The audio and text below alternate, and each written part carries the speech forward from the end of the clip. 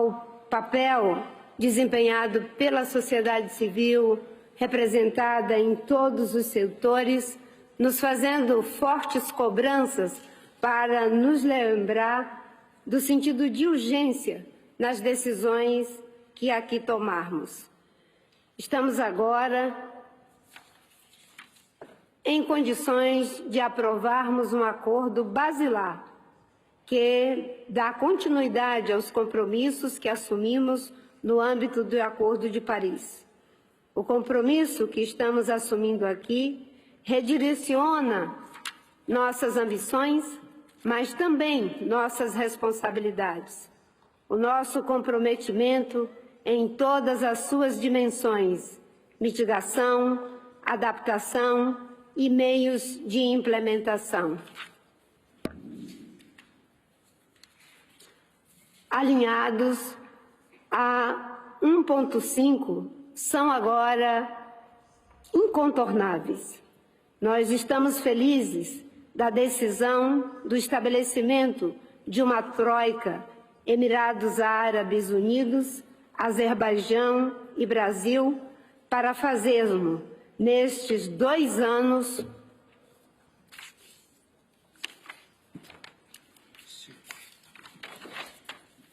o que a ciência nos diz, ser a última janela de oportunidade para redirecionar nossas ações para 1,5. Como disse o presidente Lula nos seus discursos no início dessa COP, não podemos sair daqui sem a firme decisão de enfrentar o debate sobre o ritmo lento da descarbonização do planeta e trabalhar por uma economia menos dependente de combustíveis fósseis. A nossa próxima tarefa é alinhar os meios de implementação e necessários, assegurando a fundamental premissa da transição justa.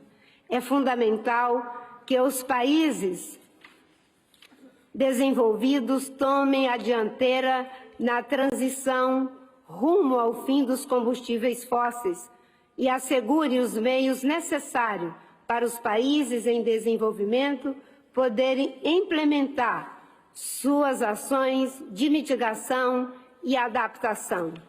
O desafio de concretizar a missão 1,5 depende do esforço de todos e, principalmente, no comprometimento de todos em alinhar suas próximas NDCs a este objetivo.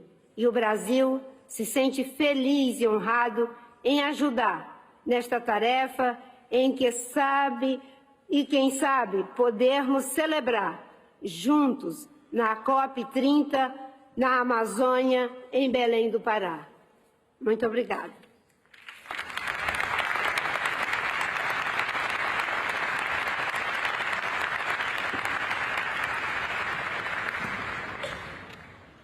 Thank you, Brazil. May I ask the United States to take the floor?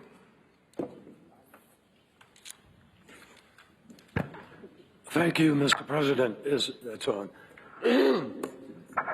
Mr. President, I want to first thank the entire UAE team and all the other parties in the Secretariat for the extraordinary work over the past 2 weeks to finalize this first global stocktake. I think as you look around this room and you look at the number of people who are here, it underscores the complications, the difficulties, the fundamental challenge of bringing 200 countries together and finding consensus. I think that everybody here should be pleased that in a world of Ukraine and the Middle East war and all the other challenges of a planet that is foundering, this is a moment where multilateralism has actually come together and people have taken individual interests and attempted to define the common good. That is hard. It's the hardest thing in diplomacy. It's the hardest thing in politics. And I think everybody here should feel good that while all of us can find a paragraph or sentences or sections where we would have said it differently, where we would have liked it not to appear, or we would have liked something else to appear. But in a multilateral venue, to have as strong a document as has been put together, I find, is cause for optimism, cause for gratitude, and cause for some significant congratulations to everybody here. I am in awe of the spirit of cooperation that has brought everybody together. And I think the applause that we just saw for the AOSIS states is a clarion call to all of us about our obligation and responsibility over these next months to make sure we're reaching as far as we can to implement as fast as we can. So I thank the UAE team and the Secretariat for pulling everybody together, for having the courage to put some things on the table for the first time ever. It is a document that reflects 2 years of work by all parties with over 700,000 pages of inputs from every constituency from every part of the globe. And I'd particularly like to thank two individuals, Farhan Akhtar and Harold Winkler, who sort of quietly behind the scenes provided leadership in the technical assessment over the last 18 months. Now,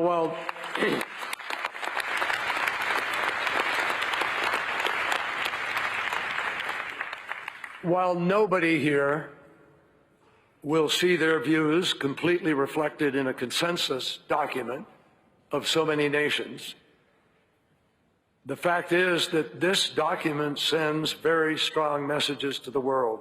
First, the document highlights that we have to adhere to keeping 1.5 degrees within reach. That is the North Star. And we, therefore, must do those things necessary to keep the 1.5, everything we can to achieve this goal. And in particular, it states that our next NDCs will be aligned with limiting global warming to 1.5 degrees. I think everyone has to agree. This is much stronger and clearer as a call on 1.5 than we have ever heard before. And it clearly reflects what the science says. To keep 1.5 degrees within reach, we have to urgently peak greenhouse gas emissions and reduce them by a minimum of 43% by 2030 and 60% by 2035. That is a goal that can keep us on track. The direction to triple renewable energy, double energy efficiency, phase down unabated coal power, halt and reverse deforestation and degradation by 2030, and substantially reduce non-CO2 emissions by 2030 are all foundational to our efforts for the next 7 years and beyond.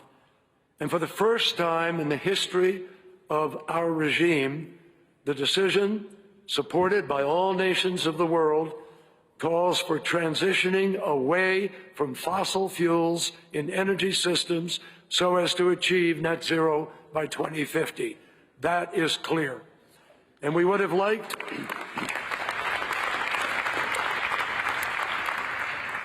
clearly, many people here would have liked clearer language about the need to begin peaking and reducing fossil fuels in this critical decade.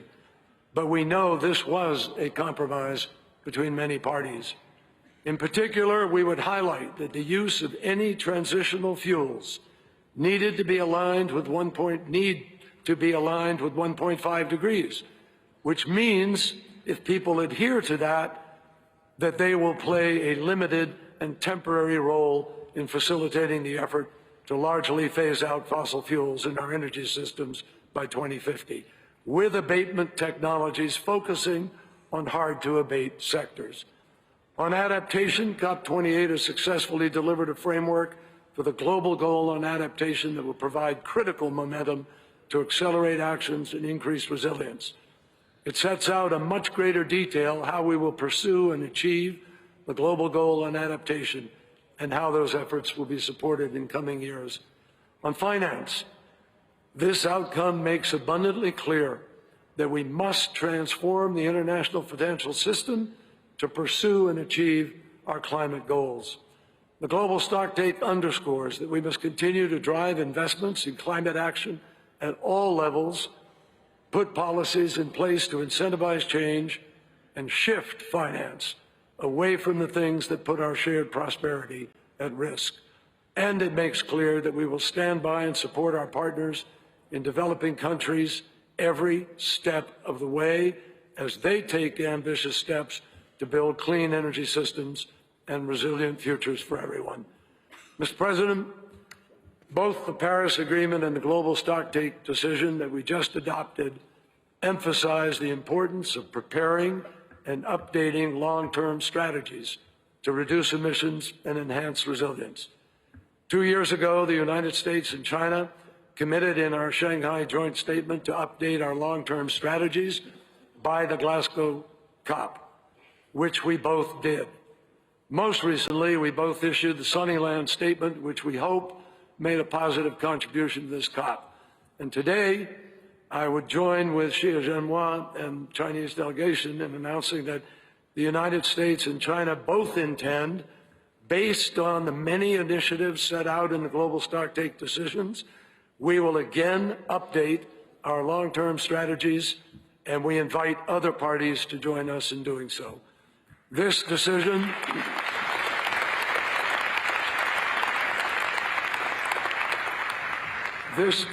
and other key decisions of the CMA, including the Global Goal on Adaptation, establish critical work going forward to give effect to the global stocktake's recommendations. We look forward to working with all of our partners here to achieve these ambitions. And again, I say how deeply impressive I believe this multilateral effort is. I thank everybody here. The spirit of cooperation is palpable and significant, and I think a major statement by all countries participating about what we would like to see in so many other sectors of global relationships in this day and age. I thank all for the efforts here and for what we have accomplished. Thank you, Mr. President.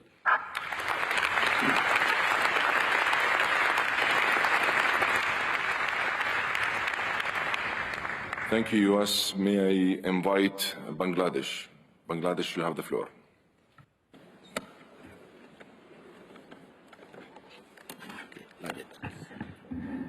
Thank you, Excellency, for giving Bangladesh the floor. And let me first congratulate you and your team for the excellent work.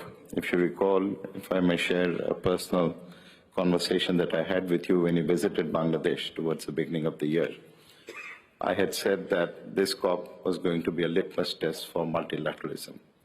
And I had also flagged the issue that the UN process, as it is currently structured, relies on consensus. And we also don't have an approved terms of reference for the entire COP process. It's been over 30 years, but still we have not been able to agree. So those were constraints. And I think what is perhaps one of the most impressive parts of this COP is, unlike in the past when we have all tried to hide behind the term consensus, we have tried to use that to protect our national positions.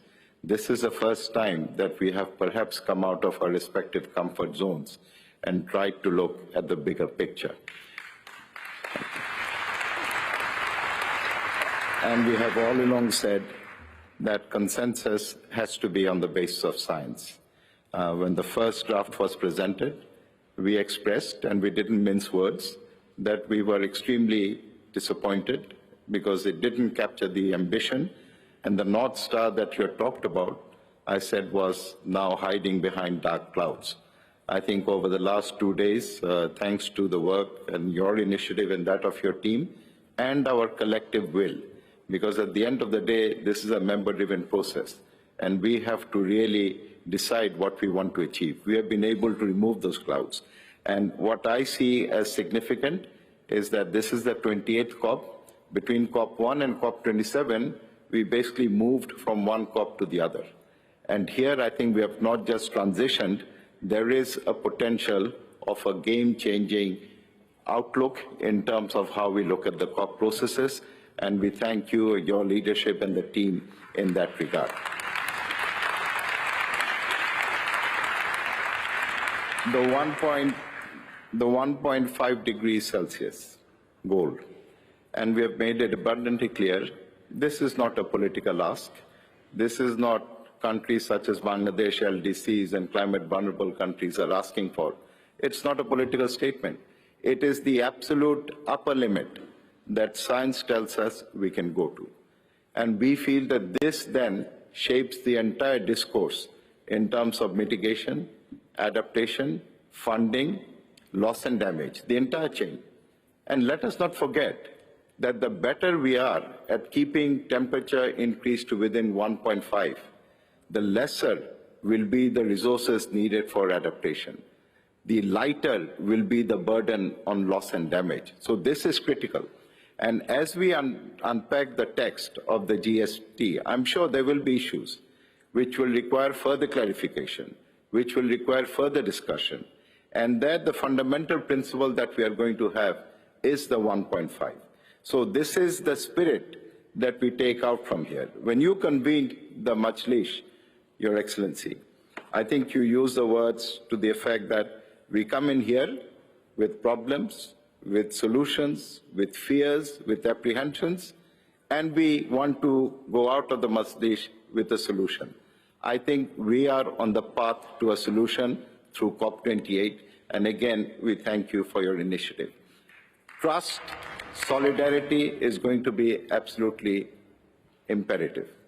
Even if we had the perfect text, and we know that no text can be perfect, and this text is also not perfect, but it lays the foundation, given continued trust, given continued goodwill, given continued empathy, given continued solidarity, we can build on it. And I think that is what we take back. Of course, we would have liked more specificity, more concrete steps. Adaptation is really a life and death issue for a lot of parties who are represented around the table. We cannot compromise on adaptation. We cannot compromise on lives and livelihoods. So the finance delivery, rather than just reporting what has been done, should actually be geared towards action to delivering the resources that we need. And that is absolutely fundamental. So as we go back with certainly better spirits, we also have to keep in mind that the real test is delivery on this. And if I may say so, we came to UAE and we looked upon it as the Asia COP. We wanted to show that not just UAE, but Asia can also deliver. And I think all of us, and I thank all of the delegates that we have been able to do that. At least we have got off to a start. This is not the finish line. We have started on a line where everyone starts together. And I think this is the real achievement of this COP. UAE, as we know, and Dubai is a city of dreams. The impossible comes true. And this is a nation that was diving for pearls for thousands of years. And you are now reaching for the furthest stars in the galaxy. Let us also reach for that. And I believe that this COP is really going to set the tone for all future COPs. Let us have that trust. Let us have that empathy. Let us have that solidarity so that we can, in fact, when we look back at this COP 5 or 10 years from now, we can say that this was indeed, in delivery, a game-changing COP. Thank you, Mr. President.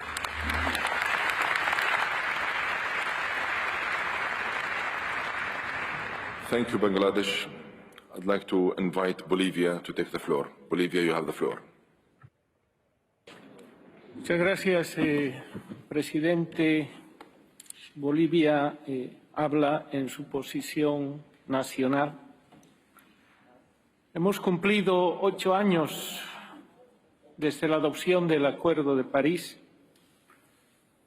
El año 2015, la comunidad global decidió abordar la lucha contra la crisis climática con base en la equidad, con base en la diferenciación entre países desarrollados y países en desarrollo. Sin embargo, estos 8 años, los países desarrollados han trabajado intensamente para erosionar y borrar estos principios y transferir sus obligaciones vinculantes a los países en desarrollo. Al adoptar hoy la decisión del primer balance global, declaramos con gran pesar y enorme preocupación que los principios de la Convención y del Acuerdo de París se han deteriorado y disminuido un poco más. Bolivia no apoya y nunca apoyará la profundización de un mundo más injusto e inequitativo para luchar contra la crisis climática. Más capitalismo y más mercados no son la solución para los problemas que se derivan del capitalismo y los mercados. Más inequidad e injusticia no son la solución para los problemas de la inequidad y la injusticia en el mundo.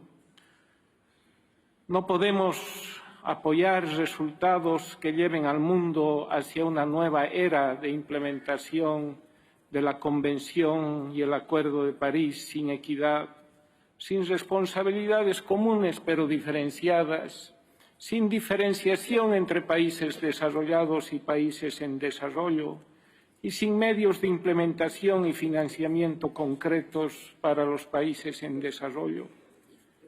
Los países desarrollados no han asumido tomar la iniciativa en la lucha contra la crisis climática, no aceptan cambiar sus estilos de vida y esto pone en mayor riesgo la vida de las personas en nuestra parte del mundo.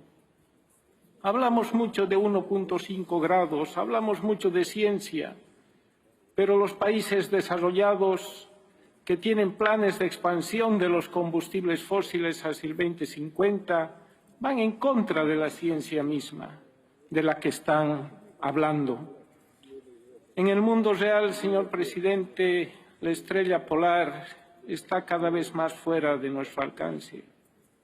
Es importante mantener vivo 1.5 grados, esto es importante para la humanidad y para la defensa de la madre tierra. Pero ¿cómo vamos a lograr esto sin diferenciación, sin compromisos vinculantes para trabajar en el marco de la equidad? Para ser equitativos y para trabajar con un mundo equitativo, los países desarrollados deberían haber propuesto alcanzar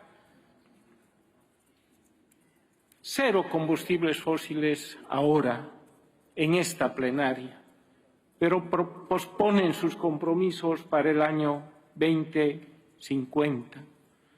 Los países desarrollados responsables de la gran expansión en el mundo de la producción de combustibles fósiles son ahora los campeones de la estrella polar, son los campeones de mantener 1.5 grados a nuestro alcance. Los países desarrollados hablan mucho de financiación, de que no hay financiación para el cambio climático, pero ponen enormes cantidades de dinero para financiar una enorme maquinaria industrial y para la guerra en el planeta. Los países desarrollados hablan mucho de derechos humanos mientras provocan el genocidio de nuestros hermanos de Palestina. Los países desarrollados hablan mucho de su mayor ambición en la lucha contra la crisis climática, ante la mirada de los medios de comunicación, pero en las salas de negociación de esta conferencia simplemente están obstruyendo, creando distorsión, confusión y añadiendo complejidad a todas las cuestiones que son prioritarias para los países en desarrollo. Los países desarrollados, en lugar de cumplir sus promesas, han optado por no respetar los acuerdos internacionales, mientras continúan insistiendo en que se deben imponer más reglas y objetivos a los países en desarrollo, aumentando el colonialismo, la desigualdad, la injusticia, el hambre y la pobreza en el mundo. Imponer objetivos para todos para el año 2050 va en contra del Acuerdo de París y refuerza el camino del colonialismo, creando mayores dependencias institucionales y financieras de los países del sur con respecto a los países del norte. Nos resistimos, presidente, a ser nuevamente víctimas de un nuevo colonialismo, que es el colonialismo de carbono. Nos resistimos a ser tratados como personas y países que carecemos de nuestro derecho al desarrollo. Se necesita un cambio de paradigma, presidente. Es necesario cambiar el paradigma actual de los países desarrollados, que está basado en la procrastinación, el colonialismo, la injusticia climática y la injusticia social. Tenemos que cambiar un nuevo paradigma basado en la cooperación, la solidaridad internacional, en la equidad y en la provisión de medios de implementación. Bolivia, presidente, acompaña el consenso de la declaración del pacto del primer balance global con la siguiente reserva. Bolivia hace una reserva a los artículos de la decisión del primer balance global que contravienen la implementación del Acuerdo de París, en el marco de la operacionalización de los principios de equidad y responsabilidades comunes pero diferenciadas, así como el artículo 4.7 de la Convención y la provisión de financiamiento y medios de implementación, así como los artículos 9, 10 y 11 del Acuerdo de París y, en particular, el artículo 4, párrafo 5. Bolivia hace una reserva en particular al artículo 28 del primer balance global, porque no incorpora los principios de equidad y responsabilidades comunes pero diferenciadas de la Convención y del Acuerdo de París. No existe ninguna referencia a la diferenciación entre países desarrollados y países en desarrollo, y al hecho de que los países desarrollados deben asumir el liderazgo en la lucha contra la crisis climática. Tampoco existe una mención explícita a la provisión de financiamiento y medios de implementación por parte de los países desarrollados para avanzar en las contribuciones de los países en desarrollo hacia el cumplimiento de las metas globales establecidas. Bolivia interpreta que todas las contribuciones del Estado plurinacional de Bolivia al cumplimiento de los esfuerzos globales de lucha contra la crisis climática dependen de la provisión de financiamiento para las metas condicionadas establecidas por el país en su contribución nacionalmente determinada en el marco de la implementación del enfoque del vivir bien en armonía con la madre tierra. Pedimos que esta declaración se incorpore en los reportes de esta reunión. Muchas gracias, presidente.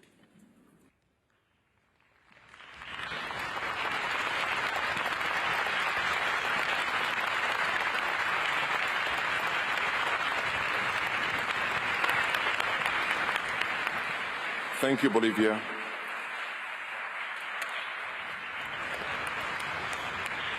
Thank you, Bolivia.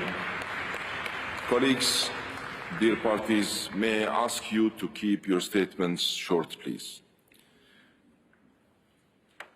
May I ask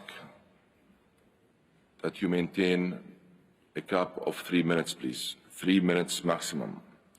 And yes, of course, you can submit your statements in writing on the UNFCCC website. And yes, your statements will be reflected in the report. We have a lot of work before us, and I would like to conclude our work in a timely manner.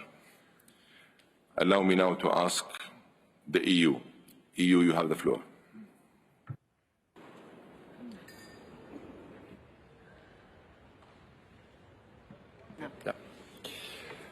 Let me start by wholeheartedly thanking the Presidency and Dr. Sultan you in particular for your leadership, your vision, but also your tremendous tenacity, and that of your team and the team of Simon Steele for all their work and all their contributions. And dear friends, let me also say that we have found it a tremendous privilege to work alongside all of you, from wherever you are, from Africa, Latin America, the Caribbean, North America, Asia, the Pacific, and the Middle East, to team up, to bridge the divide, and to unite. Because, dear friends, when we are all long gone, our children and our children's children and their children will be there to deal with all the things we have left for them, the good and the bad, And with them in mind, and with that in mind, it makes this a day of gratitude, a day of solemn satisfaction, and maybe also of silent determination. And a day to salute the fact that humanity has finally done what is long, long, long overdue. 30 years. 30 years we've spent to arrive at the beginning of the end of fossil fuels and to bridge our ambition on adaptation, finance and mitigation, to get concrete and actionable on 1.5 as scientists have urged us to do for so long. And to all our friends from around the world who will continue to need our help, the islands in particular, I want you to know, and I will say to you, that we will stand with you in unity during this transition for as long as is necessary. Because prosperity within the planetary boundaries is there to be had for all of us. Thank you, Teresa. Thank you.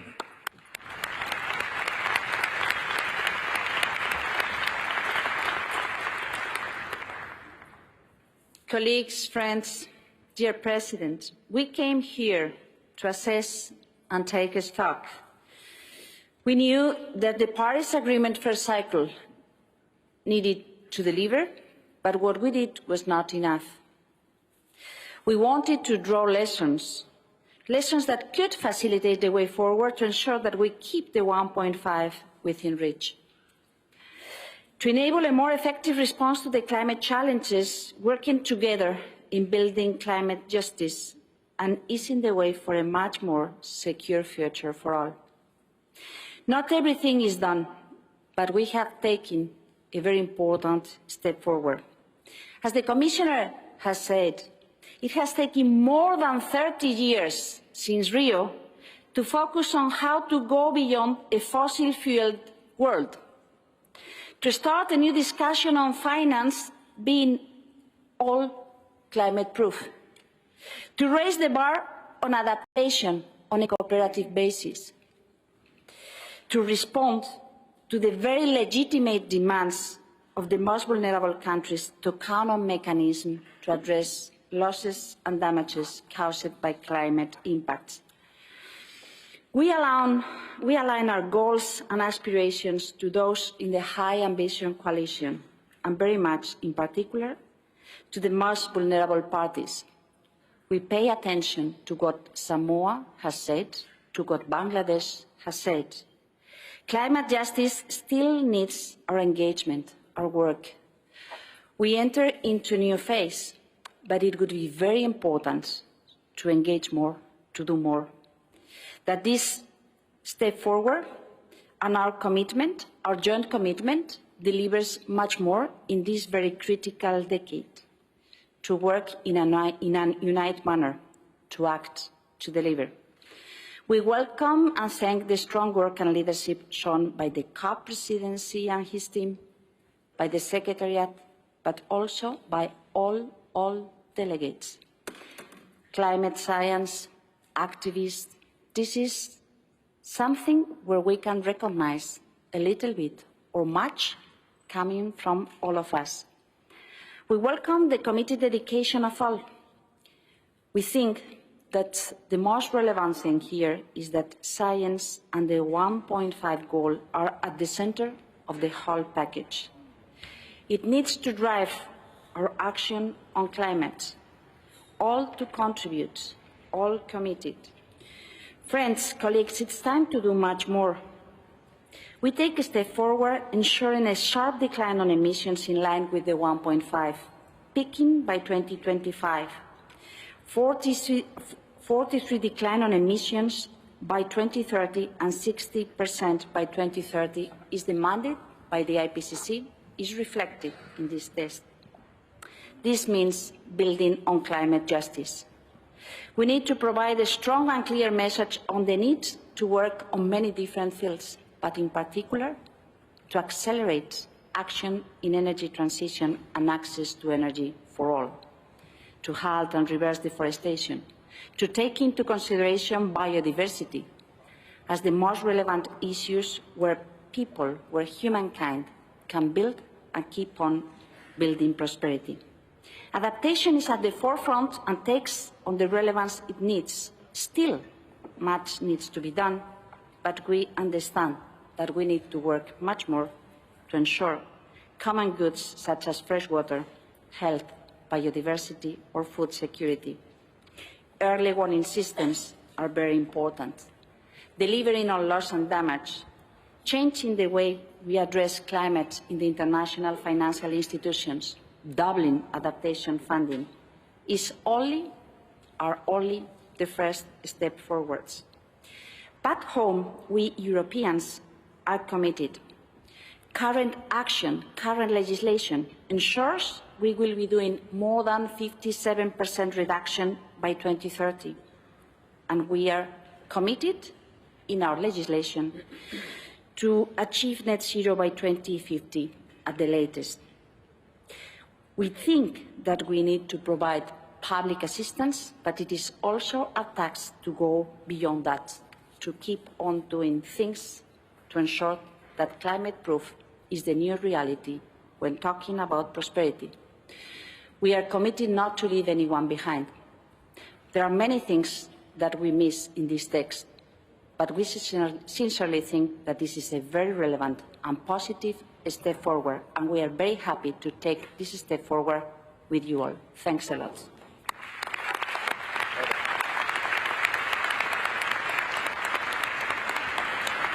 Thank you, EU. May I ask Cuba to take the floor? Cuba, you have the floor.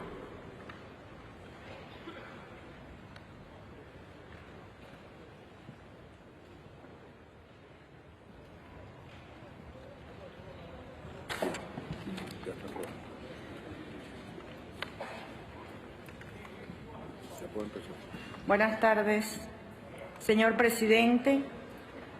Reconocemos la importancia y los resultados alcanzados en esta conferencia, para lo cual ha sido decisivo el papel de la presidencia emiratí y su equipo de trabajo en la búsqueda de posiciones comunes en un contexto que configura esta COP como una de las más complejas, sino la más difícil desde la adopción del Acuerdo de París en 2015. Las dificultades que hoy enfrentamos tienen múltiples causas. Entre ellas destaca, y ha sido aquí reiteradamente mencionada, el incremento de las emisiones y el constante cierre de la ventana de tiempo para mantener el aumento de la temperatura por debajo de 1.5 grados. Ese crucial objetivo ha sido caracterizado aquí como nuestra estrella guía, pero lo cierto es que más allá de ese propósito hay en el firmamento toda una constelación de propósitos que deberíamos poder alcanzar de manera balanceada, incluyendo los objetivos encaminados a la erradicación de la pobreza y alcanzar un desarrollo sostenible con equidad. Nuestro compromiso con el régimen climático es firme, como lo manifiesta nuestra contribución nacionalmente determinada. En Cuba estamos dispuestos a hacer más y tenemos el propósito político de transformar a renovables toda nuestra matriz energética en un 100%. Pero para ello no bastan los deseos y la voluntad. Se requieren cuantiosos recursos que a nivel doméstico tienen que competir con las necesidades de la adaptación, las pérdidas y daños y el balance de los objetivos de desarrollo sostenible. Esa es la disyuntiva que enfrentamos los países en desarrollo. Por tanto, las decisiones que aquí tomemos deben ser totalmente coherentes con nuestras realidades. No por reiterado debemos dejar de enfatizar que el principal obstáculo hacia la meta de 1.5 está en el negativo legado de emisiones de los países desarrollados y su incumplimiento reiterado hasta hoy de los compromisos financieros en ayuda a los países en desarrollo. En esa lista de responsabilidades hay que contar también la obsoleta, injusta y desbalanceada arquitectura financiera internacional, donde gravita sobre las economías de los países en desarrollo la crisis económica global, el peso abrumador de la deuda externa y un sistema de comercio internacional cada vez más excluyente, en virtud del cual nuestros países enfrentan las consecuencias de la creciente imposición de medidas unilaterales bajo pretextos ambientales y por razones de carácter eminentemente político, como es el caso de Cuba. Señor presidente, a todos aquellos que han estado presionando aquí para asumir metas y compromisos que nada tienen que ver con nuestras responsabilidades ni circunstancias nacionales, les invitamos a hacer una reflexión profunda una vez retornen a sus países. Piensen en la historia, en cómo llegamos hasta aquí, en el despojo y la explotación a que fueron sometidas nuestros pueblos y que sirvió de base para un desarrollo que ahora nos está pasando factura en forma de cambio climático. Analicen sus propios deberes y obligaciones y tal vez eso les permita llegar a la próxima COP con los mensajes de responsabilidad, humildad y empatía necesarios para alcanzar mayores resultados. Muchas gracias.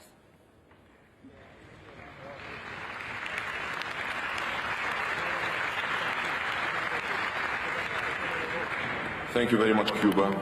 I'd like to invite Australia. Australia, you have the floor. Thank you, Mr. President. I want to start by recognising your personal leadership, tenacity, patience and courage. I know you've made many friends over the last year, and I know will remain friends for many years to come because of your personal leadership. You promised a strong result, and today we are delivering a strong result.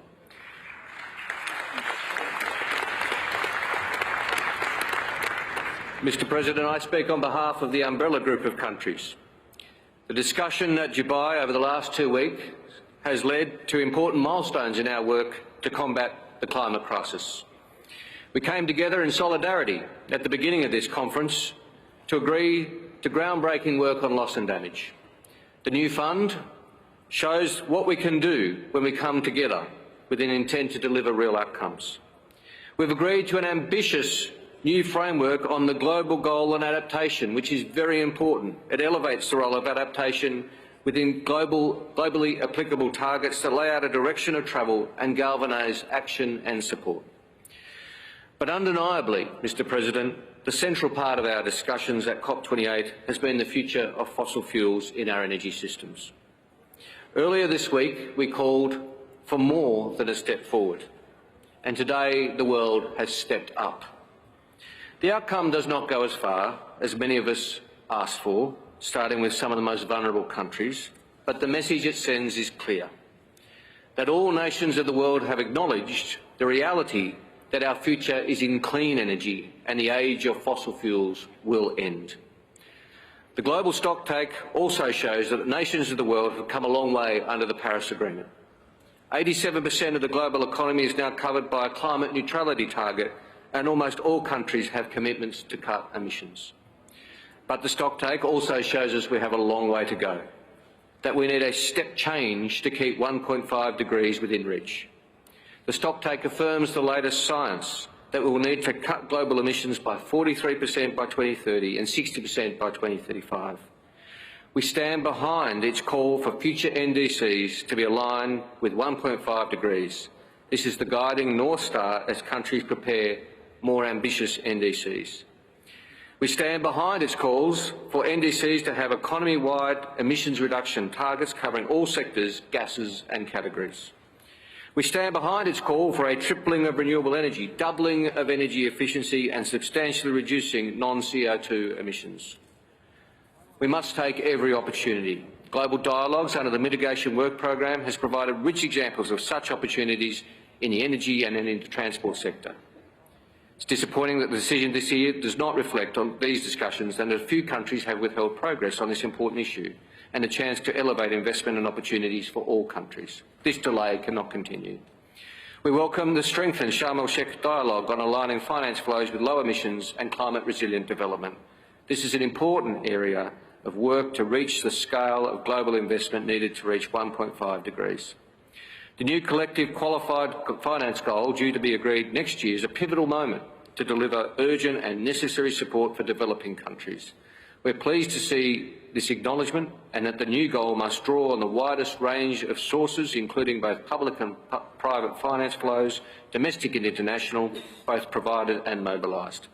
It needs to deliver a system transformation because the world has changed a lot in the last 30 years.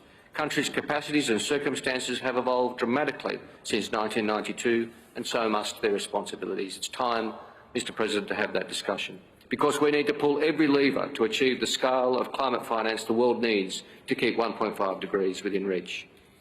We note the outcomes of the Just Transition Work Programme. We must support our workers and communities who've powered our countries for generations to an empowered future with good jobs. The language on human rights is deeply concerning. Human rights are not something that parties can be encouraged to take into account. Human rights must be respected, promoted and fulfilled. We welcome the decision on the Youth Climate Champion and note it complements the diversity of youth voices in the process and important role that Youngo plays. Parties, the next 2 years will be a true test of the Paris Agreement. We will have bent the curve or we will have lost 1.5. We must join together in the highest possible ambition. This week shows what's possible when the world comes together. We need to take this energy home and turn it into action. Mr. President, just a few brief comments on Australia's behalf. I want to personally recognise the role of the Pacific countries in this process. The Pacific has long called for the highest possible ambition to keep 1.5 alive. And while this outcome today might not have fully met their calls, their voices are being heard. The message from this COP on the urgency of the energy transition is loud and clear. We must now deliver. Mr. President, again, let me conclude by thanking you for your leadership. There's been ups and downs in this process, but this is undeniably an historic COP, and we thank you for your leadership.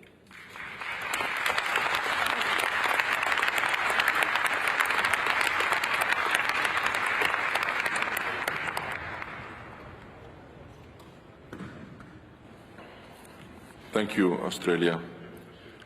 I'd like to invite Switzerland. Switzerland, you have the floor. Thank you. I have the honor to speak on behalf of the Environment Integrity Group, comprising Georgia, Liechtenstein, Mexico, Monaco, the Republic of Korea, and Switzerland. Let me first thank you and your team and the Secretariat for the hard work you delivered, not only over the last 2 weeks, but also about the last months. Mr. Chair, this is a crucial moment.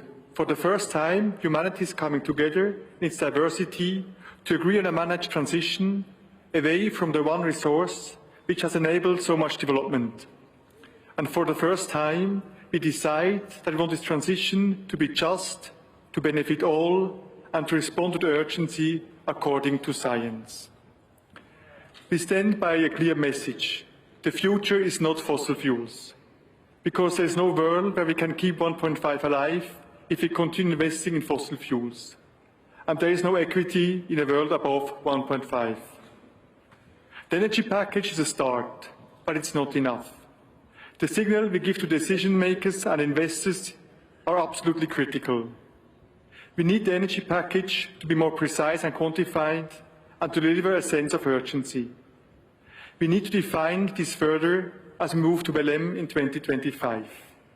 We need a commitment to follow up on its objectives on a yearly basis, and we are determined to bring accountability to the energy transition. What happens next year to respond to the outcomes of COP28 will be critical. The moment of truth that will define whether COP28 is the crucial milestone will be when countries submit their new climate targets. The elements are there for a good response, but everyone needs to be fully engaged. We welcome the encouragement for all countries to move towards economy-wide NDCs and to peak global emissions by 2025. We look forward to the capacity-building workshops, and we look forward to working with the presidencies to build political momentum around the highest possible ambition in submitting new NDCs, including with those who have the most contribute to the Paris Agreement. We are pleased to see the adoption of new targets for adaptation, which allow us to prioritize adaptation actions across water, health, ecosystem, and especially vulnerable ecosystems like oceans, mountains, and the cryosphere. They clearly lay out the actions that governments are expected to take. It is clear that we need to accelerate our work to make all financial flows consistent with the objectives of the Paris Agreement.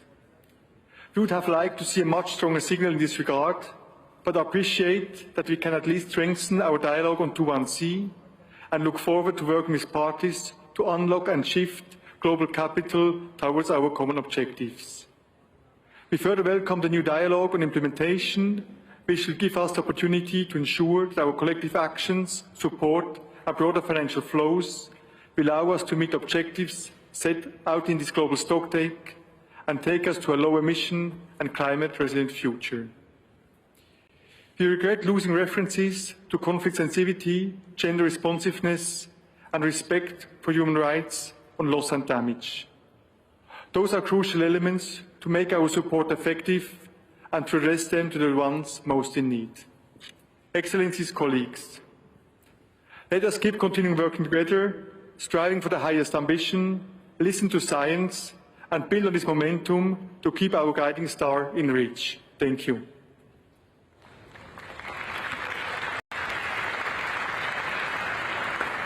Thank you, Switzerland. May I ask Venezuela to take the floor? Venezuela, you have the floor.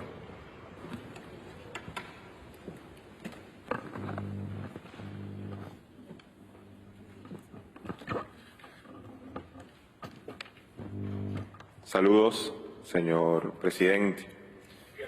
Venezuela, en primer lugar, desea agradecer a la presidencia de Emiratos Árabes Unidos y las presidencias de los órganos subsidiarios, a la Secretaría Ejecutiva y a todos los representantes de los países presentes por los esfuerzos en este paso que hemos dado adelante el día de hoy.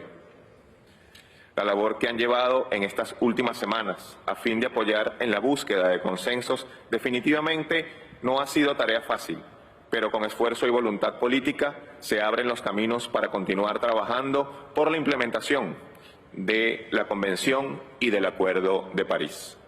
La humanidad enfrenta una de las peores crisis de su historia y en todos los ámbitos: financiero, energético, climático, alimentario, institucional y cultural, afectando así la vida del planeta entero. Nuestra región es una de las más vulnerables del planeta como consecuencia de los efectos de esta crisis climática. Al sufrir los impactos crónicos y graduales de los eventos naturales cada vez más intensos y más extremos, lo cual repercute y paraliza los avances del desarrollo sostenible y la lucha contra la pobreza, no solo de mi país, sino de todos nuestros pueblos. Para Venezuela, el artículo 28 deja espacios abiertos a la interpretación y queremos dejar constancia en acta, presidente, en esta reunión lo siguiente. Nada de lo especificado en el párrafo 28 disminuye las obligaciones que se establecen en la Convención del Acuerdo de París. No pueden ser reinterpretados y se especifican claramente que los países desarrollados deben tomar la iniciativa de acciones de mitigación. Es por ello que desearíamos que hubiese sido incluido en el texto. El párrafo 28 no puede ser utilizado como una base para imponer condicionalidades sobre las políticas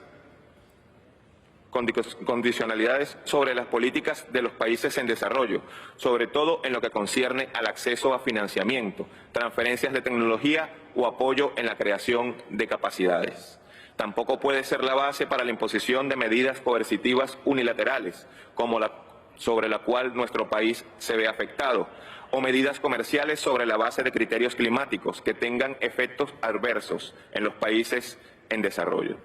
Hemos trabajado arduamente en la defensa de los principios de responsabilidades comunes pero diferenciadas, la equidad, la promoción y la defensa de los derechos de la madre tierra, la justicia climática, la necesidad de mayor financiamiento para la adaptación y la acción climática, así como el derecho al desarrollo de los pueblos en el contexto de la crisis climática capitalista.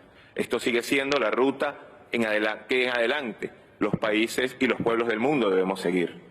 No queremos finalizar, presidente, esta intervención sin antes agradecer al gobierno de Emiratos Árabes Unidos por su arduo trabajo tratando de lograr acuerdos por el bien de la humanidad y en esta compleja negociación.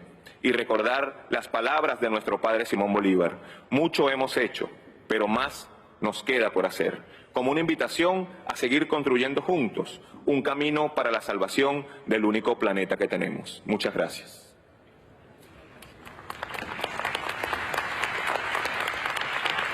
Thank you. Colleagues, may I ask all parties to please limit their statements to a maximum of 3 minutes. A maximum of 3 minutes. I'll turn to Zambia. Zambia, you have the floor.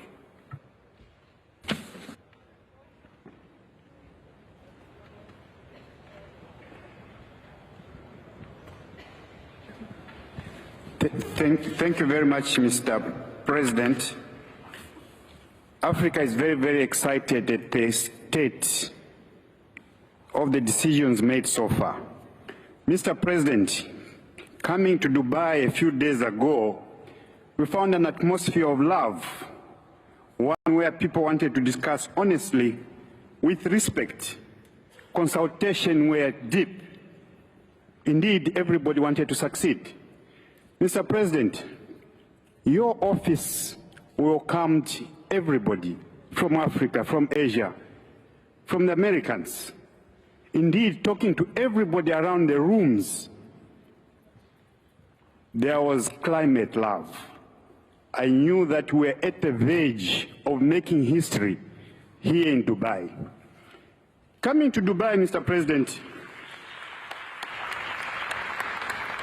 one of the key asks from Africa was indeed the global goal on adaptation, as it was the most important ask for Africa. We are confident, Mr. President, that going by the deep spirit of unity and love exhibited throughout this conference, that further work on the GGA will grant us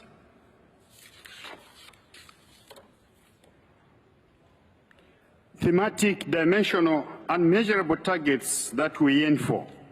Indeed, Mr. President, we've delivered on the GST, we've delivered on global finance, and we've committed to reformation of the MDBs. Even before any debate, Mr. President, we delivered on loss and damage. The fund was established, and actual funds were committed. Mr. President, our other key ask was accessibility to science and technology. Right here in Dubai, there's commitment to triple renewables and to double energy efficiency. Mr. President, the 1.0 degree target is being maintained. The youth movement has been established. Support for NDCs and NAPs has been promised. So far, we believe and we can declare that COP28 has been successful. Mr. President, we know a lot more work has to be done, but we believe that the commitments made so far, shown so far by all parties, we will build ground, and we believe that with your leadership, more will be achieved. Mr. President, I thank you.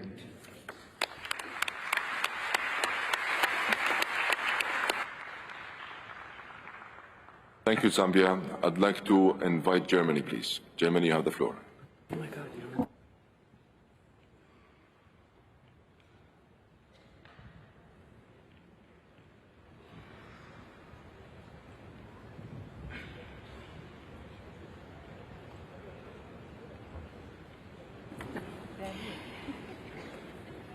Thank you very much, dear Chair.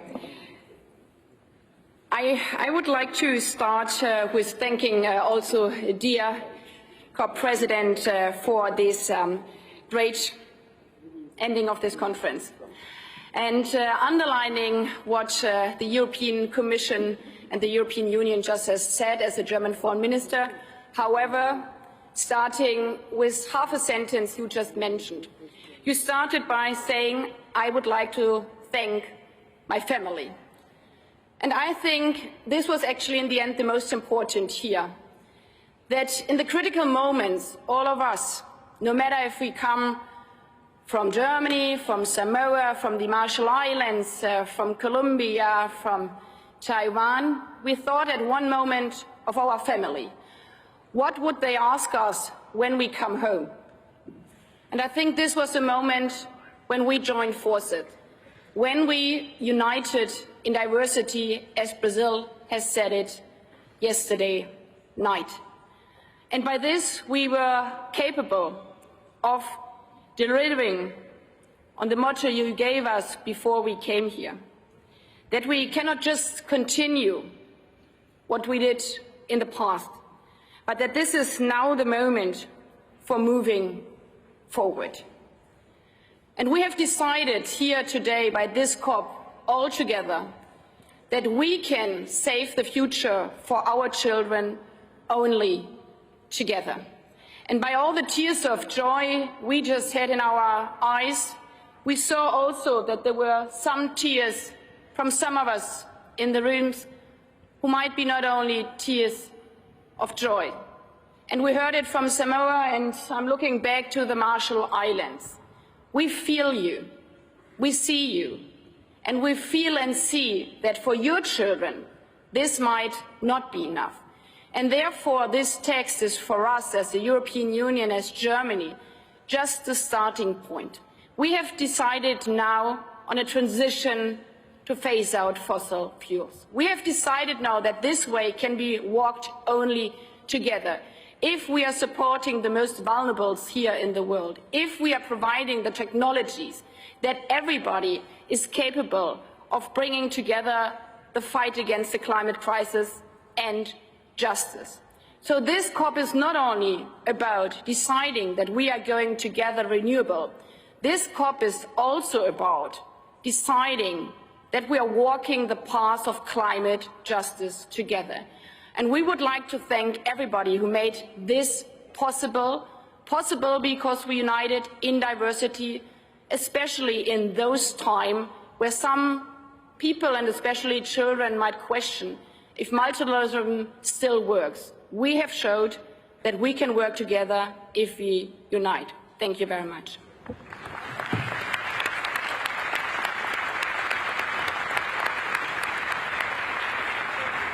Thank you, Germany. May I ask the Kingdom of Saudi Arabia? Kingdom of Saudi Arabia, you have the floor.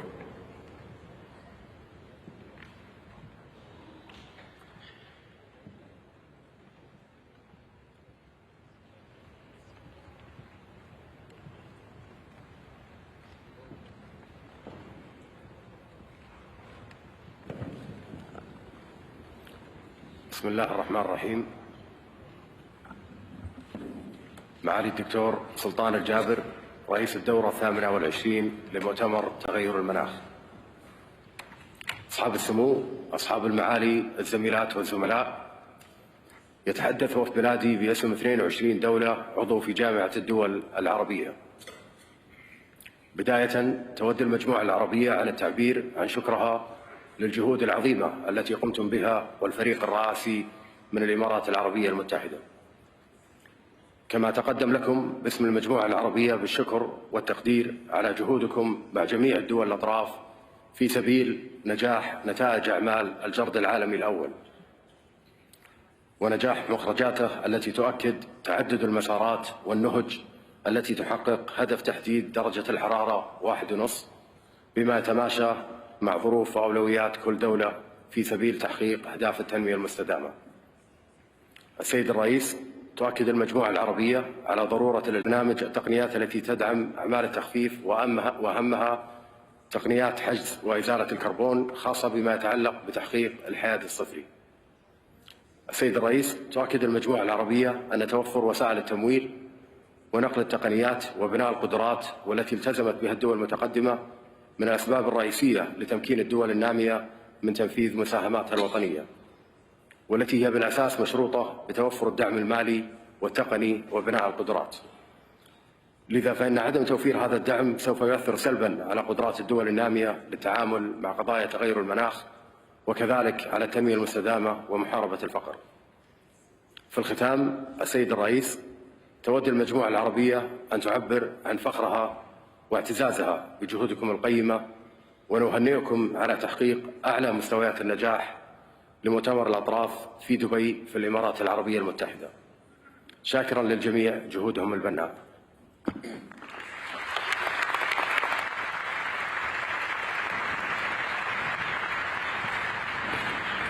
Thank you, Saudi Arabia. May I ask Turkey? Turkey, you have the floor.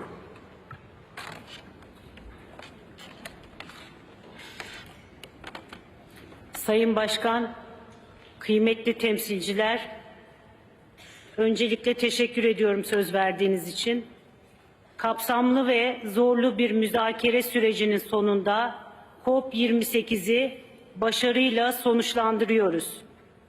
Dünya İklim Eylemi Zirvesi, tematik bakanlar oturumları, müzakereler, yan etkinlikler, sergiler, kısaca her yönüyle çok başarılı bir organizasyona tanıklık ettik.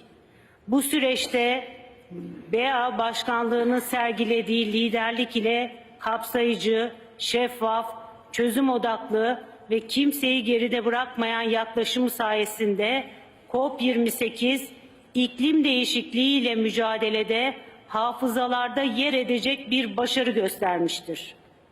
BAE'nin eşsiz ev sahipliği, misafirperverliği ve sağladığı lojistik imkanlar da bu başarıda önemli bir rol oynamıştır.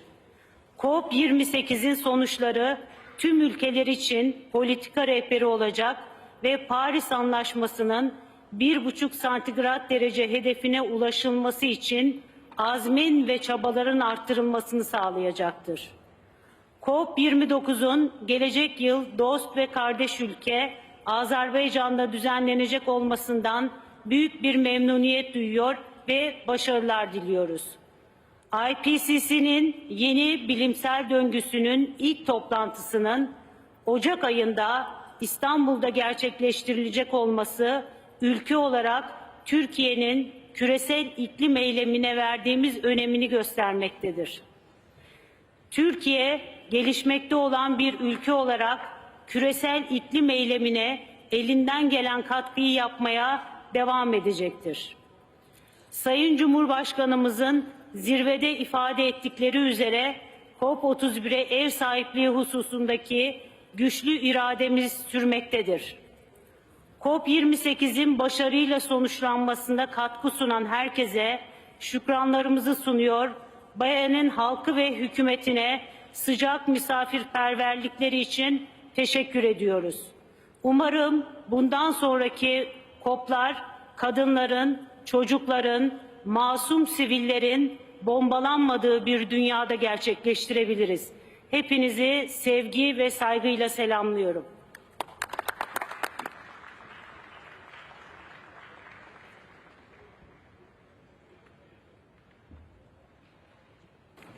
Thank you, Turkey. I'd like to invite Colombia to take the floor. Colombia, you have the floor. Thank you, President. First, I want to communicate my greetings and thanks to the Presidency, to the United Arab Emirates, for its commitment, for its very professional team, for the organization of this COP that has been remarkable.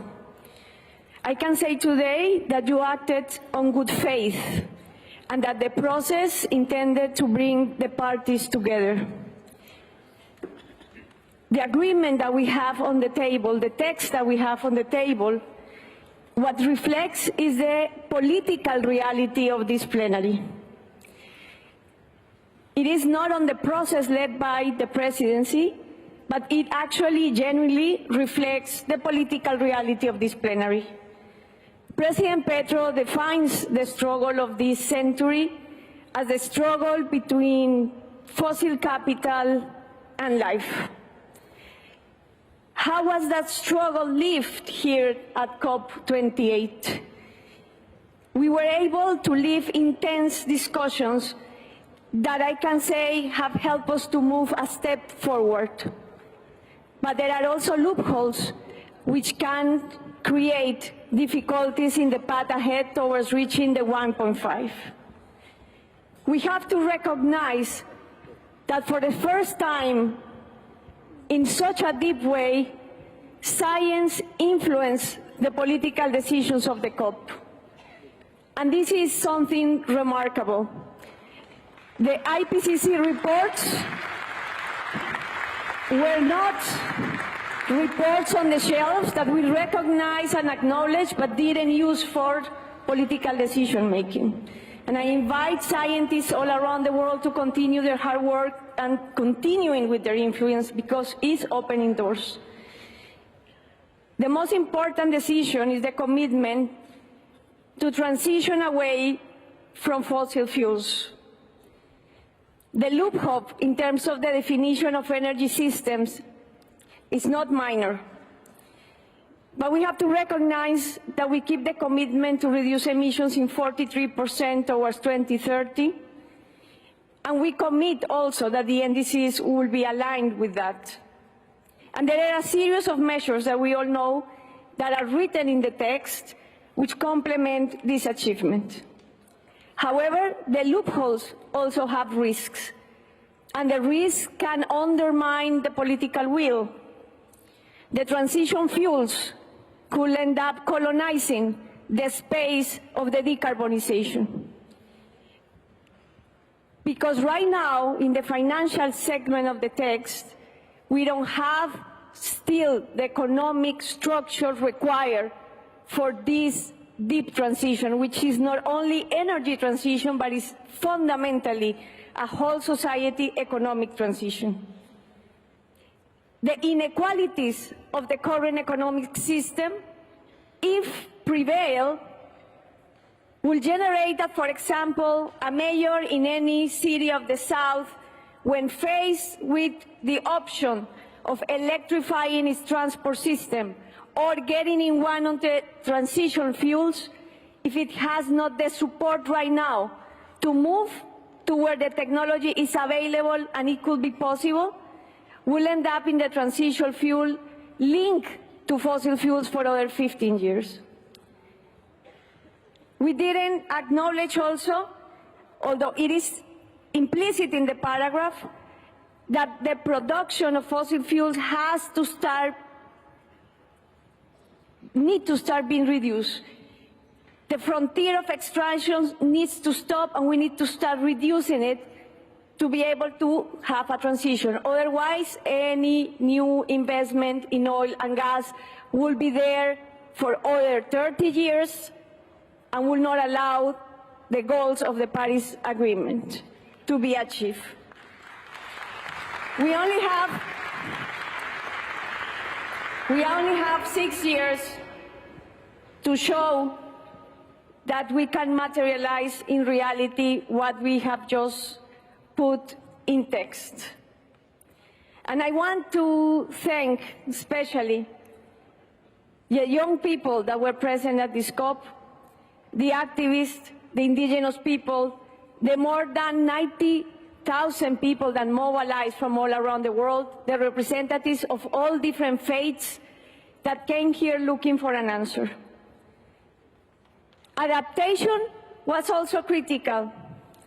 We want to thank the inclusion of the indigenous people's knowledge system and the role that forests and biodiversity have.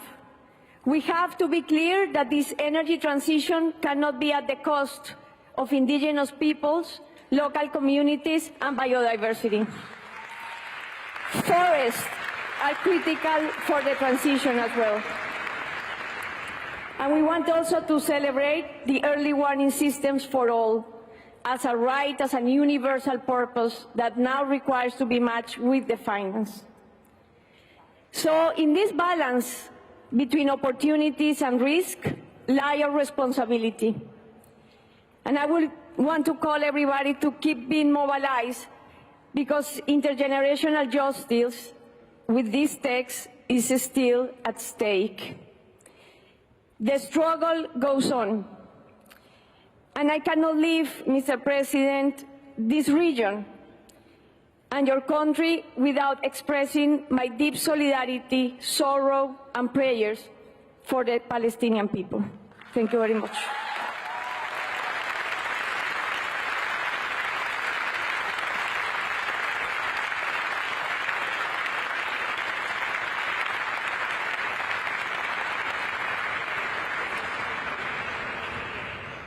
Thank you, Colombia.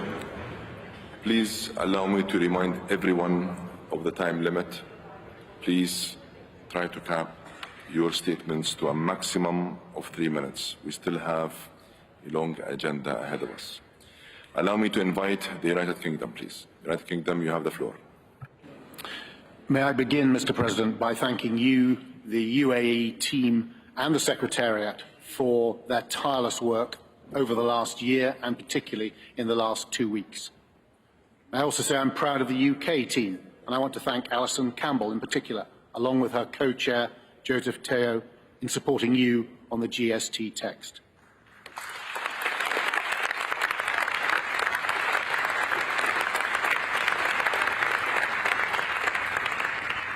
I associate myself with the Umbrella Group's statement from Australia. We came to COP28 with 2 main objectives: to agree the fund and funding arrangements for loss and damage, and to keep 1.5 degrees in reach through the global stocktake. Under your leadership, sir, we were able to deliver on that first objective on the very first day. Establishing a fund to deal with loss and damage was long overdue and showed that the spirit of multilateralism is still alive. The UK was pleased to contribute to that fund. On the global stocktake, you faced an extremely difficult task. The outcome in front of us is not perfect, but we think that collectively we achieved an outcome that moves us forward. With thanks to you, sir, 1.5 degrees is truly our clearly defined North Star, including for the next round of NDCs. The commitment to transition away from fossil fuels, beginning right now in this critical decade, to deliver the goal of net zero by 2050, shows the beginning of the end of the fossil fuel era. We've heard from the small island states and Bangladesh, and we too wanted greater clarity and fewer loopholes, stronger text in many places. We fully understand their concerns. The voices of the islands must be heard. Mr. President, we recognise that the balance in the text reflects the different views and context of countries around the world. We're disappointed not to agree to do more on coal, particularly new coal generation. There are elements here that we do not like. But this is an historic moment and should raise a torch to inspire action across the globe. The main message from this COP should be that we are now unified around a common commitment to move away from fossil fuels. We recognise that we need to do more on adaptation and on finance. We're fully committed to doubling adaptation finance, and we recognise that this is just the floor. We need to finance the energy transition. This all needs to be part of the conversation next year as we step up deliberations on the new collective quantified goal. Mr. President, we are facing an unprecedented challenge with the climate crisis. And although there is a long way to go, and we need to move much faster, this outcome is something we can genuinely celebrate. Thank you.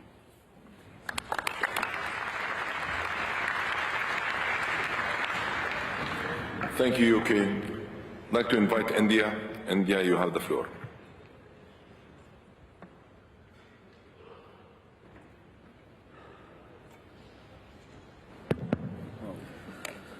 Mr. President, I extend India's compliment to the Presidency for their efforts and leadership in organizing this conference. You are presiding over a historic COP. Here is in which, on the first day itself, a decision regarding operationalization of loss and damage fund was finalized. The world looks at us with the genuine expectation, and we congratulate you on your untiring efforts toward evolving a consensus for positive and much-needed climate action.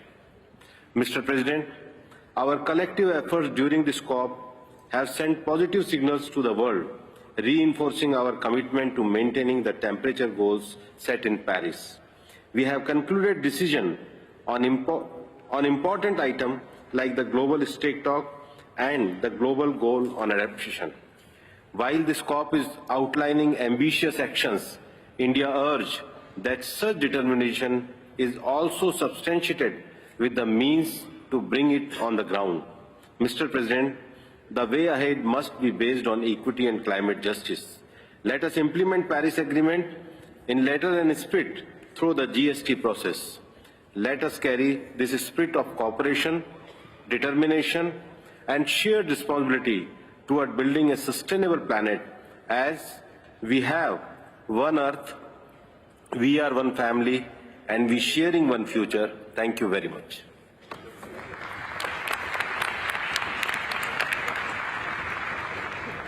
Thank you, India. I'd like to give China the floor. China, you have the floor. 谢谢主席。首先，我要感谢您作为大会主席，还有您的主席团队、秘书处夜以继日的开展的大量的专业工作。我也要感谢2年来所有参与全球盘点进程的协调员、缔约方和非缔约方，还有所有的协调员、主席的努力。昨天是巴黎协定达成8周年，中方祝贺并感谢主席国阿联酋发挥杰出领导力，在这一历史性的时刻推动 COP28 完成巴黎协定下的首次全球盘点，总结了成绩和缺口，特别是进一步巩固了全球不可逆转的绿色低碳转型的趋势，为未来指明了方向，向国际社会发出了强有力的积极信号，具有重要的里程碑意义。中方认为，应对气候变化问题必须雄心与务实兼备，关键还是在于务实行动，在于兑现做出的承诺，在于雄心和与雄心相匹配的实施手段切实到位。公约及其巴黎协定明确的公平、共同带有区别的责任、各自能力和国家自主贡献等原则和目标，是我们全球气候进程的基石。很遗憾，在目前的减缓、适应和资金等全球进程中，广大发展中国家的很多关切还没有得到充分的重视和解决。发达国家对于气候变化负有不可推卸的历史责任，必须要发挥带头作用，以远早于全球保持1.5度可及的路径，在现有的基础上率先大幅减排，并尽早实现净零排放。在能源转型等关键行动上，加快速度和力度，尽快兑现并切实增强对于发展中国家的资金、技术和能力建设支持规模和力度，确保全球公正转型，为发展中国家实现可持续发展提供应有的空间和必要的支持，更加积极地回应广大发展中国家的合理关切。中方呼吁，人类只有一个地球，面对全球气候危机，国际社会必须团结协作，共同应对，要共同抵制影响全球气候努力的单边措施。中国将致力于推动构建人类命运共同体，维护多边秩序和规则，统筹环境与发展，重信守诺，推动落实巴黎协定。中国将坚定实施积极应对气候变化国家战略，落实双碳目标，大力发展可再生能源，与各方广泛开展气候变化国际合作，在努力实现双碳目标的同时，为全球气候进程做出中国贡献。今天，我们在迪拜的第一次全球盘点，开启了全球气候进程的新篇章，让我们共同努力，向巴黎协定确定的目标迈出坚实步伐，共同构建清洁美丽世界。谢谢主席。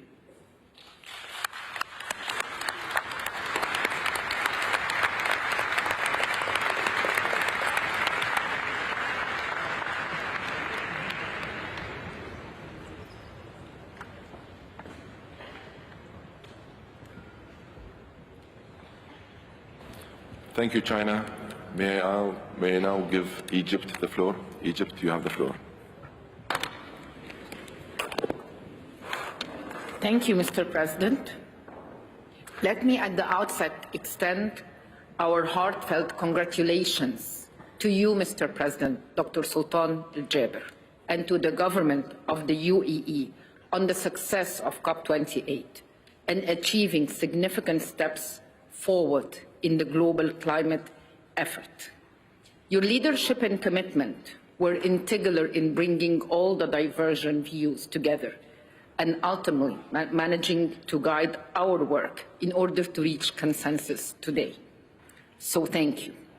Despite the differences of the views, we really managed to reach an agreement, and we wish to express our gratitude and appreciation as well to all parties who have shown the willingness to make compromises and prove that the multilateralism and cooperation would be the best hope for our planet. Yet, as you rightly said, Mr. President, the agreement reached today needs to be followed up by a genuine commitment to implement and move forward. So thank you, Mr. President, and thanks to the entire team of UAE for all their hard work, and to the Secretariat for the support they so ably provide. Last year in Sharm el-Sheikh, we were proud of the collective outcome that we agreed upon on the establishing of a fund and a funding arrangement for loss and damage. And today, we are proud that the fund has become a reality here in Dubai. We are also proud that many other outcomes on adaptation and mitigation have been carried out at COP28. And we're confident that with the spirit of the mutual understanding and cooperation demonstrated here, we will collectively be able to build better and move safer towards a more prosperous future, be in Baku next year or in Belém in 2025 and beyond. Mr. President, your commitment and delivery in COP28, especially on finance and mobilizing substantial resources to the loss and damage and to the Green Climate Fund, is highly and much appreciated. And we expect that this shown commitment and leadership will continue in order to bridge the finance gap that allows for the actual delivering of the UAE consensus issued and announced today, particularly regarding the envisaged transition, including within, especially the one on adaptation, while ensuring that we continue to be guided by the notions of the justice and equity within our work, and while ensuring the right of developing countries towards sustainable development and poverty eradication. Again, Mr. President, much appreciation goes to your personal leadership and to your team commitment and efforts. I thank you.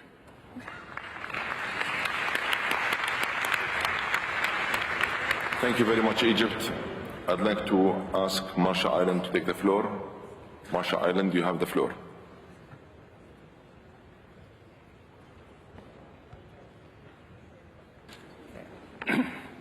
Thank you, Mr. President, and thank you for hosting us.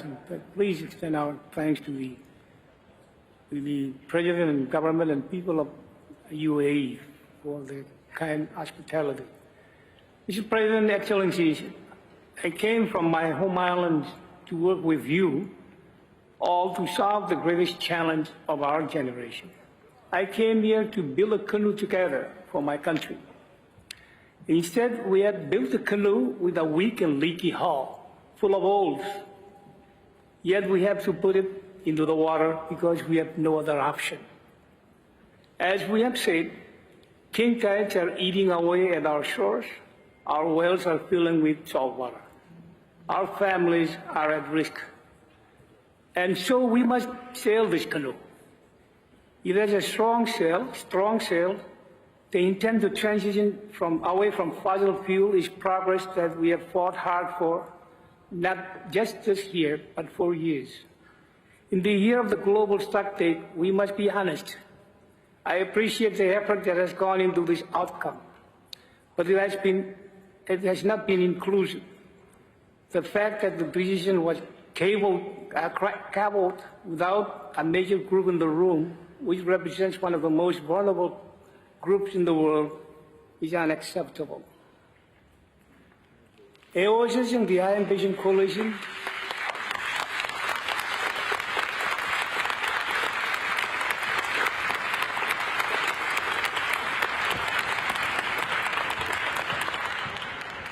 AOSs and the I Envision coalition and many other groups, our youth, our elders, civil society organizations are to be thanked for consistently making the case that we need to phase out fossil fuels. They are to thank for saying how important adaptation is. Our job was clear, to keep 1.5 alive and to keep the world livable as temperatures rise. This is a small step in the right direction for this progress, a good signal. But in the context of the real world, where temperatures are rising and people are dying, it is not enough. In the year, I hope that the islands are heard as we continue to call for a phase-out of fossil fuels that is clear and complete. And so, as we sail this leaky canoe together, let's agree to pass the leak so that we can keep the canoe afloat for the sake of all of us, especially the most vulnerable. Thank you, sir.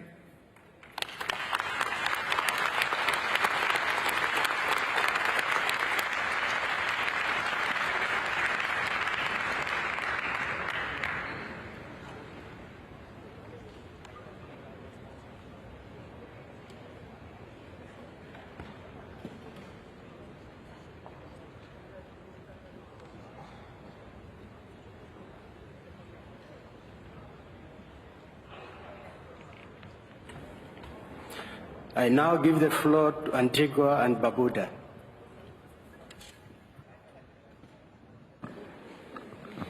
Thank you, Mr. Chair. Thank you, Mr. President, and congratulations to you and the UAE for the COP28 UAE consensus. Mr. President, I would like to align Antigua and Barbuda comments to Samoa on behalf of AOSIS, Bangladesh, and the recent statement made by Colombia that cautioned us on loopholes. Para 29 of the GST, which speaks to the tax on transition fuel, is a dangerous loophole. LNG and natural gas are all fossil fuel. We need to transition away from all of them. We appreciate the comments from the US on this, but we want to raise the alarm.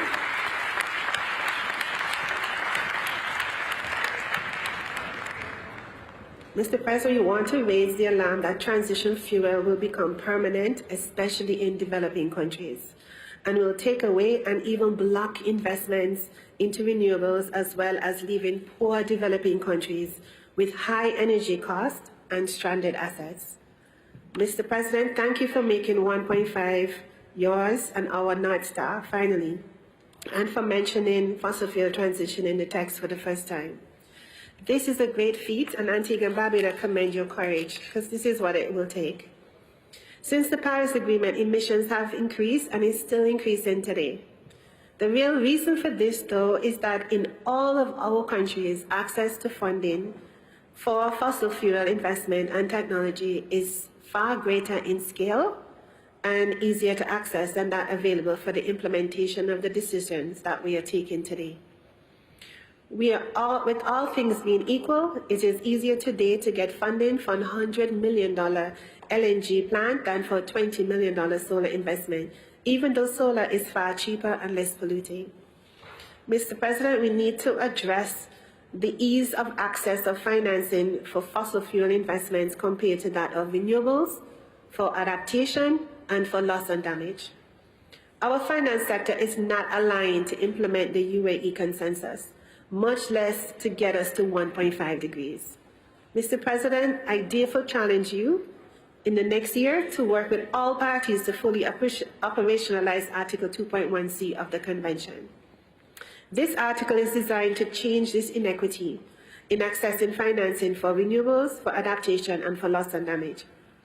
Further, the current financing for energy system does not support social inclusion, it does not support gender, it does not support youth, women, indigenous people, and entrepreneurs, who are all looking for a way to participate in the new and inclusive energy system and the investments and opportunities that this will bring to their communities and their families.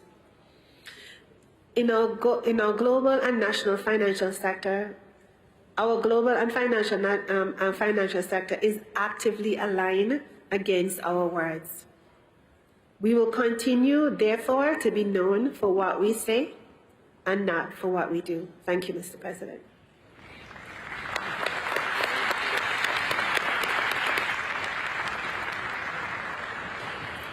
Thank you, Antigua and Barbuda. I now give the floor to Honduras.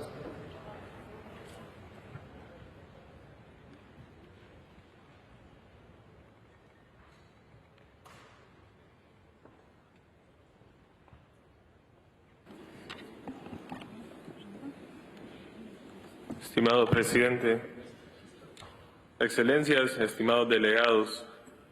Señor presidente, agradecemos su liderazgo a lo largo de este año en estas últimas 2 semanas, asegurando 2 hitos históricos en esta conferencia. Celebramos la pronta operacionalización del Fondo de Pérdidas y Daños y las promesas financieras históricas.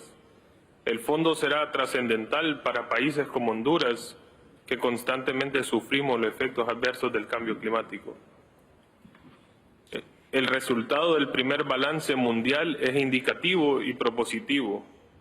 Falta mucho por hacer para lograr los objetivos del Acuerdo de París. La ciencia es clara y sin una mayor ambición en acciones de mitigación, las necesidades de adaptación serán mayor y las pérdidas y daños se aumentarán, de las cuales lo lamentaremos en muchas ocasiones. La adaptación sigue siendo prioritaria para los países en desarrollo. Es un tema de supervivencia y de vidas humanas, de medios de vida y de desarrollo sostenible. Sin embargo, por demasiado tiempo la adaptación ha sido invisibilizada y ya es hora de que pasemos de la planificación a la implementación, y para ello los países en desarrollo necesitamos los medios de implementación para lograrlo.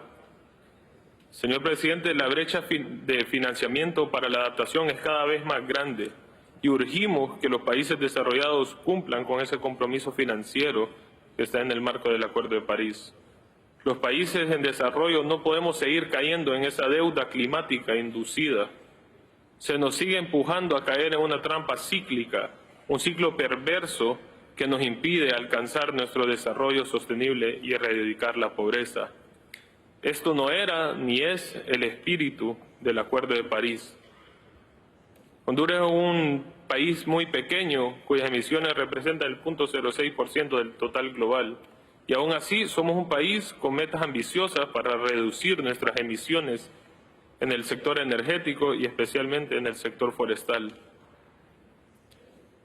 Esto lo compartimos mucho los países de AILAC y hablo también en nombre de ellos. Ahora, señor presidente, si me permite, voy a hablar en representación de la Coalición de Naciones de Bosques Tropicales y quiero expresar que lamentablemente después de tanto esfuerzo, cuando estamos hablando y considerando el artículo 6.2 y 6.4, no pudimos avanzar. Los mercados de carbono deben de tener una estructura regulatoria sólida, una transparencia estricta y la mayor integridad atmosférica para cumplir. Es necesario denunciar a quienes trabajan para degradar esta estructura, esta transparencia y la integridad.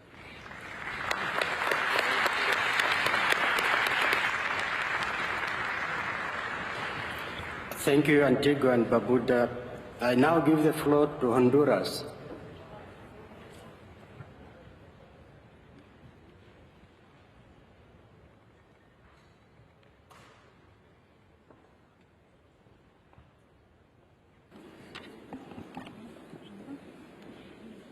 Estimado presidente, excelencias, estimados delegados.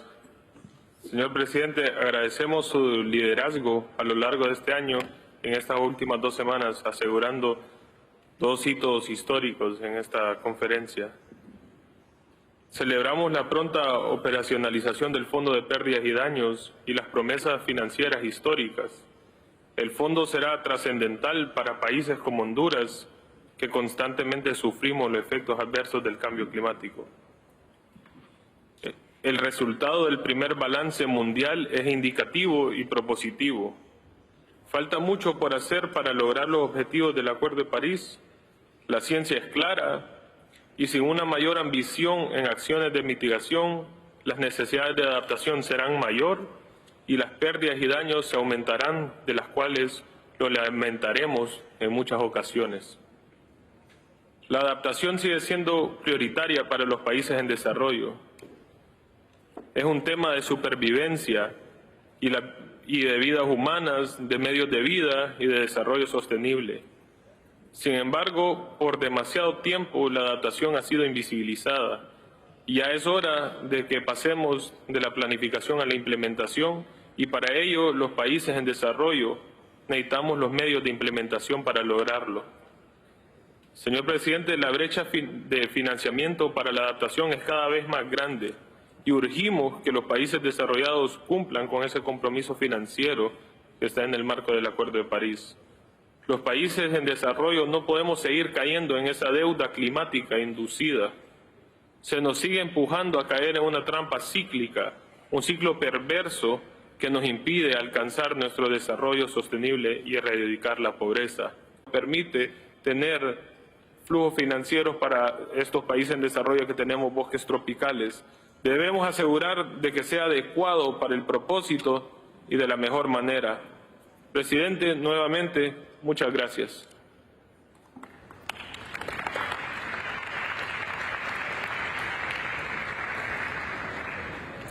Thank you, Honduras. I now give the floor to Guatemala.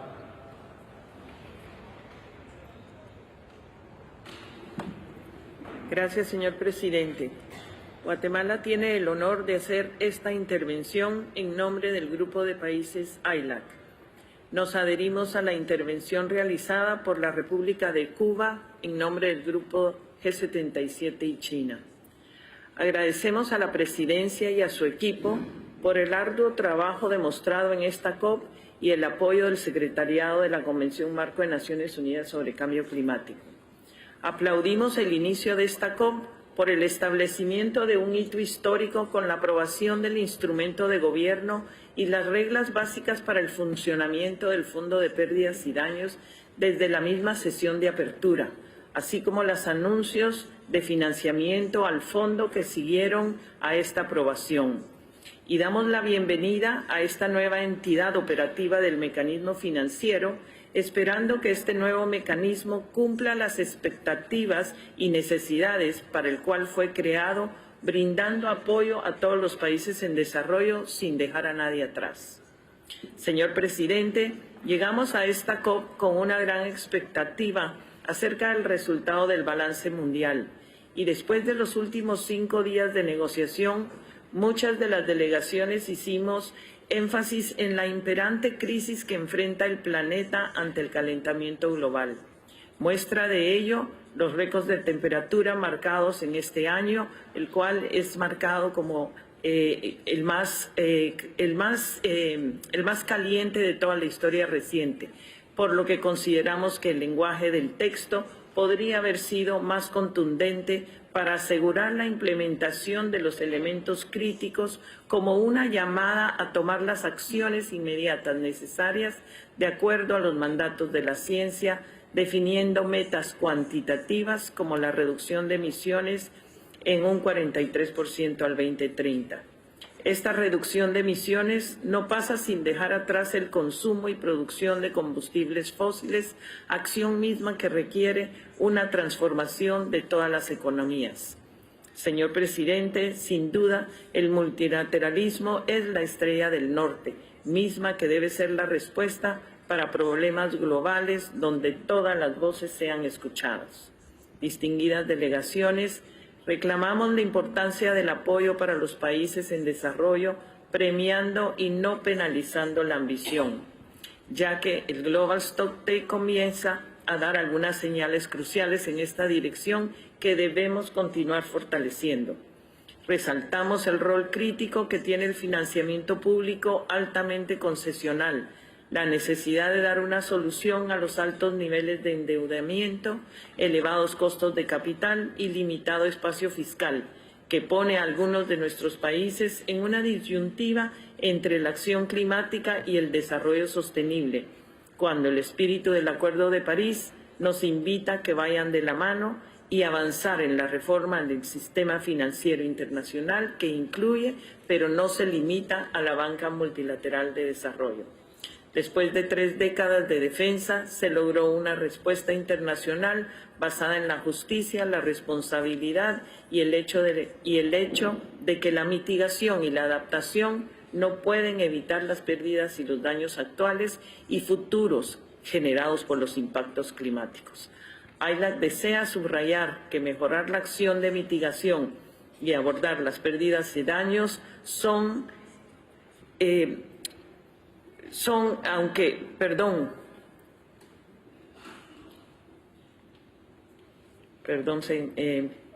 señor presidente. Valoramos entonces la inclusión del lenguaje sobre la deforestación y degradación de nuestros bosques, así como a nuestros océanos y criosfera. También valoramos los mensajes sectoriales en adaptación, aunque con escasez de lenguaje hacia adelante, y también valoramos la mención a la alineación con el marco de Montreal. Ahora bien, AILAC, unida a otros grupos de países, ha impulsado la alta ambición en acción climática. Nuestros países, comunidades y ecosistemas y familias esperan una respuesta real para enfrentar esta crisis. Nos solidarizamos con el mensaje entregado por Samoa en nombre de AOSIS, así como el mensaje de Bangladesh y el de la Unión Europea. Muchas gracias, señor presidente.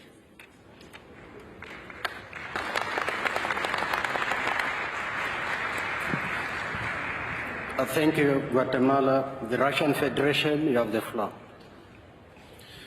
Спасибо большое, уважаемые дамы и господа.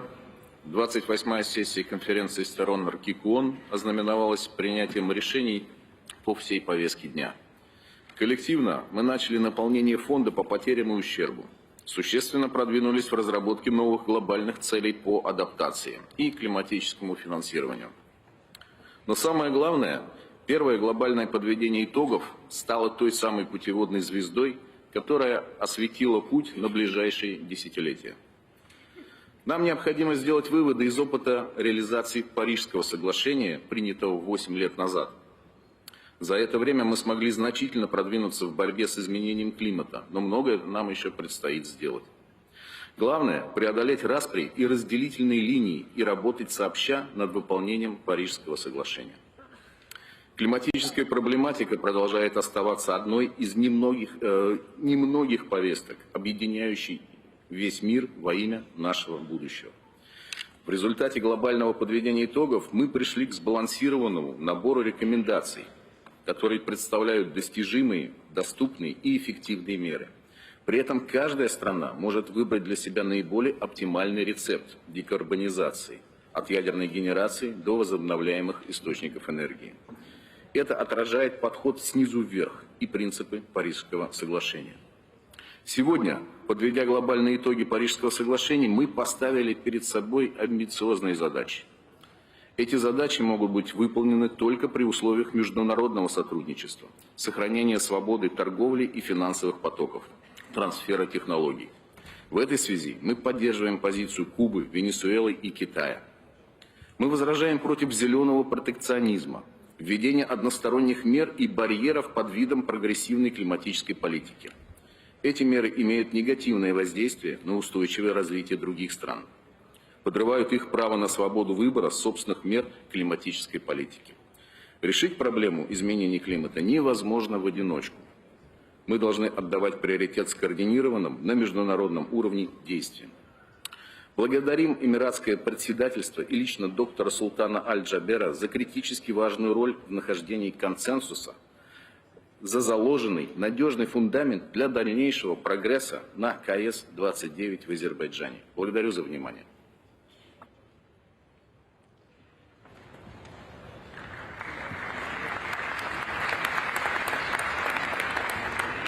Thank you, Russian Federation. The Republic of Korea. Thank you, Mr. President. First of all, the Republic of Korea is aligned with the intervention of Switzerland made on behalf of Environment Integrity Group.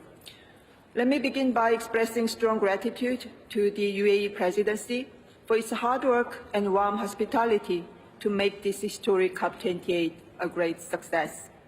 I also express strong thanks to the UNFCCC Secretariat for their excellent works. We started this conference with a positive and constructive agreement. Loss and damage fund operationalization decision was adopted even on day one, which was unusual in a good sense, and significant amount of contribution was mobilized immediately on the spot, and the number is even increasing. We, parties, have maintained such a great spirit of cooperation and solidarity all around the 2 weeks under the strong leadership of you, Mr. President.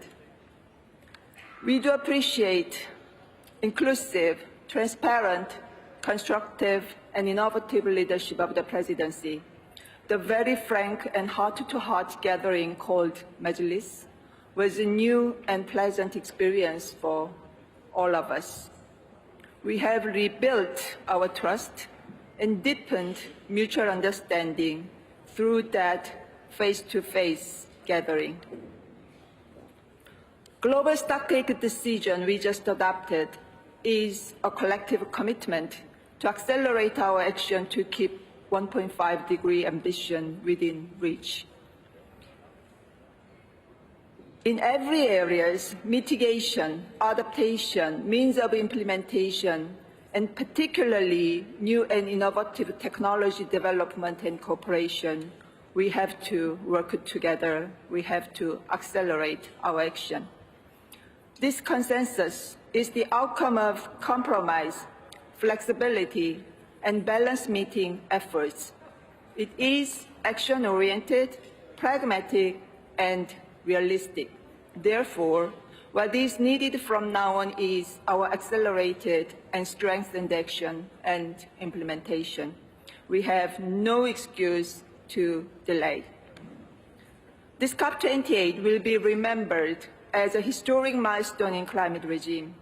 We clearly demonstrated to the world and to our children that multilateralism is alive, functioning, and even more consolidated at this COP in Dubai.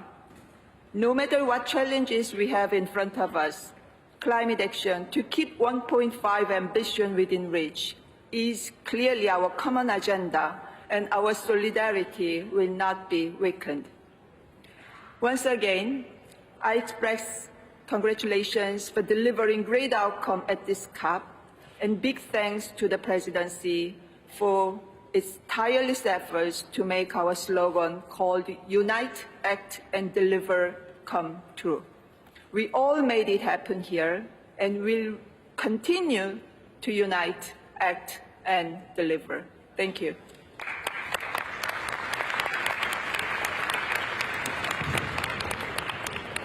Thank you, Republic of Korea. I now give the floor to Qatar. بسم الله الرحمن الرحيم. شكرا سعادة الرئيس، رؤساء الوفود المحترمين. أولا نود أن نشكر الرئاسة على حسن الضيافة وعلى جهودها في محاولة تحقيق التوازن في هذا النص. نؤيد الحاجة إلى الاستعجال ونثني على الطموحات الرامية إلى تحقيق الدرجة والنصف، وندعم فكرة الهدف الجماعي، ولكن لا يمكن أن نأخذ ذلك بمعزل عن غيره دون النظر إلى الاحتياجات المستدامة للدول والانبعاثات التاريخية وميزانية الكربون. ومع ذلك نود أن نعرب عن قلقنا العميق بشأن الفقرة 28 من نص الحصيلة العالمية. يبدو أننا فقدنا رؤية مبادئ اتفاق باريس الخاصة بالمسؤوليات المشتركة ولكن المتباينة. لقد تم التركيز على مصادر الانبعاثات بدلاً من هدف تقليلها.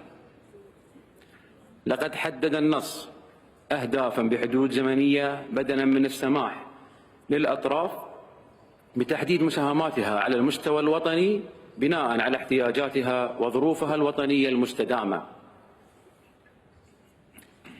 يحتاج النص إلى توضيح الأدوار القيادية للدول المتقدمة والدول النامية، كما أنها تفتقر إلى الوضوح بشأن الدول النامية.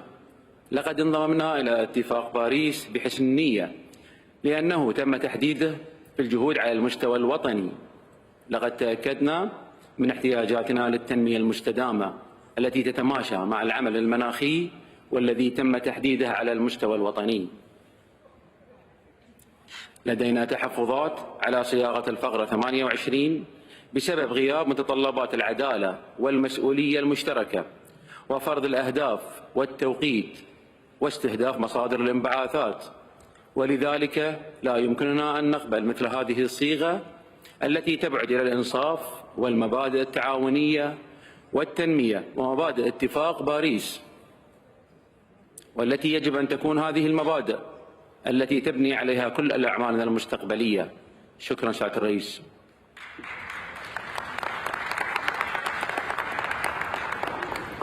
Thank you, Contra. I now give the floor to the Holy See. Mr. President, the delegation of the Holy See wishes to express its gratitude to the UAE for hosting this conference. We also welcome the efforts of the Presidency to bring parties together and the delicate and hard work achieved by the COP28 Presidency's team. Thank you very much indeed. At the same time, the delegation of the Holy See expresses its concerns that the expectations of the youth and future generations, especially those of the people living in the areas mostly affected by climate change, have not been completely met, and that there was not a full response to the science. We understand the difficulties that a drastic transition to a decarbonized society represents for several countries. Nevertheless, a growing number of countries have already committed themselves on this transition. It is encouraging that these countries move forward with their plans, but it would be much more encouraging when all of us commit ourselves to moving on in this same direction. The principles of equity and common but differentiated responsibilities and respective capabilities are vitally important to making sure this process is just as well as ambitious. Yet we must also consider intergenerational justice and our duty to do all we can for the sake of the common good. Mr. President, it is the responsibility of each one of us to leave no one behind. This is possible through action built upon dialogue, trust, and solidarity. The goal is clear. Firstly, to accelerate climate action and transition away from fossil fuels in a just and equitable manner in this critical decade in order to keep 1.5 within reach. Secondly, to give hope and secure a livable common home for our children where everyone, everywhere can thrive. The appeal of His Holiness Pope Francis, I quote, "We must move beyond the mentality of appearing to be concerned but not having the courage needed to produce substantial changes," end quote, sounds inspiring now more than ever. Mr. President, a lot of work is still ahead of us, and we have a duty towards those who rightly are demanding that we as leaders act in their name. Echoing Pope Francis as we move forward, it is vital that we all leave this place committed to driving forward more actions in the name of the common good and the next generations, not based on short-term interests.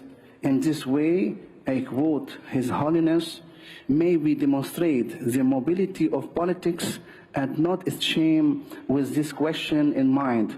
What would induce anyone at this stage to hold on to power only to be remembered for their inability to take action when it was urgent and necessary to do so.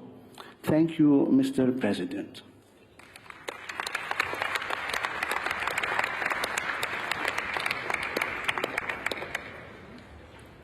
Thank you for your statement.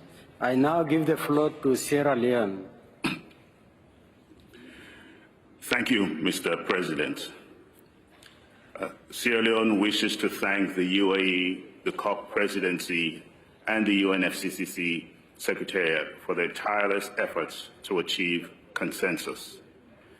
This has been a truly historic COP. Sierra Leone, on behalf of the Least Developed Countries Group, would like to share our reflections on the outcome of the global goal on adaptation. Our group acknowledges the efforts made in developing the text for the framework of the GGA. This task, vital for over 1 billion people in our countries, has often been overlooked, lacking the necessary attention and support.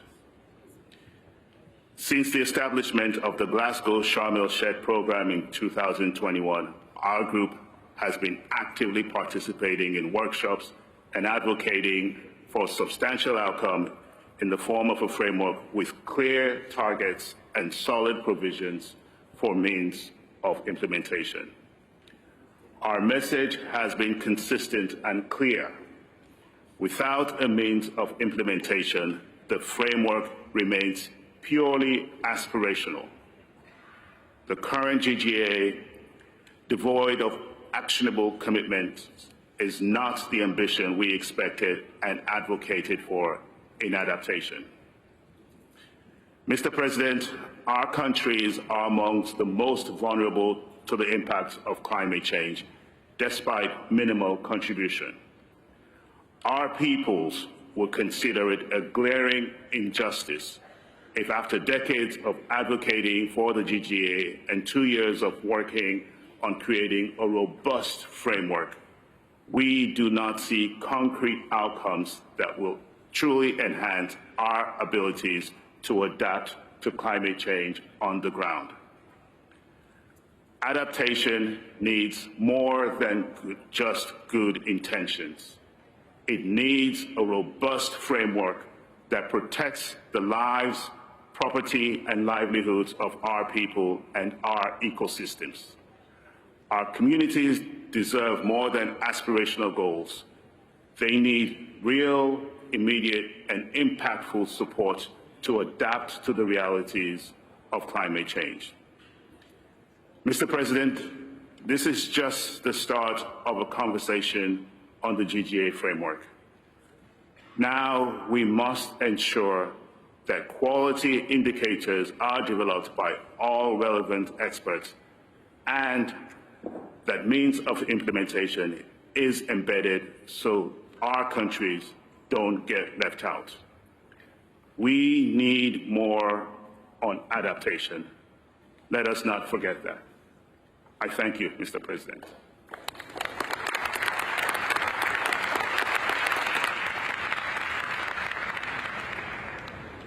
Thank you. I give the floor to Chile. Chile, you have the floor. Thank you. Muchas gracias, señor presidente. Quisiera expresar nuestras felicitaciones a usted y a su equipo por el enorme trabajo realizado y por habernos convocados aquí para esta COP. En la decisión adoptada del balance mundial tenemos una serie de razones para sentirnos contentos. Tenemos una mejor sección en Way Forward. Tenemos mucho trabajo a partir de esta decisión, pero este trabajo tendrá que realizarse sobre señales que no son del todo claras y que podrían dar lugar a preocupantes resquicios o loopholes. Nos preocupa la nueva formulación de los subsidios a los combustibles fósiles, así como el reconocimiento de los llamados combustibles de transición. Creemos que estos elementos no ayudarán a una transición más fácil y van en contra del lenguaje de Transition Away from Fossil Fuels, que reconocemos, sin embargo, como uno de los avances más significativos de esta decisión.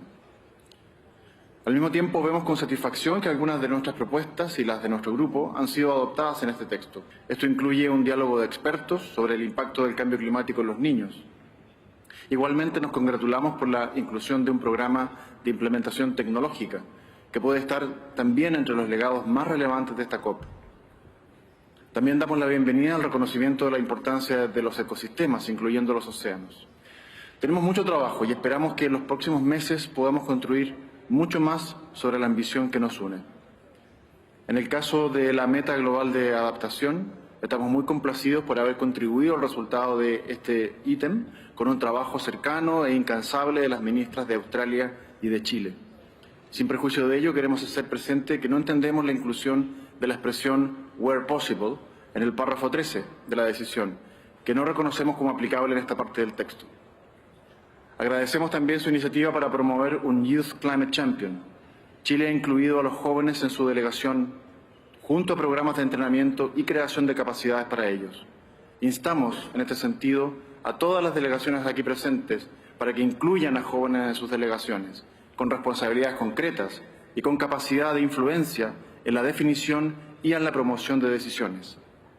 Señor Presidente, quisiéramos finalizar con la siguiente declaración relativa a la implementación de finanzas climáticas en el contexto del balance mundial, pero también en el contexto del siguiente año, que será muy relevante en cuanto a las finanzas, y que también quisiéramos solicitar que quede registrada en el reporte de la conferencia. Vemos con mucha preocupación la situación de los países de renta media y su acceso al financiamiento climático. Pareciera que existieran algunas reglas no escritas que afectan a nuestros países, limitando nuestro acceso a financiamiento, con los efectos que esto tiene en nuestros altos niveles de endeudamiento. Sin embargo, muchos de los países de renta media somos de los más ambiciosos, con metas para ser carbono neutrales en 2050 establecidas en nuestras propias leyes internas. Hemos buscado la innovación para financiar nuestros planes, por ejemplo, a través de instrumentos financieros e innovadores, como bonos verdes o vinculados a la sostenibilidad, y frecuentemente con nuestros propios recursos. Sin embargo, nuestra ambición y compromiso, pese a los múltiples desafíos que enfrentamos, no es premiada. Al contrario, es dejada de lado. Tenemos que movernos en una dirección donde la ambición sea premiada, donde se busquen resultados efectivos, donde se promueva la innovación a través de instrumentos financieros novedosos, donde se creen las condiciones que permitan la participación del sector privado y donde se respeten las mejores prácticas en transparencia. El financiamiento climático no es una competencia entre países en desarrollo. Al contrario, la estructura financiera es la que debe ir a ser suficientemente comprensiva, variada y ambiciosa para dar cabida a todos los países en desarrollo. Solo de esta forma vamos a avanzar en el cumplimiento de nuestros objetivos climáticos, reconociendo que es un esfuerzo colectivo y donde ningún país es dejado atrás, especialmente aquellos que están más comprometidos con esta causa. Muchas gracias.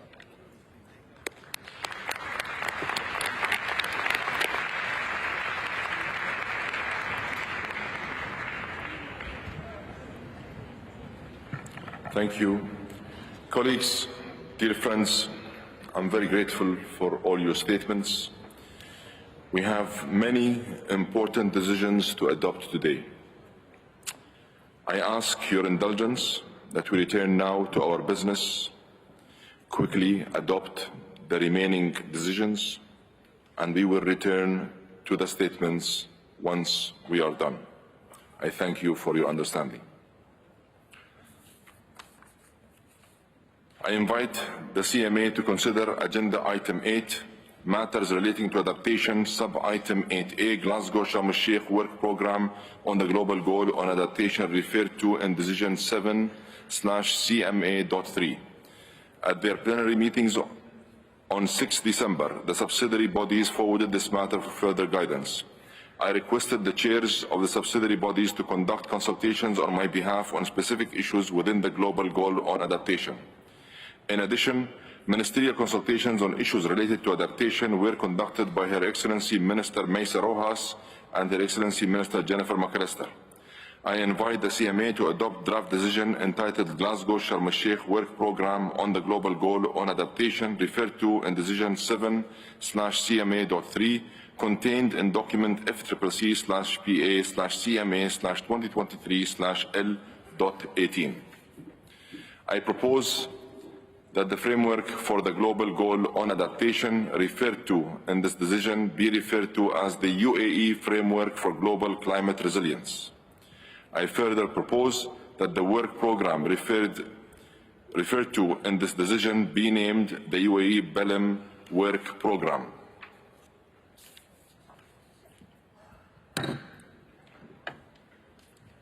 Ambassador Tosi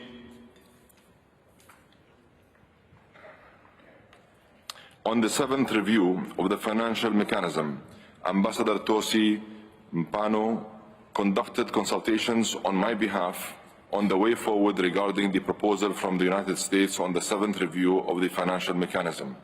I thank parties for their engagement during the consultations. I invite the CMA to consider Agenda Item 9, Warsaw International Mechanism for Loss and Damage Associated with Climate Change Impacts. The subsidiary bodies forwarded 2 draft decisions for consideration and adoption under this agenda item, one of which was the draft decision on matters relating to the Santiago Network under the Warsaw International Mechanism for Loss and Damage Associated with Climate Change Impacts, now contained in document FCCC/BA/CMA/2023/L.9. I propose to orally amend this draft decision so that in paragraph 2, immediately after the words governing body or bodies, a footnote is added that reads as follows: nothing in this document prejudices parties, views or prejudices outcomes on matters related to the governance of the Warsaw International Mechanism for Loss and Damage associated with the climate change impacts. Accordingly, I invite the CMA to adopt the draft decision entitled Report of the Executive Committee of the Warsaw International Mechanism for Loss and Damage Associated with Climate Change Impacts, contained in document FCCC/BA/CMA/2023/L.5, and the draft decision entitled Matters Relating to the Santiago Network under the Warsaw International Mechanism for Loss and Damage Associated with Climate Change Impacts, contained in document FCCC/BA/CMA/2023/L.9, as orally amended. Hearing no objections, it is so decided.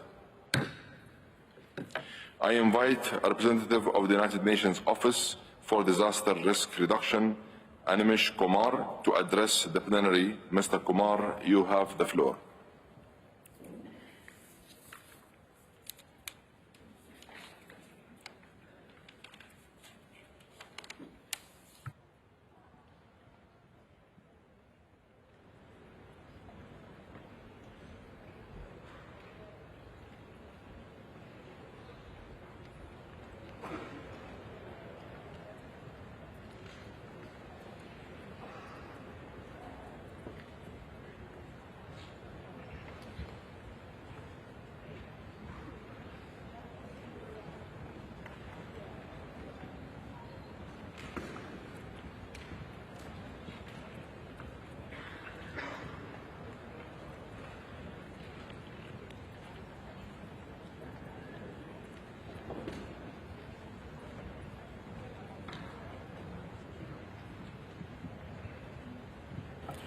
I believe the representatives of UNDRR and the UNOPS representatives are not available at this point. Sorry. I apologize, the microphone wasn't working, Mr. President. Please proceed. Thank you. Thank you. Mr. President, distinguished delegates, ladies and gentlemen, if you allow me, Mr. President, I would now like to make a joint statement on behalf of the UN Office for Disaster Risk Reduction, as well as the UN Office for Project Services, UNOPS, our partner organization. I extend our sincere gratitude to you, Mr. President, for this unique opportunity to speak. It's an honor to address this plenary as the newly appointed co-host of the Santiago Network Secretariat. We warmly welcome the decision to entrust us with this crucial role that is not just a recognition of our collective responsibilities and capabilities, but also a significant responsibility. We are keenly aware of the Santiago Network's pivotal role in assisting nations in averting, minimizing, and addressing loss and damage, and reaffirm our commitment to make this a reality. There are high expectations for the Santiago Network to quickly become fully operational, delivering tangible benefits at local, national, and regional levels. Leveraging our distinct strengths, technical expertise of UNDRR, and operational capacity of UNOPS, we pledge to focus our efforts on putting in place the mechanisms to make this happen. We emphasize that partnerships will be the cornerstone of the Santiago Network's success. We eagerly anticipate collaborating with parties and all the stakeholders, including international, regional, national organizations, and also to exploring ways to collaborate with the Caribbean Development Bank. Our commitment extends to maximizing the effectiveness of organizations, bodies, networks, and experts providing technical assistance. We will also support coherence and synergy with the newly formed loss and damage funding arrangements and the fund, aligning the Santiago Network's technical assistance with the programmatic approaches of the funding arrangements and the fund. I would like to end by extending our congratulations to you, Mr. President, for the organization of this session, and we look forward to demonstrating the progress we have made when we meet in Azerbaijan next year. Thank you very much. Thank you for your statement. The Caribbean Development Bank has submitted a written statement which will be uploaded to the submission portal and reflected in the report of the session. I invite the CMA to consider Agenda Item 10, Matters Relating to Finance. You will recall the following organization of work we established at our first meeting on 30 November. For sub-item 10A, a contact group was established, co-chaired by Apollonia Mola and Ali Wakas. For sub-items 10B and C, a contact group was established for each sub-item, both co-chaired by Marine Lanoy and Richard Mayongi. For sub-item 10D, a contact group was established, co-chaired by Diane Blacklane and Luis Rosso. For sub-item 10E, a contact group was co-chaired by Gabrielle Blatter and Amina Yovoli. For sub-item 10F, a contact group was co-chaired by Elena Pereira and Kelly Sharp. In addition, ministerial consultations on issues related to means of implementation were conducted by Her Excellency Minister Yasmin Fouad and His Excellency Minister Stephen Gilbo. I invite the CMA to consider agenda sub-items 10A, matters relating to the Standing Committee on Finance. I invite the CMA to adopt the draft decision entitled Matters Relating to the Standing Committee on Finance as contained in document FCCA/PA/CMA/2023/L.12. Hearing no objections, it is so decided. Regarding the matter of the second review of the functions of the SCF, the SBI agreed to continue its consideration of this matter at SBI 61. I invite the CMA to consider agenda sub-item 10B, Guidance to the Green Climate Fund. I invite the CMA to consider the draft decision entitled Guidance to the Green Climate Fund contained in document FCCA/PA/2023/L.4. In paragraph 5 of the total of that draft decision, I propose to add the words framework for the, in the first line, before global goal on adaptation, so as to accurately refer to the decision just adopted under item 8A, matters relating to adaptation. Paragraph 5 will therefore read, also requests the board to take into consideration the framework for the global goal on adaptation referred to in decision CMA.5 and explore ways to assist parties in fully and effectively implementing the goal in line with the existing investment results framework and funding windows and structures of the Green Climate Fund. I invite the CMA to adopt the draft decision entitled Guidance to the Green Climate Fund contained in document FCCA/PA/CMA/2023/L.4 as orally amended. Hearing no objections, it is so decided. I invite the CMA to consider sub-item 10C, Guidance to the Global Environment Facility.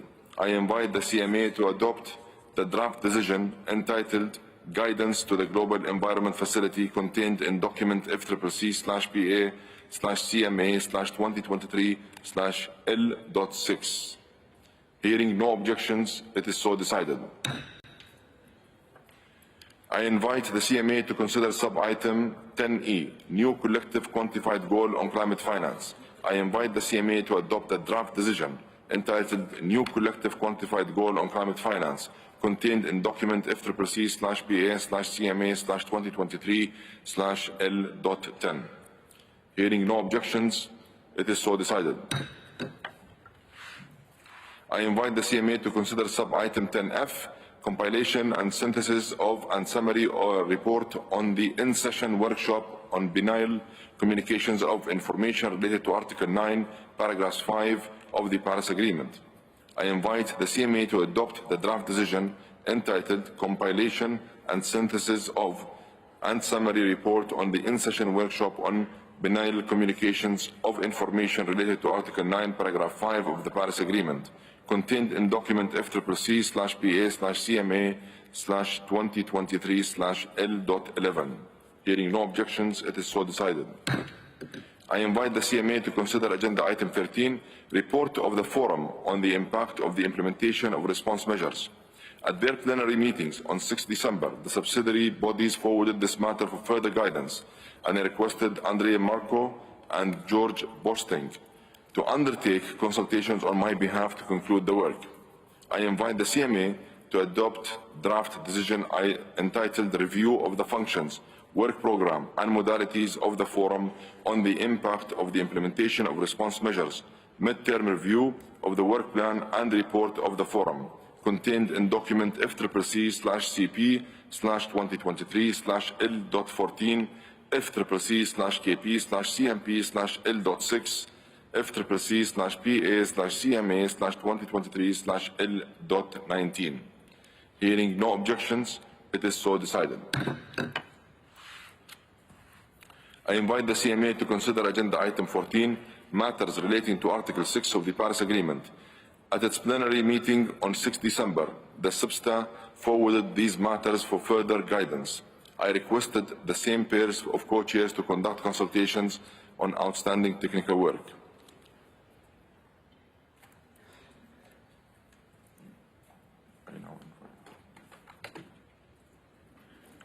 I now invite the CMA to consider Agenda Sub-Item 14A, Guidance on Cooperative Approaches referred to in Article 6, Paragraph 2 of the Paris Agreement. Maria Gishi and Pierre Stiansen conducted informal consultations on this matter. Parties worked diligently through days and nights. However, considerations could not be completed here at this session. I therefore propose that the CMA requests the SBSTA to continue consideration of the relevant matters mandated by Decision 6/CMA.4 at SBSTA 60 with a view to recommending a draft decision for consideration and adoption by CMA 6. Hearing no objections, it is so decided. I invite the CMA to consider Agenda Item 14B, Rules, Modalities and Procedures for the mechanism established by Article 6, Paragraph 4 of the Paris Agreement. Sonam Tashi and Kate Hanok conducted informal consultations on this matter. Parties worked tirelessly. However, they could not complete their consideration here at this session. I therefore propose that the CMA request the SBSTA to continue consideration of the relevant matters mandated by Decision 7/CMA.4 at SBSTA 60 with a view to recommending a draft decision for consideration and adoption by CMA 6. I further propose that the CMA requests the supervisory body for the mechanism to continue the relevant work to operationalize the mechanism with a view to elaborating and further developing recommendations for consideration and adoption by CMA 6. Can I take it that the CMA agrees to these proposals? I hear no objections. It is so decided.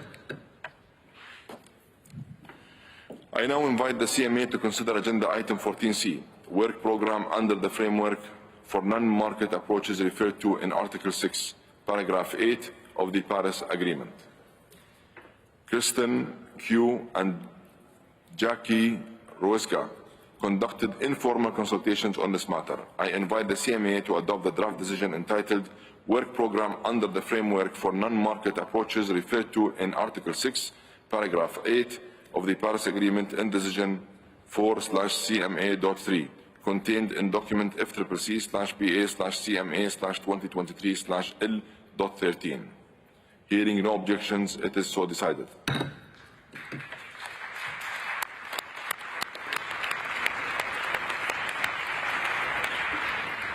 This meeting of the CMA is suspended.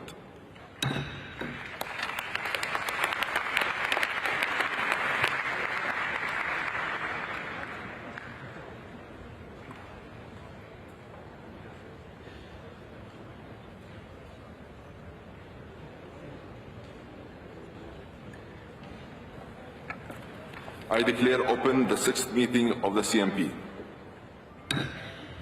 I would like to continue consideration of the decisions and conclusions recommended by adoption by the CMP. I will also report back on the outcome of the consultations undertaken by the Presidency of relevance to the CMP. The order in which the agenda items will be taken up is posted on the screen. I invite the CMP to consider Item 2, Organizational Matters, Sub-Item 2C, Organization of Work, including for the sessions of the subsidiary bodies.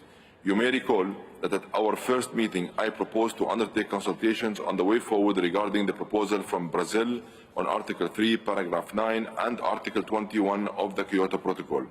Presidency consultations were undertaken on my behalf by Ambassador Tosi Mapono.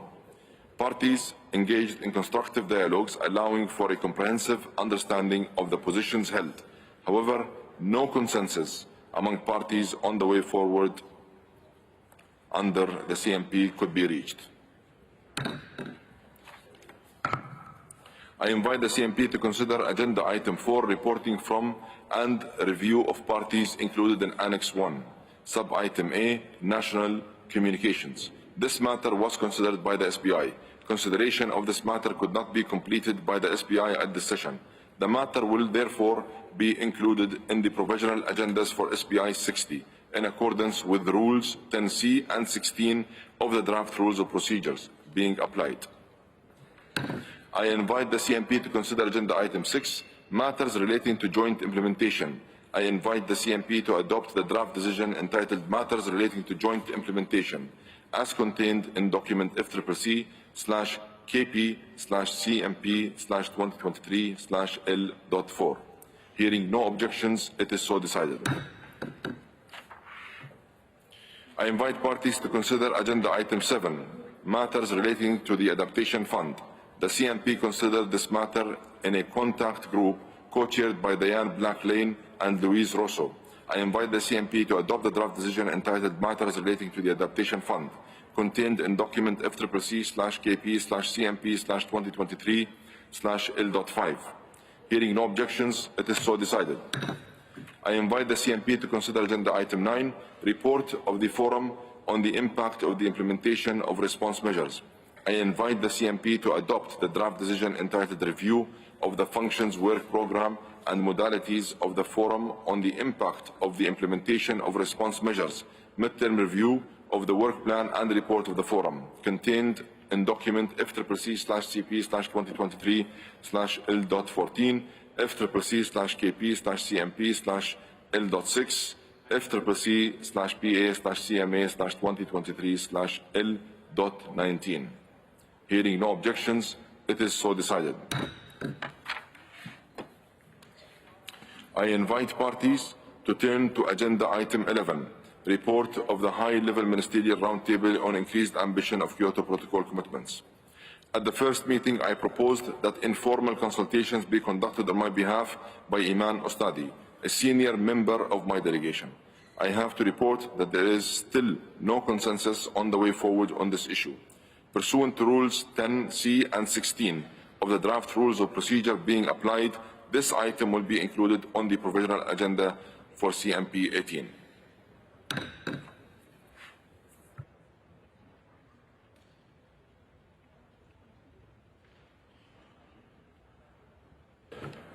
I invite the CMP to consider Item 2, Organizational Matters, Sub-Item 2B, Election of Additional Officers. Agenda Item 5, Matters relating to the Clean Development Mechanism.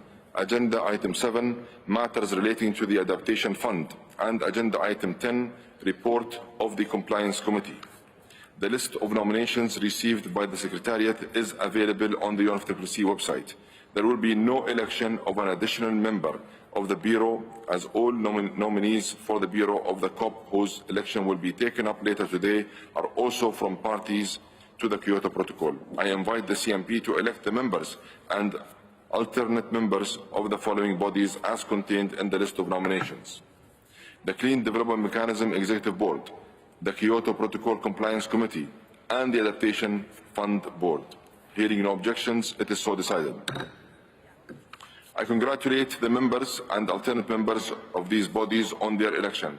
I thank all the outgoing members and alternate members for their commitment and hard work that ensured the success of the work of these bodies. I note that there are nominations outstanding.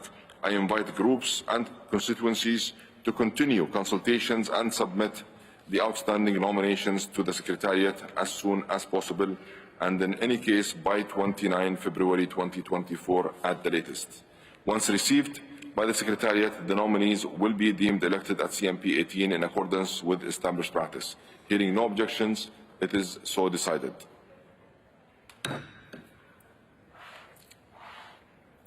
I invite the CMP to consider Agenda Item 14, Other Matters. Would parties like to raise any other matters? I see some requests.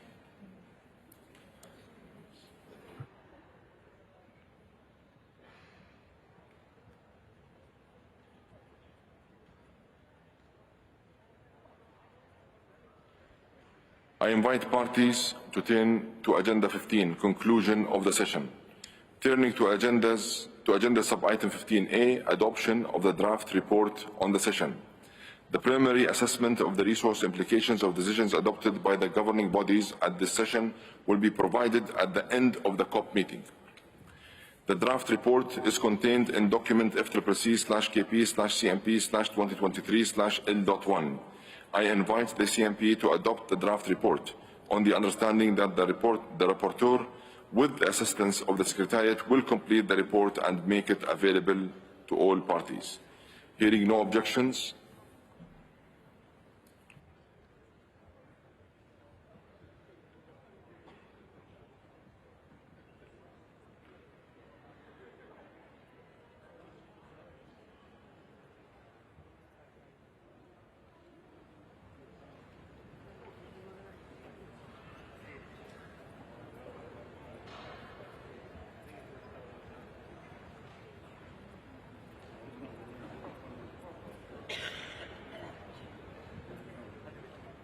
hearing no objections, it is so decided. I invite the CMP to adopt the resolution entitled Expression of Gratitude to the Government of the United Arab Emirates, as contained in document FCCP/CP/2023/L.7, FCCP/KP/CMP/2023/L.3, FCCP/PA/CMA/2023/L.3.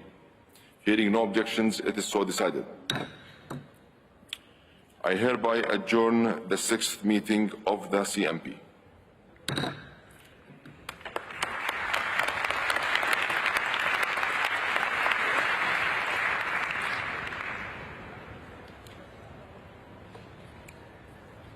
I hereby resume the 6th meeting of the CMA. I invite the CMA to consider sub-item 10D, matters relating to the Adaptation Fund. I invite the CMA to adopt the draft decision entitled Matters Relating to the Adaptation Fund, contained in document FCCP/PA/CMA/2023/L.8. Hearing no objections, it is so decided. Next, I invite the CMA to consider Agenda Sub-Item 2B, Election of Additional Officers. Agenda Item 9, Warsaw International Mechanism on Loss and Damage Associated with Climate Change Impacts.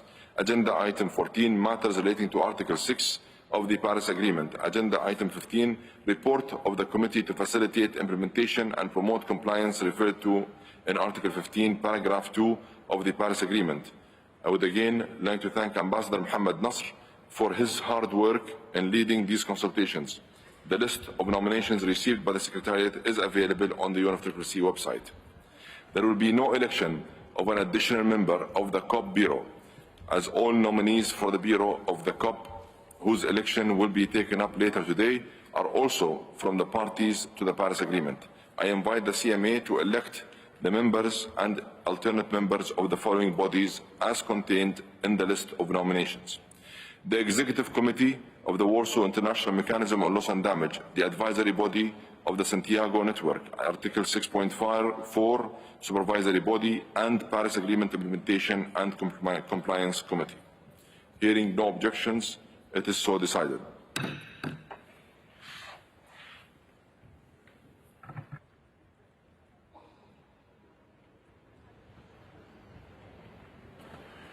I would like to congratulate the members and alternate members of these bodies on their election. I would also like to thank all the outgoing members and alternate members for their commitment and hard work that ensured the success of the work of these bodies. I note that there are nominations outstanding. I invite groups and constituencies to continue consultations and submit the outstanding nominations to the Secretariat as soon as possible and by the 29th February 2024 at the latest. Once received by the Secretariat, the nominees will be deemed elected at CMA 5 in accordance with established practice. Hearing no objections, it is so decided.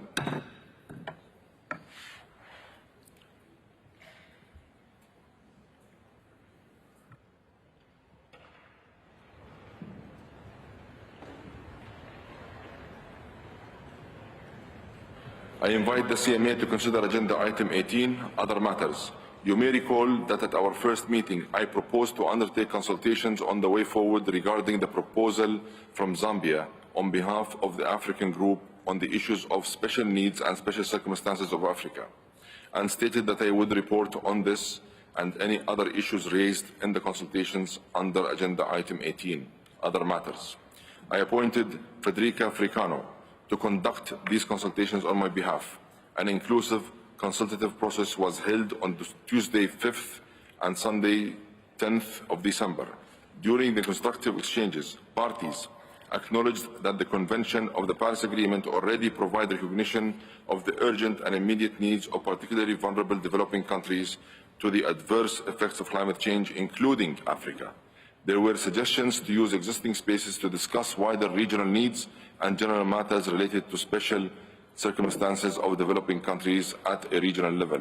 However, despite the constructive engagement of all parties, there was no consensus on the original proposal.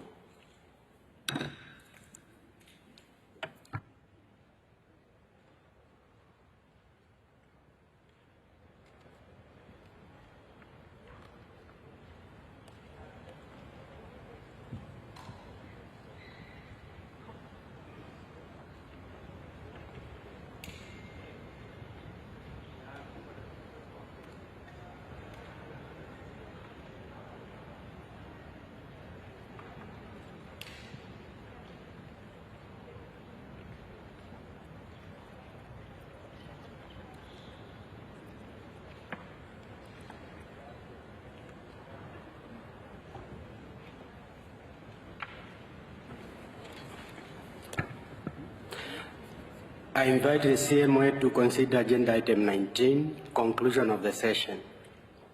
Turning to Sub-Item 19A, adoption of the draft report on the session, the preliminary assessment of the resource implications of decisions adopted by the governing bodies at this session will be provided at the end of the COP meeting. The draft report is contained in document FCCC/PA/CMA/2/2023/L3. I invite the CMA to adopt the draft report on the understanding that the rapporteur, with the assistance of the Secretariat, will complete the report and make it available to all parties. Hearing no objections, it is so decided. Let me request the Secretariat to make a statement. Thank you, Mr. President. We would like to inform parties that a few editorial and technical issues have been identified in a few decisions that have been adopted today. In completing the report with the assistant support of the rapporteur, the Secretariat will make these editorial amendments, which will be reflected in the final report. Thank you. Thank you.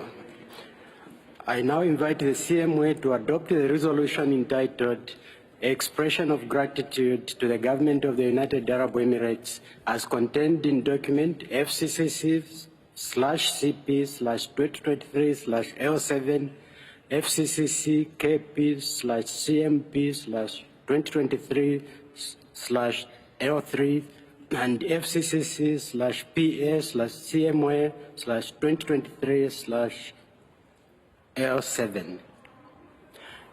Hearing no objection, it is so decided.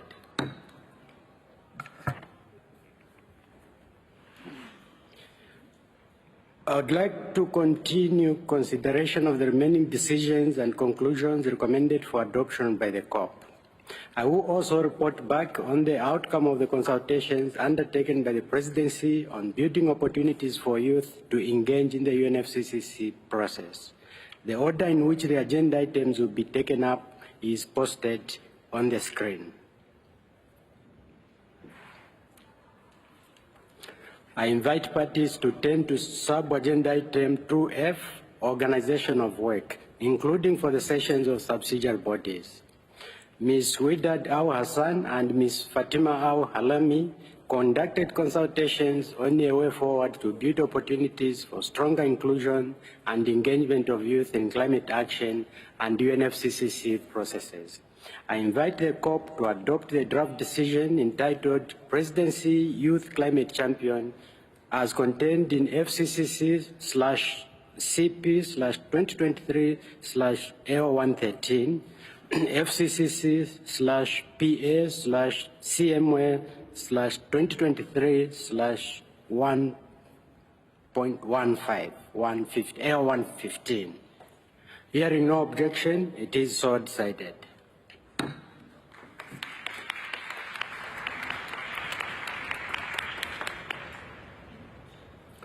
I invite the COP to consider agenda item 7, Warsaw International Mechanism for Loss and Damage associated with climate change impacts. Consultations on the COP's authority over the guidance to the WIM, including its executive committee, were conducted by Mr. Mohamed Al-Sharif. Considerations related to the governance of the WIM will continue at the next session. Parties were, however, able to reach a resolution that will enable the critical work of the WIM to continue to progress. Furthermore, I note that the subsidiary bodies considered matters under the agenda item and have recommended 2 decisions for consideration and adoption. Before moving to the adoption of these decisions, I propose oral amendments as follows. On the drafted decision entitled Report of the Executive Committee of the Warsaw International Mechanism for Loss and Damage associated with climate change impacts, contained in document FCCC/CP/2023/L5, there is a typo in paragraph 1 in reference to the CMA decision symbol. This paragraph should read, endorses decision /CMA.5 on the report of the Executive Committee of the Warsaw International Mechanism for Loss and Damage associated with climate change impacts, and the report of the Executive Committee, which provides as follows. End of quote. On the drafted decision entitled Court, matters relating to the Santiago network under the Warsaw International Mechanism for Loss and Damage associated with climate change impacts, end of quote, contained in document FCCC/CP/2023/L8, in paragraph 1, in the quoted paragraph 2, immediately after the words governing body or bodies, I propose to introduce a footnote that reads as follows. Quote, nothing in this document prejudices parties, end of quote, views or prejudges outcomes on matters related to the governance of the Warsaw International Mechanism for Loss and Damage associated with climate change impacts. End of quote. I invite the COP to adopt the draft decision entitled Report of the Executive Committee of the Warsaw International Mechanism on Loss and Damage Associated with Climate Change Impacts, contained in document FCCC/CP/2023/AO5 as already amended, and the draft decision entitled Matters relating to the Santiago Network under the Warsaw International Mechanism for Loss and Damage Associated with Climate Change Impacts, contained in document FCCC/CP/2023/AO8 as already amended. Hearing no objection, it is so decided. I invite parties to turn to agenda item 8, matters related to finance. You will recall the following organization of work that we established at our first meeting on 30th November. For sub-item 8A, a contact group was established, chaired by Carlos Fuller and Gade Lindsay. For sub-item B, a contact group was established, co-chaired by Apollonia Miola and Ad Wagas. For sub-items 8C and 8D, a contact group was established for both agenda sub-items, co-chaired by Marine Lanoy and Richard Muyonge. For sub-items 8E, a contact group was established, co-chaired by Ricardo Marshall and Solomon Sconfield. For sub-item 8F, a contact group was established, co-chaired by Elena Pereira and Kelly Sharp. In addition, ministerial consultations on issues related to means of implementation were conducted by His Excellency Minister Yasmin Faud and His Excellency Minister Stephen Gilbert. I invite the COP to consider agenda sub-item 8A, long-term finance. I invite the COP to adopt the draft decision entitled Long-Term Climate Finance, contained in document FCCC/CP/2023/L10 Rev 1. Hearing no objection, it is so decided.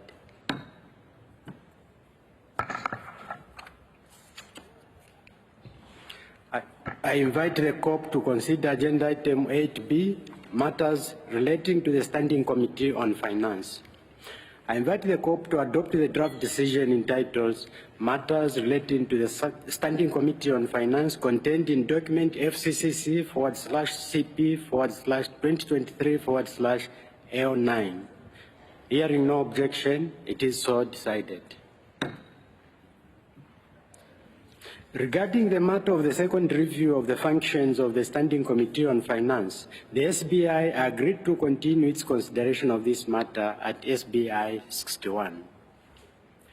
I invite the COP to consider sub-item 8C, report of the Green Climate Fund to the Conference of the Parties and guidance to the Green Climate Fund.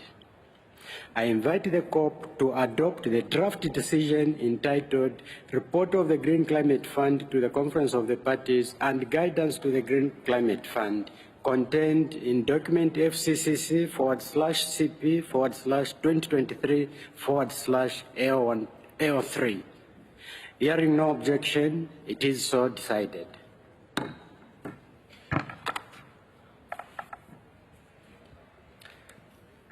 I invite the COP to consider sub-item 8D, report of the Global Environment Facility to the Conference of the Parties and guidance to the Global Environment Facility. I invite the COP to adopt the draft decision entitled Report of the Global Environment Facility to the Conference of the Parties and guidance to the Global Environment Facility, contained in document FCCC/CP/2023/L.6. Hearing no objection, it is so decided.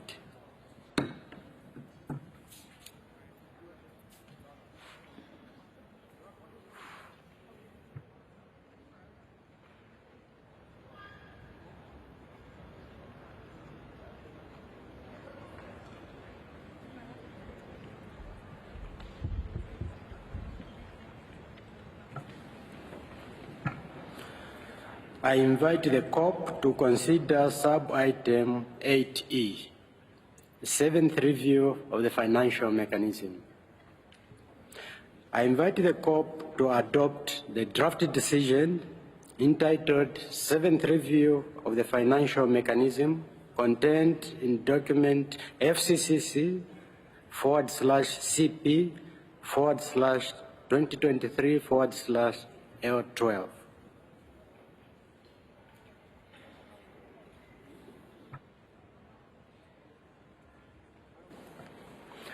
I see the U.S. asking for the floor. You have the floor, U.S. Thank you very much, Mr. President.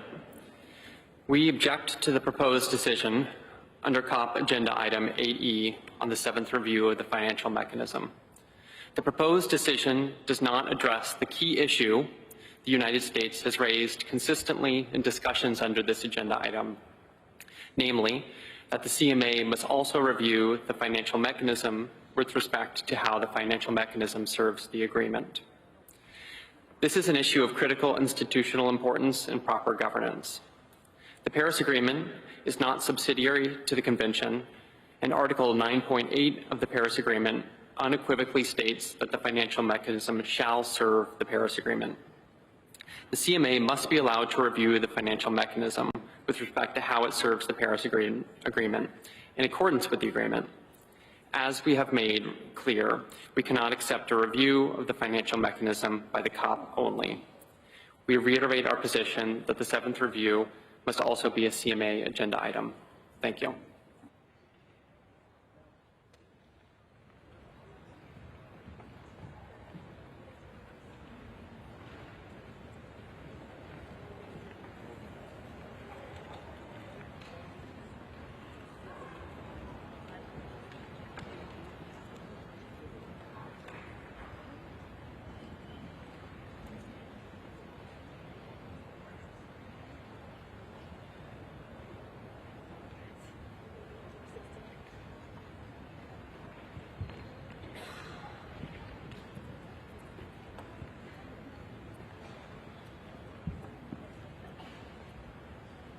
Thank you for your statement. The U.S. has an objection to the adoption of the draft decision. There does not appear to be consensus to adopt the draft decision, as we could not conclude its consideration under this agenda item. The matter will be included in the provisional agenda for the next session in accordance with Rules 10C and 16 of the draft Rules of Procedure being applied.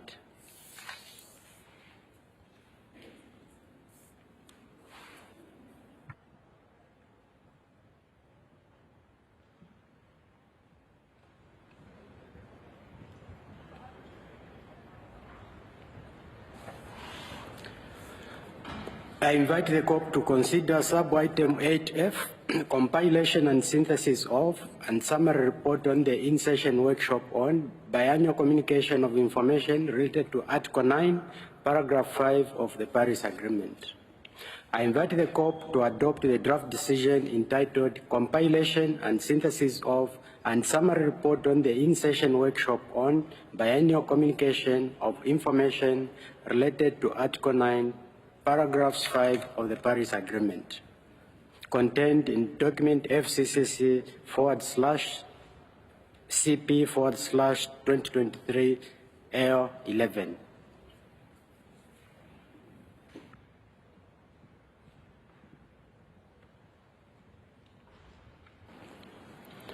I take note of the EU asking for the floor. The EU, you have the floor. Thank you, Mr. Chair. It was on the previous agenda item. We just wanted to express our support with the position of the previous speaker. We also express regret, particularly at a meeting in which we've just adopted yet another operating entity of the financial mechanism under the Paris Agreement and serving the convention as well, that we cannot, under that agenda item, deal with the review under both governing bodies. Thank you. Thank you for your statement. I'll go back to the agenda item we are considering.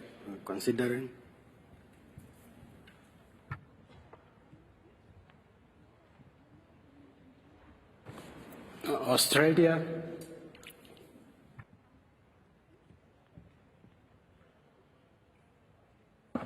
Thank you, Chair. I also just wanted to come in on the item relating to the review of the financial mechanism and align Australia with the views expressed by the United States for the reasons expressed by my colleague from the United States and also by the EU. Thank you very much. Thank you, Australia.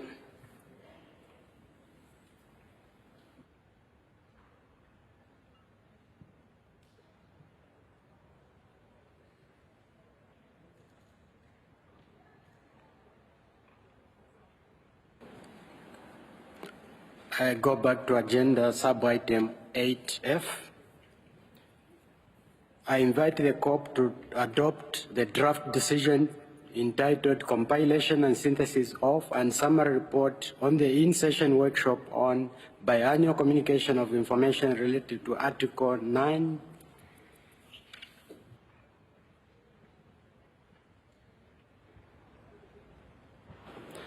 I have Egypt requesting for the floor. Egypt, you have the floor. Thank you so much, Chair, and apologies. Going back to the same agenda item, on behalf of the African Group, I just want to put on record that we are surprised that a decision that was taken and endorsed several years ago is not being implemented, which questions the ability of the parties to move forward in delivering on the decisions that they have agreed to collectively. The review of the financial mechanism under the COP has been mandated, agreed, and it should be delivered by the Standing Committee on Finance. While we cannot object to the objection, but we want to put on record that this is delaying a mandate that was given, agreed by all parties, and we regret that some parties are handing or holding this agenda item hostage for pushing other agenda items and other governing bodies. We would like this to be put on record, and we hope that when we meet next time, we are committed, all of us, to deliver on our mandates, on our agreed decisions, and take things forward and not hold agenda items hostage because of specific views that might not be agreed collectively. I thank you.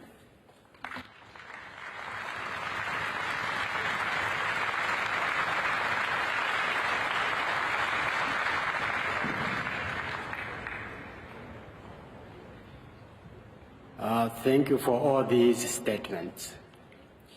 I invite the COP to adopt the draft decision entitled Compilation and Synthesis of and Summary Report on the in-session workshops on biannual communication of information related to Article 9, Paragraph 5 of the Paris Agreement as contained in document FCCC/CP/2023/L11. Hearing no objection, it is so decided. I invite parties to turn to agenda item 12, report of the forum on the impact of the implementation of response measures. I invite the COP to adopt the draft decision entitled Review of the Functions, Work Program and Modalities of the Forum on the Impact of the Implementation of Response Measures, Mid-Term Review of the Work Plan and Report of the Forum, contained in document FCCC/CP/2023/L14, FCCC/KP/CMP/L6, and FCCC/PA/CMA/2023/L19. Hearing no objections, it is so decided.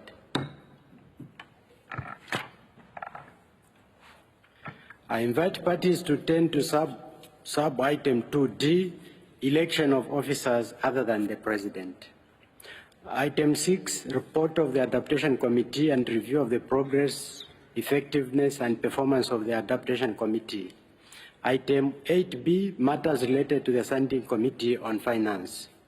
Item 9, development and transfer of technologies and implementation of technology mechanism, joint and annual report of the Technology Executive Committee and the Climate Technology Center and Network. And item 10, capacity building under the Convention. I would like to inform parties that consultations on the nominations for election have been concluded and nominations received for election to bodies under the Convention, the Kyoto Protocol, and the Paris Agreement. I would like to thank Ambassador Mohamed Nasser for conducting these consultations. I would also like to thank all chairs and coordinators of regional groups and constituencies for their active and constructive engagement in their consultations. The list of nominations received by the Secretariat is available on the UNFCCC website. I now invite the COP to elect to its bureau the following members. As Vice President, Ms. Svetlana Zekova of Bulgaria, Mr. David Mankiani of Armenia, Mr. Julio Cordano of Chile, Ms. Katie Hancock of Australia, Ms. Christina E. Stage of Marshall Islands, Mr. Harif Bruce of Netherlands. As SBI Chair, Mr. Nabil Munia of Pakistan, and as Rapporteur, Ms. Rochelle Newbold of Bahamas. Hearing no objection, it is so decided.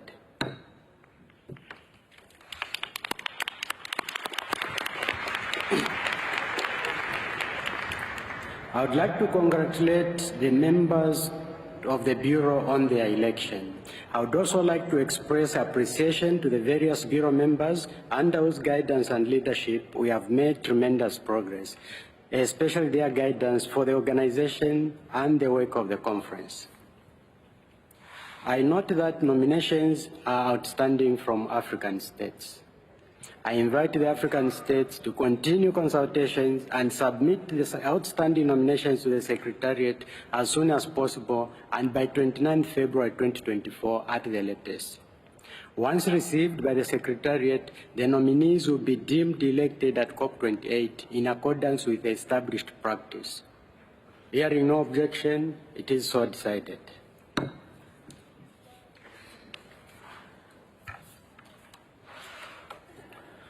Turning to the election of members of constituted bodies under the Convention, I invite the COP to elect the members of the following bodies as contained in the list of nominations: the Adaptation Committee, the CTCN Advisory Board, the Paris Committee on Capacity Building, the Standing Committee on Finance, and the Technology Executive Committee.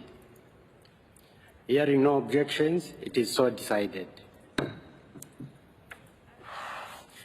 I would like to congratulate the members of these bodies on their election. I would also like to thank all the outgoing members for their commitment and hard work, and that has ensured the success of the work of these bodies. I note that there are nominations outstanding of these bodies. I invite groups and constituencies to continue consultations and submit the outstanding nominations to the Secretariat as soon as possible and by the 29th February 2024 at the latest. Once received by the Secretariat, the nominees will be deemed elected at COP28 in accordance with the established practice. Hearing no objections, it is so decided.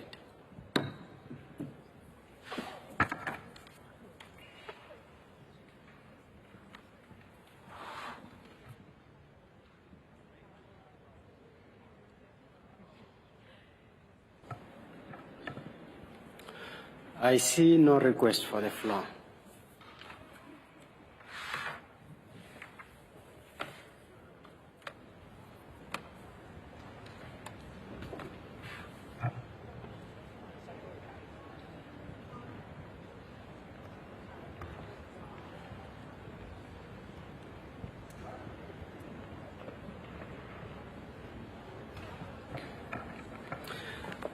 I now invite parties to turn to agenda item 18, other matters. Would parties like to raise any other matters?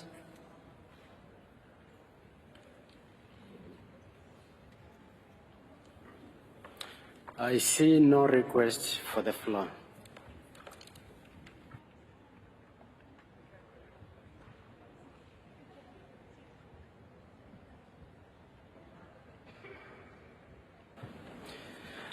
I invite parties to turn to agenda item 19, conclusion of the session. Turning to agenda sub-item 19A, adoption of the draft report on the session. I invite Kacha Kuplashami from the Secretariat to provide us with a preliminary assessment of the resource implications of decisions adopted by the COP here in the UAE. Chair, you have the floor. Thank you, Mr. President. Several decisions adopted at this session have financial and human resource implications beyond the provisions in the biennium 2024-2025 budget. All funding estimates and categorization of activities as per the methods established for the UNFCCC budget as specified in paragraph 26 of the document FCCC/SBI/2023/2 are preliminary assessments and based on information currently available. Before I go into the details of the financial implications of the decisions taken by the governing bodies at this session, I wish to emphasize that the Secretariat requires reliable and sustained funding for the party-approved mandates. In addition, it is imperative that the funding is available in order to start the work on the critical mandates. We will only be in a position to prepare and deliver the newly mandated outputs when, to say it plainly, money is in the bank. Additional contributions will be required urgently in the Trust Fund for supplementary activities, as contributions received to date are not sufficient to prepare and deliver on all mandated outputs that were requested by the governing and subsidiary bodies at previous sessions. I will now turn to the budgetary implications of decisions taken by governing bodies at the current session under the relevant agenda items. Under COP Agenda Item 2, Presidency Youth Climate Champion, supplementary funding in the amount of €2.29 million will be required to provide support for the work of the respective champions during the 2024-2025 period. Out of the total requirement, the amount of €308,000 will be absorbed from existing resources. This item includes activities under Budget Category 2, long-term or recurring, under the method established for UNFCCC budget as specified in paragraph 26 of the document FCCC/SBI/2023/2. Under COP Agenda Item 7 and CMA Agenda Item 9, Warsaw International Mechanism for Loss and Damage Associated with Climate Change Impacts, requirements of €235,000 will be absorbed from existing resources. Related outputs include the development of draft guidelines on preventing conflict of interest in relation to the Santiago Network, translation of knowledge products, and arrangement for events. Under COP Agenda Item 8A, long-term climate finance supplementary funding in the amount of €1.45 million will be required for the biennium 2024-2025 to prepare a report. Under COP Agenda Item 8B and CMA Agenda Item 10A, matters related to the Standing Committee on Finance, supplementary funding in the amount of €3.66 million will be required in the biennium 2024-2025 to support the implementation of further work on Paris Agreement, Article 2, Paragraph 1C.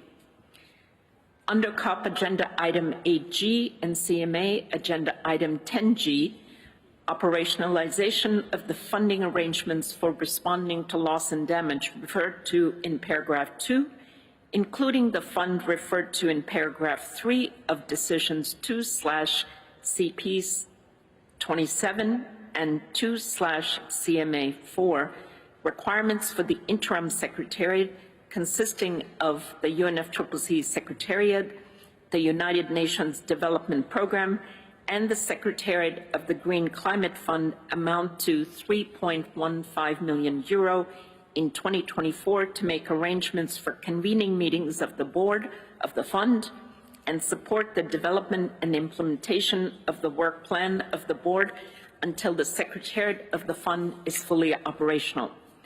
The budget of the interim Secretariat is expected to be sourced from financing to be made available for operationalizing the fund.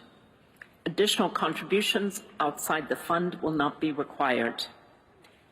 Under COP Agenda Item 9 and CMA Agenda Item 11, Development and Transfer of Technologies and Implementation of the Technology Mechanism, supplementary funding in the amount of €200,000 will be required in 2024 to produce a technical paper on artificial intelligence for climate action, to collaborate with CTCN and UNEP on resource mobilization, and to prepare a synthesis report and organize an in-session workshop. The estimate for the same outputs was reported to SBI and SUBSTA under the respective agenda items. Under COP Agenda Item 10, Capacity Building under the Convention, and CMA Agenda Item 12, Capacity Building under the Paris Agreement, supplementary funding in the amount of €27,000 will be required in 2024 to produce a synthesis report. Under COP Agenda Item 12, CMA Agenda Item 13, and CMP Agenda Item 9, report on the forum on the impact of implementation of response measures, supplementary funding in the amount of €1.16 million will be required in 2024 and 2025 for several knowledge products to be prepared by the KCI and events and dialogues to be organized by the forum. This item includes activities under budget category 2, long-term or reoccurring, and category 3, temporary or short-term under the methods established for the UNFCCC budget as specified in paragraph 26 of the document FCCC/SBI/2023/2. Under COP Agenda Item 13, Gender and Climate Change, requirement of €102,000 will be absorbed from existing resources. Related outputs include a synthesis report, an in-session workshop, and a summary report. Under the CMA Agenda Item 4, first global stocktake, an estimated amount of at least €4.3 million will be required in 2024 and 2025 for the dialogues and preparation of reports. Please note that the budgetary implications for implementation of the GST decisions are very preliminary at this point. The Secretariat will carefully study the implications and update the estimate accordingly, including how much of those implications are already covered by existing resources. Under CMA Agenda Item 5, Work Program on Just Transition Pathways, referred to in the relevant paragraphs of Decision 1/CMA4, funding in the amount of €1.75 million will be required in 2024 to hold at least 2 dialogues prior to the regular session of the subsidiary bodies, prepare an annual report on the dialogues, and an annual report on the activities from the work program. Under CMA Agenda Item 6, Sharm el-Sheikh Mitigation Ambition and Implementation of Work Program, referred to in Decision 4/CMA4, supplementary funding in the amount of €1.31 million will be required in 2024 and 2025 to organize and report on global dialogues and investment-focused events. Under CMA Agenda Item 7, reporting and review pursuant to Article 13 of the Paris Agreement, provision of financial and technical support to developing country parties for reporting and capacity building, supplementary funding in the amount of €175,000 will be required in 2024 and 2025 to organize online regional workshops prior to SB 60, organize an in-person workshop at SB 60, to produce a synthesis report prior to SB 62, to organize a facilitated dialogue at SB 62, and to prepare a summary report of lessons learned and best practices. Under CMA Agenda Item 8, Glasgow Sharm el-Sheikh Work Programme on the Global Goal on Adaptation referred to in Decision 7/CMA3, supplementary funding in the amount of 178 million, 1.78 million euro will be required in 2024-2025 to launch a two-year work program on indicators for measuring progress towards achieving targets, to arrange a workshop on indicators for measuring progress, and to undertake technical work in support of the framework and the work program. Under the CMP Agenda Item 5, matters related to clean development mechanism, supplementary funding in the amount of 20,000 euro will be absorbed from existing resources. The Secretariat is requested to prepare 2 technical papers. Under CMA Agenda Item 14C, work program under the framework for non-market approaches referred to in Article 6, Paragraph 8 of the Paris Agreement, and in the Decision 4/CMA3, supplementary funding in the amount of 80,000 euro will be required in 2024 to develop a manual, prepare a synthesis report on submissions, and a workshop report. Unless specified otherwise, all activities under the aforementioned items are temporary or short-term in nature and fall under Category 3 under the established methodology for UNFCCC budget as specified in paragraph 26 of document FCC/SBI/2023/2. The total amount of estimated additional contribution required in the Trust Fund for supplementary activities to enable the Secretariat to develop the outputs in the biennium 2024-2025 as mandated by the governing bodies in this session amounts to 17.8 million euro. All supplementary funding requirements for the biennium 2024 and 2025 will be included in the fundraising letter that will be sent by the Secretariat to relevant parties in the beginning of 2024. Resource requirements in 2026 and beyond resulting from decisions taken in this session will be treated in line with the established budgetary processes. We hope that the Secretariat can count on the urgent support of parties to provide adequate, reliable, and timely funding for the activities to be undertaken. Thank you. Thank you, Chair. The draft report is contained in document FCCC/CP/2023/AO2. I invite the COP to adopt the draft report on the understanding that the rapporteur, with the assistance of the Secretariat, will complete the report and make it available to all parties. Hearing no objection, it is so decided.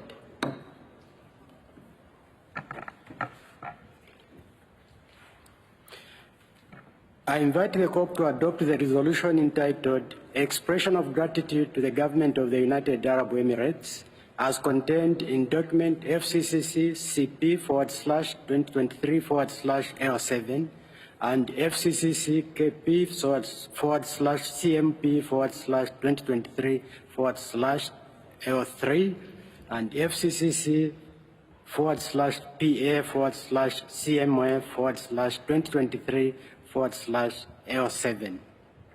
Hearing no objection, it is so decided. Let me give the floor to Azerbaijan.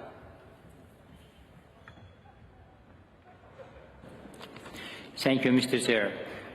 The Conference of Parties expressed their profound gratitude to the Government of United Arab Emirates for having made it possible for the 28th session of the Conference of the Parties, the 18th session of the Conference of the Parties serving as the meeting of the parties to the Kyoto Protocol, and the 5th session of the Conference of the Parties serving as the meeting of the parties to the Paris Agreement to be held in Dubai.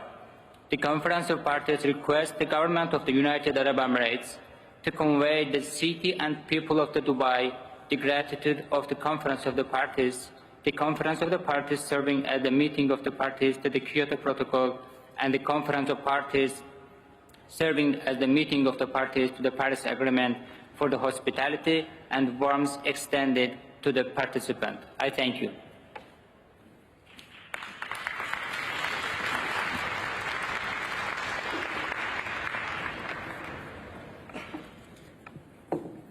I hereby adjourn the 6th meeting of the COP.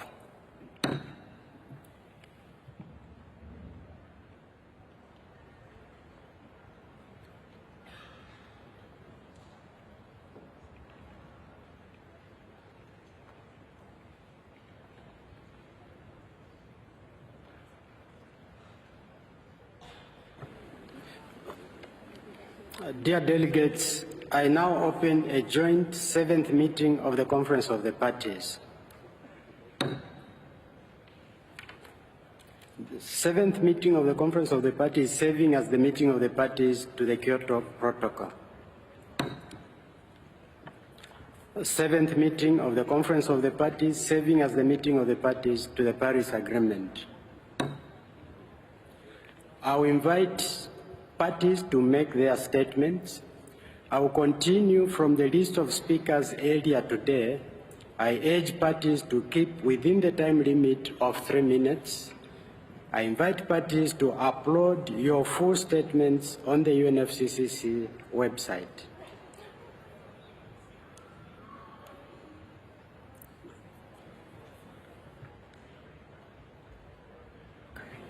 I now give the floor to Paraguay. Apreciados colegas, señor presidente, en mi capacidad nacional como representante del Paraguay, quisiera agradecer y reconocer a la presidencia emiratí de la COP28, a la Secretaría y miembros de los órganos subsidiarios por el esfuerzo dedicado para manejar difíciles negociaciones entre las partes. Asimismo, manifiesto una vez más nuestro compromiso de avanzar en la aplicación plena del Acuerdo de París, como siempre lo hemos demostrado. Celebramos la puesta en marcha del Fondo de Pérdidas y Daños y las contribuciones anunciadas. No obstante, este auspicioso logro no debe hacernos perder de vista que es fundamental que el financiamiento climático aumente significativamente.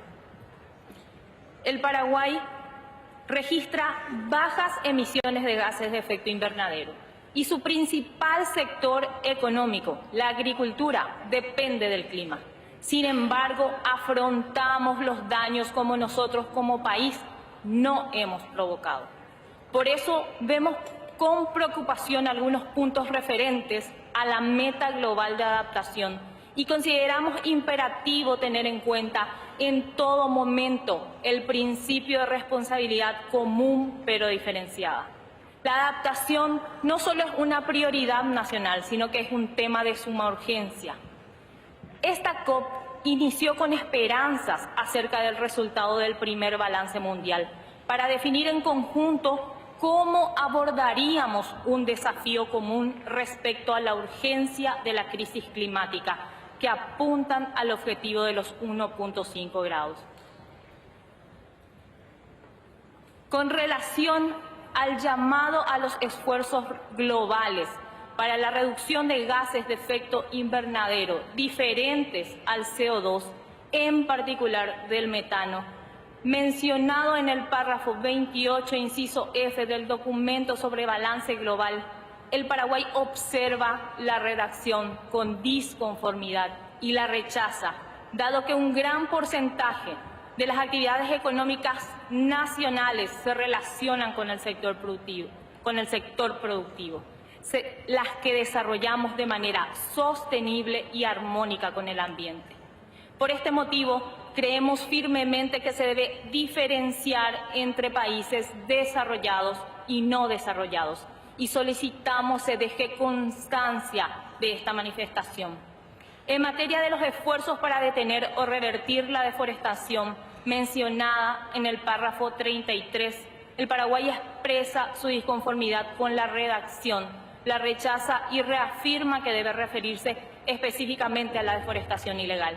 Y en particular, los esfuerzos se deben implementar de manera determinada nacionalmente y teniendo en cuenta las diferentes circunstancias nacionales. También solicitamos se deje constancia de esta manifestación. Creemos que nuestros esfuerzos conjuntos debe primar la determinación de dejar un digno legado a las futuras generaciones. Una política de ámbito mundial requiere al propio tiempo de todo un compromiso mundial al desarrollo, que debe tener en cuenta la relación existente entre la protección del ambiente y la urgente necesidad de acelerar el progreso económico de los países en desarrollo. Los países en desarrollo no podemos renunciar al derecho al desarrollo, que es un derecho humano inalienable. Así ha sido reconocido por las Naciones Unidas y la acción climática forma parte del desarrollo sostenible al cual aspiramos todos los pueblos. Muchas gracias. Thank you. I'd like to invite France.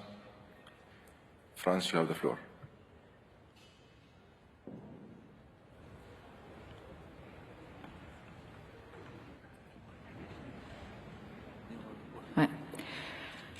Monsieur le Président, Mesdames et Messieurs, je souhaite m'aligner avec la déclaration de l'Union européenne et souligner à titre national les points suivants.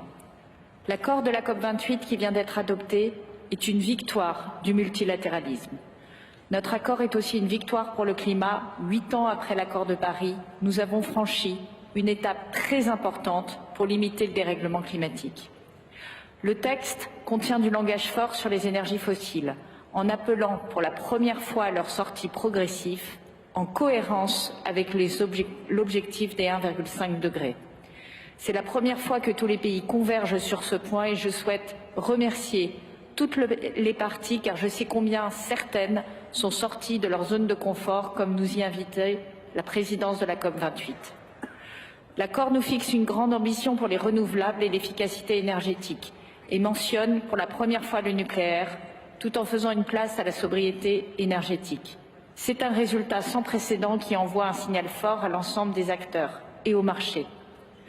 Nous aurions bien sûr souhaité que le texte prenne des engagements plus forts sur le charbon ou sur le méthane.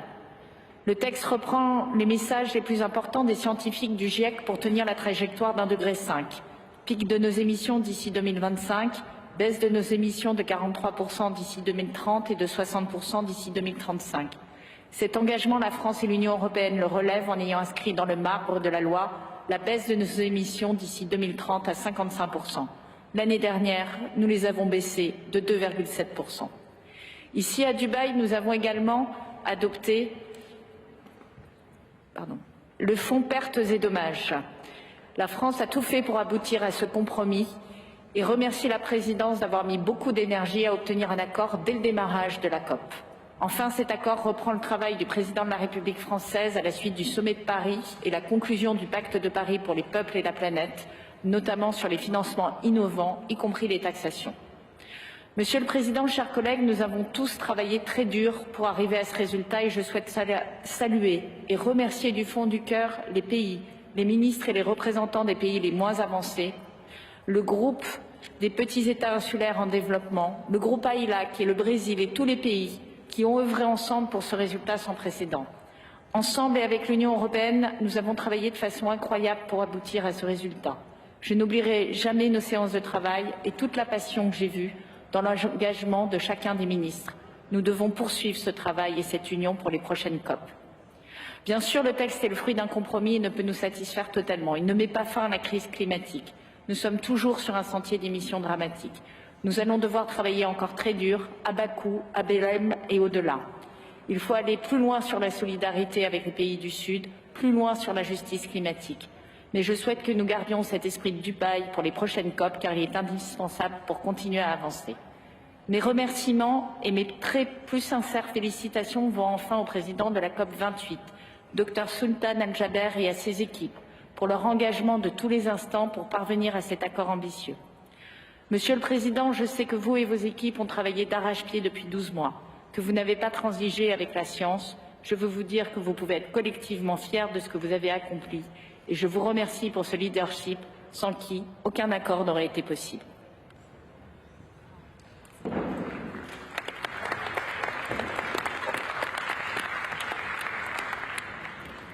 Thank you, France, for your statement. Allow me to invite Senegal. Senegal, you have the floor. Excellences, Mesdames et Messieurs, le Sénégal a le privilège de faire cette déclaration au nom du groupe des négociations des 46 pays les moins avancés.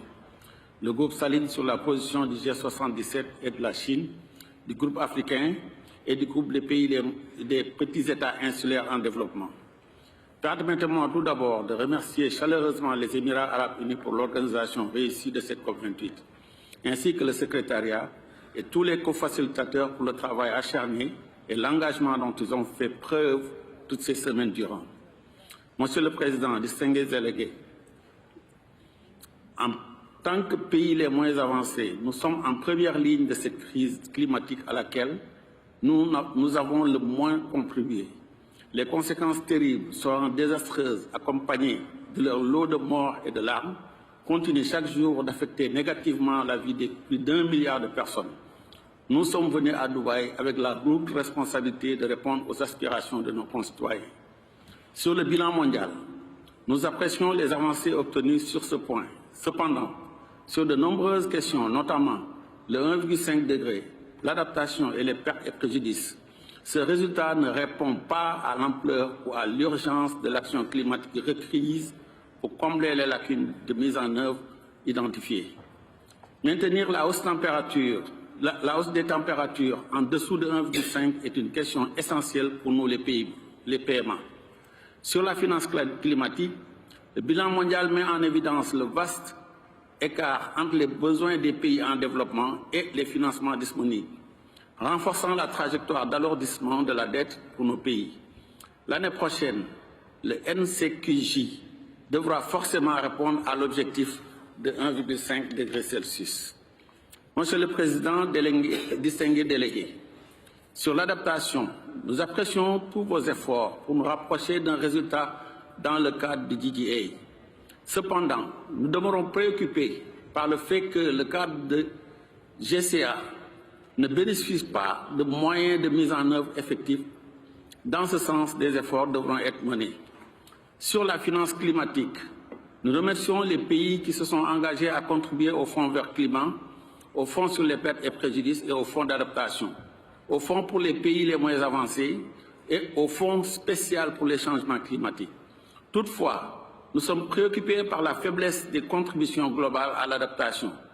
Nous encourageons les pays développés à prendre des engagements supplémentaires. Nous attendons des progrès concrets concernant le doublement du financement de l'adaptation et demandons aux pays développés de fournir des informations détaillées sur leur mise en œuvre de cet objectif. L'absence de définition commune du financement climat demeure une réelle préoccupation sur la transparence du financement. En ce qui concerne le NCQJ, nous nous félicitons des modalités de travail retenues pour l'année prochaine. Nous souhaitons réaffirmer que le financement des pertes et préjudices doit faire intégrante des résultats du NCQJ. Le nouvel objectif financier devra être aligné à notre ambition de 1,5 degré Celsius et résorber le déficit de financement pour l'action climatique dans les pays en développement. Sur l'atténuation, nous sommes préoccupés par la dernière version du texte. Le libellé entourant le pic des émissions de gaz à effet de serre est faible. Nul besoin de rappeler que les pays les moins avancés sont à l'avant-garde de la crise climatique et que les impacts dépassent nos limites d'adaptation au niveau actuel de réchauffement. Mesdames, Messieurs, sur les pertes et préjudices, nous apprécions l'adoption historique de la décision relative au Fonds des pertes et préjudices et saluons les premières contributions notées. La mise en place de ce fonds constitue un premier pas dans le processus de reconnaissance des pertes et préjudices. Il s'agit, à partir de maintenant, de garantir les contributions optimales pour une utilisation judicieuse de ces fonds à la hauteur du niveau proportionné aux coûts importants et croissants des impacts du changement climatique dans nos pays et communautés vulnérables. Nous nous félicitons de la mise en œuvre du réseau de Santiago Network et attendons avec impatience le travail de consortium de l'UNDRR et de l'UNOPS en vue de l'établissement du secrétariat du réseau, conformément à la vision exprimée par les partis par l'intermédiaire du Conseil consultatif. Monsieur le Président, distingués délégués, Mesdames, Messieurs, le groupe des PMA reste engagé à travers toutes les parties de manière responsable et constructive pour faire avancer ce processus durant les prochaines années. Nous sommes dans le combat de notre survie et c'est le combat pour une justice climatique. Je vous remercie de votre aimable attention.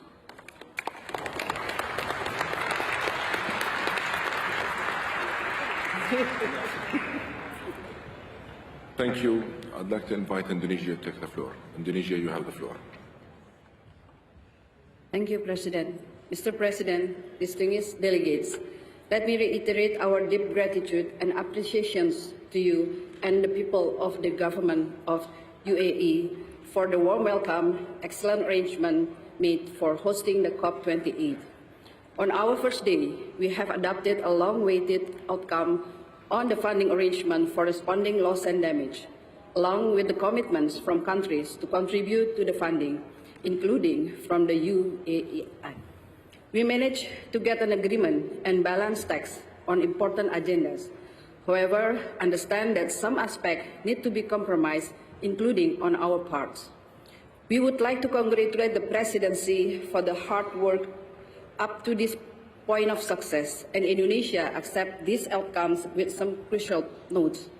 On the global stocktake, our approach should be taking on the text as a whole, not by cherry-picking some part of the text in which might be uncomfortable for us. The specific language on transitioning away from fossil fuel must be understood in the context of different national circumstances, pathway and approach in line with the principle of Paris Agreement. Indonesia would not accept less than that for our future references. While noting the balanced reference on the most part of the text about indigenous peoples and local communities as agreed on the Paris Agreement, we regret that on para 61, this balance is not reflected. For Indonesia, we would take into account the value of local communities as well as in the implementation. On the loss and damage, under the GST, we note of having a standing agenda item on loss and damage under COP, CMA, and its subsequent SPs. On finance, the text has indicated balanced views between the needs of developing countries and effort made by developed countries. For its implementations, action for developed countries to continue taking leads in mobilizing climate finance from a wide variety of sources and more global effort on transition finance is matter. The fulfillment of climate finance pledge is a game changer. Mr. President, distinguished delegates, keeping the 1.5 degrees Celsius alive can only be done with action. We could not cover this goal simply by new and additional ambition alone. We need concrete implementation. Indonesia stands ready to work with all parties on the successful implementations and discussion on the remaining technical aspect as appropriate. Lastly, as others have done so, Indonesia would like to also extend its full support to Azerbaijan and Brazil as presidency of COP29 and COP2030 respectively. I thank you, Mr. President.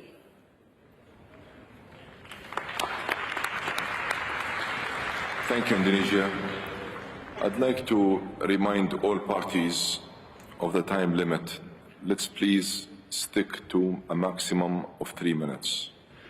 I'd also like to invite you to submit or upload your full statement on the UNFCCC website. Allow me now to invite Philippines. Thank you, Mr. President. The Philippines thanks your excellent leadership and with your team, the extensive and inclusive consultations that were held to bring us to where we are today, the UAE consensus. The Philippines commends the key milestones achieved here at COP28 on the operationalization of the Loss and Damage Fund and the Santiago Network. The Philippines, as a high-risk and climate-vulnerable country, is pleased to have secured a seat in the inaugural Loss and Damage Fund Board representing the Asia-Pacific Group. As already announced by our President, we are offering to host the L&D Fund Board. Mr. President, we strongly support your initiative on Youth Climate Champion. We recognize the utmost importance of our young people, with their diverse backgrounds and circumstances, and the key roles they play in developing, prioritizing, and adopting ecological initiatives. On the decisions we have adopted, the Philippines notes with concern that the global stocktake did not result in a stronger outcome on matters relating to equity and CBDR-RC. That the GGA lacks explicit reference to CBDR-RC and the mobility and displacement issues, while further noting that the decision text nevertheless refers to national circumstances. We called for a standing agenda item on loss and damage for SBs, the CMA, and COP. This was not included, but we note and receive well the President's assurance that this will be taken up as part of the existing agenda items on the whim.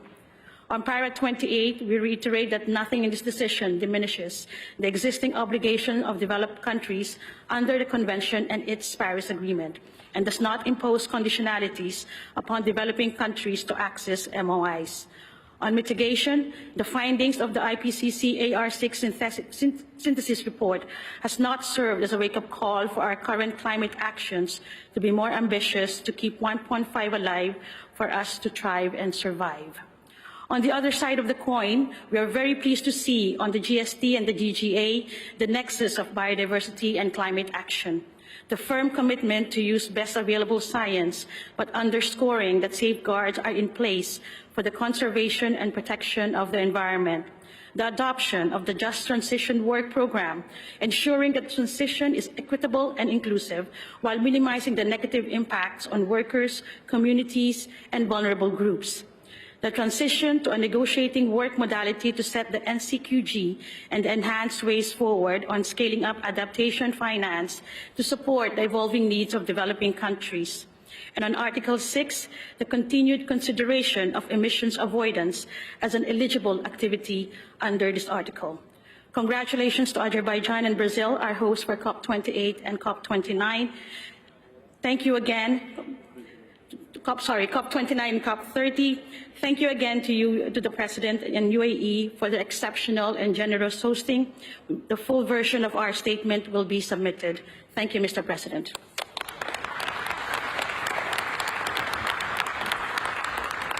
Thank you. I'd like to invite Morocco. You have the floor. Morocco, you have the floor. Thank you, President.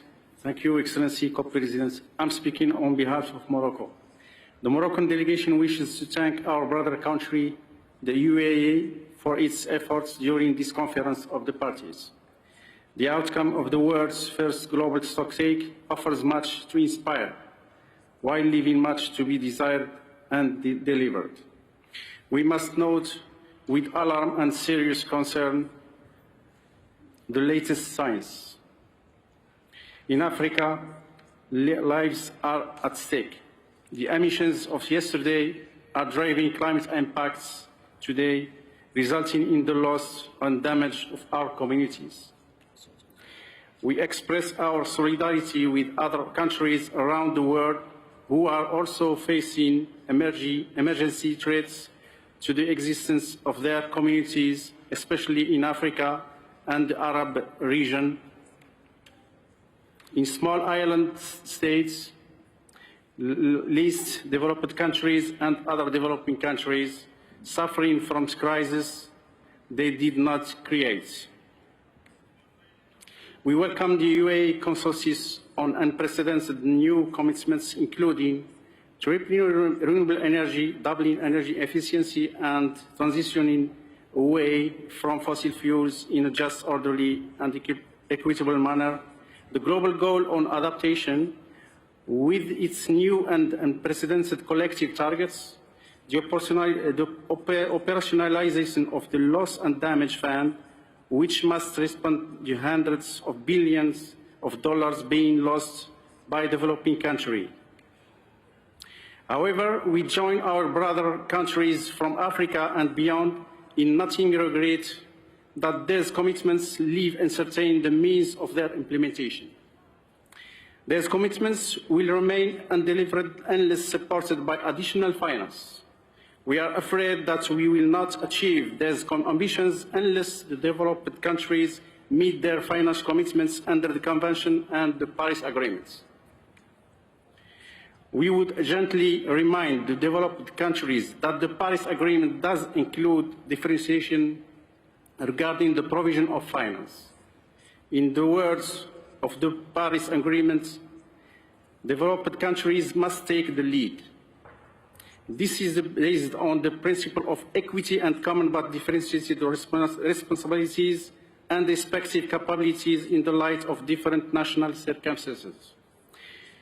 This doesn't mean that developed countries are expected to finance everything, but developing countries are already paying enormous sums, too much of our public money, for the costs of energy transition, of adaptation, and of historic loss and damage for problems we did not create. This is on the top of development efforts in tackling human poverty, education, and health across Morocco and Africa. Excellencies, Mr. President, as Morocco, of course, we want to achieve emissions neutrality, to phase out pollution energies, and to adapt to climate change. But to fully do so, we need new and additional grant equivalent public finance. In this sense, we note with concern what seem to be efforts in recent years to dilute the principle of equity and responsibilities of developed countries. We are now in the most difficult part of the Paris Agreement, the era of implementation, which requires responsible conversations about the inadequacy of the means of implementation. In this regard, we look forward to agreements at COP29 of a new collective quantified goal with layers including provisions as well as mobilization, responding to mitigation, adaptation, and loss and damage. This will give us the confidence that we can deliver the ambition agreed today. We look forward to COP29 in Azerbaijan, and thank you.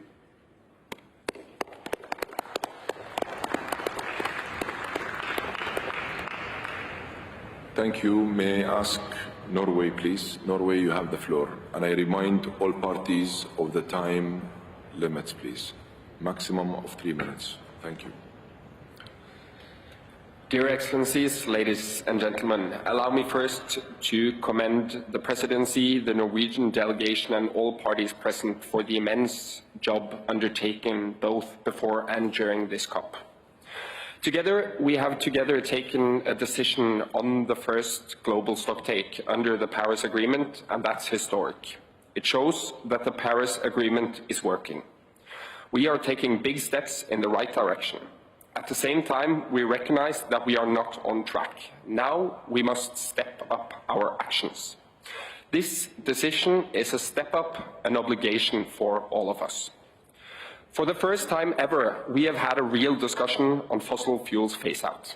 Even though we, as many others like Samoa, wanted stronger language, the commitment to transition away from fossil fuels in our energy systems is groundbreaking and cannot be misunderstood. Not by governments, not by markets, not by anyone.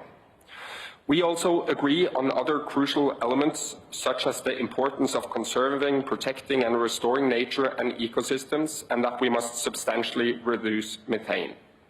With today's decisions, we can keep 1.5 alive. However, international agreements does not cut emissions by itself. The real job starts now. Now it is up to all of us to follow up on our commitment and implement it. And on implementation, we have a long way to go. We had higher hopes for the mitigation work program to give us guidance on how to accelerate the just energy transition, and the decision does not deliver on that. We are glad we have an outcome on adaptation that will bolster adaptation efforts supported by the new framework on the global goal on adaptation. And on finance flows and means of implementation, we recognize the critical role of public finance to support the implementation of action in developing countries, in particular for adaptation. At the same time, we need to scale up and align all financial flows in accordance with Article 2.1c of the Paris Agreement. We look forward to further work on Article 2.1c as a follow-up of the GST. The language on human rights are deeply concerning. Human rights are not something parties should be encouraged to take into account. Human rights must be respected, promoted, and fulfilled. Dear all, in 1992, countries joined the Convention on Climate Change as a framework for international cooperation to combat climate change. That's 30 years ago, and in those 31 years, we have moved in the wrong direction. I'm 31, and I very much plan to stick around for the next 31 years. The decision today should frame the majority of my life and the life of many others. Our decision is groundbreaking, but only if we utilize it to create meaningful impact and follow up. Societies do not follow some predefined path. They are built by people, by us. Together, we can design the societies, the world that we want for the future. Let's act now. Thank you.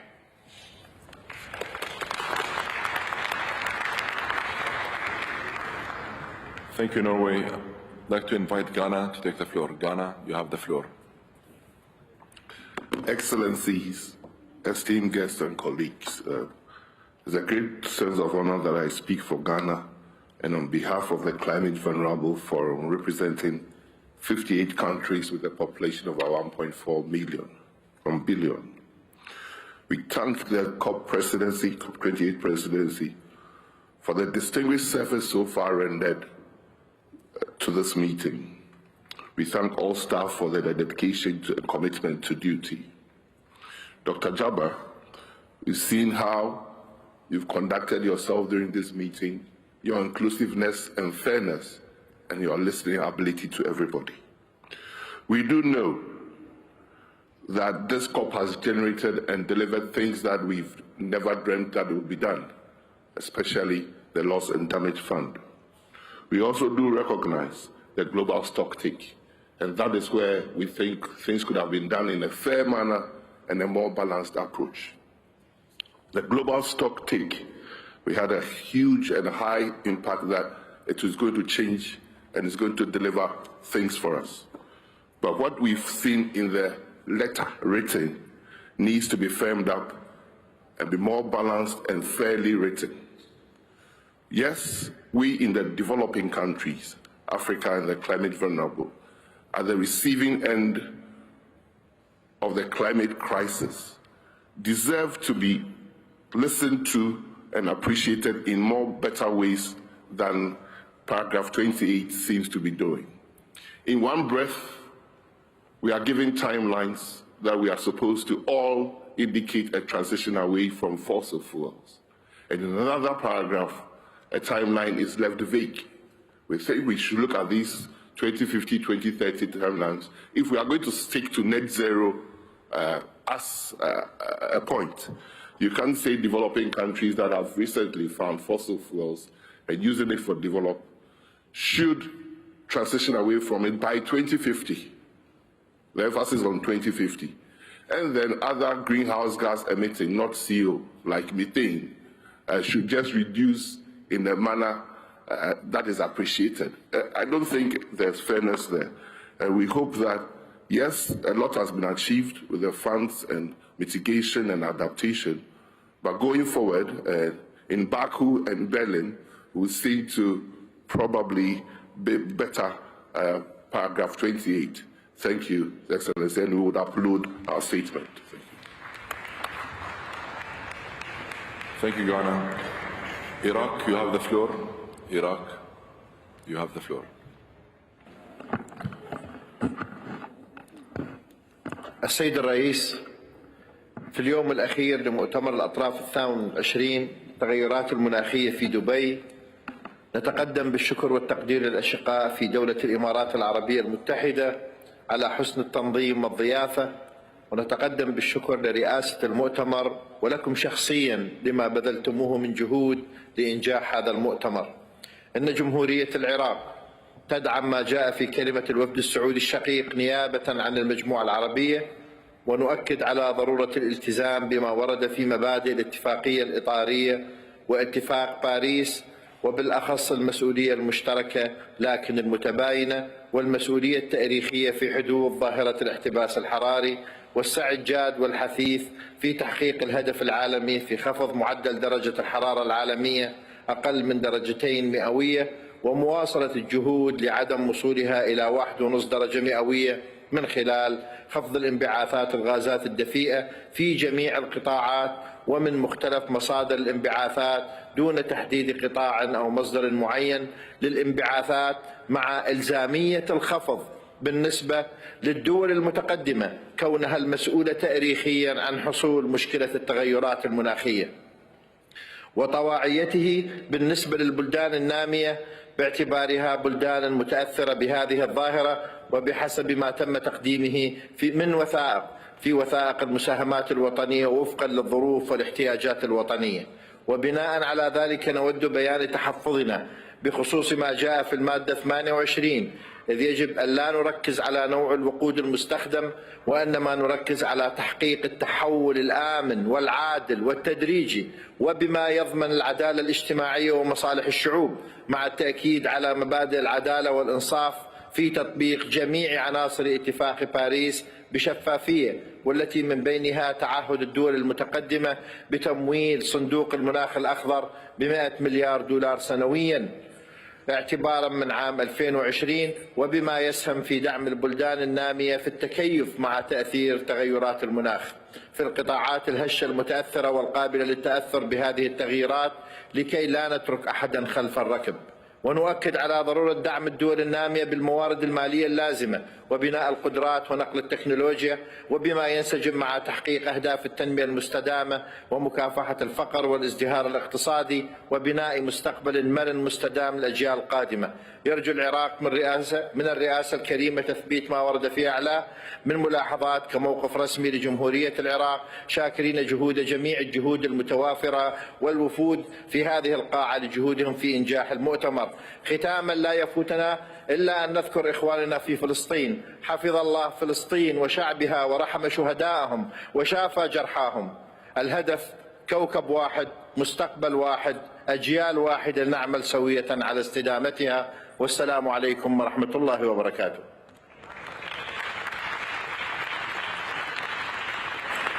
Thank you, Iraq. Japan, you have the floor. Japan, you have the floor. Thank you. Thank you, Mr. President. First of all, I would like to commend the efforts of the presidency and all the parties for having reached this successful conclusion at this critical COP. I recall that we successfully adopted the decision on the funding arrangements and the fund responding to loss and damage on the very first day of COP28. Further, I welcome the successful conclusion of the first global stocktake under the Paris Agreement. Through the intensive 2 weeks discussions, we witness the power of collective resolve, the strength of unity, and the spirit of global cooperations, despite the differences among parties. The climate crisis strikes every country, disregarding the borders and regions. Now, all parties must move forward and show the highest ambition towards 1.5-degree goal in the next NDC, and realize tangible emission reductions reflecting the outcomes of the global stocktake. Let me remind you that Article 6 of the Paris Agreement enabled to mobilize private finance and deepen global efforts for emissions reductions. We should not forget that Article 6 is indispensable for the achievement of 1.5-degree goal. We call on all parties to find solutions for full operationalization at COP29. May the decisions made in this room inspire nations, communities, and individuals to accelerate progress towards a sustainable and resilient future. I thank you.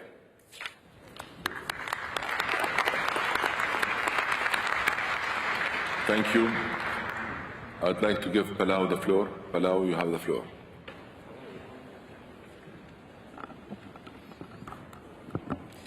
Thank you very much, Mr. President. I take the floor on behalf of the PCIDS, and we fully align with the statement made by Samoa on behalf of AOSIS. The UAE has set a new bar in the execution and organization of the COP, and we thank you, your team, and the UNFCCC Secretariat for your dedication and tremendous effort in bringing us to the outcome we stand on today. Mr. President, as mentioned by our colleague from Bangladesh, your people were pearl divers, and within a very short time, you have envisioned and transformed your country into a modern vision of the future. The people of UAE are visionary, and Mr. President, today the UAE delivered on a new vision for our world, one without fossil fuels. As the Pacific SIDS, one of the groups most vulnerable to climate change, we thank you. Mr. President, we understand the difficulties of multilateralism and the incredible challenge of getting 200 countries to agree on something as critical as the GST in writing. We want to acknowledge and celebrate that our 1.5-degree North Star is clear as our guiding light, and science and the IPCC are also strongly referenced as the basis for our objective decision-making. However, it would be remiss of us not to mention our concerns with loopholes in the text that create difficulties in reaching the path ahead that avoids breaching 1.5. The phrase energy systems instead of a full economy transition in the move away from fossil fuels is one such loophole, as are carbon capture and storage mechanisms, which are unproven and uneconomic technologies that divert investment and focus. We are concerned about the language regarding fossil fuel subsidies and transition fuels. Nevertheless, we need to set sail and course correct quickly, and we need to work together. That means all parties must deliver on their new 1.5 aligned NDCs through various means of implementation, specifically on financing and access to finance. Mr. President, we also want to thank the UAE for being the first developing country to contribute to the soon-to-be-named Loss and Damage Fund, which we see as a critical development in getting it adopted and over the line. We thank the various donors for hearing our call to support those most vulnerable to climate change. We look forward to continuing to work together and accelerating our progress on our way to Azerbaijan and to Brazil in sailing towards our North Star of 1.5 degrees. Mr. President, in my language, Masulang, I thank you.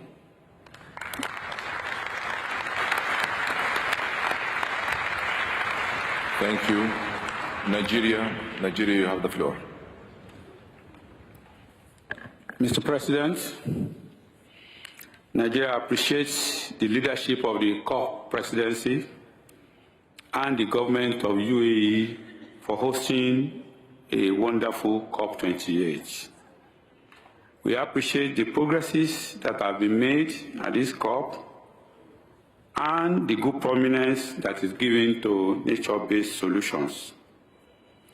As well captured in our national statement of Nigeria during the opening plenary, despite the heavy burden of climate change on Nigeria, Nigeria will continue to play a part in fighting the menace of climate change. Science has shown clearly that developing countries like Nigeria have minimal contribution to climate change, yet we are the most vulnerable to the adverse consequences. There are widespread evidence of damage caused by climate change affecting sustainable development goals and sustainable development.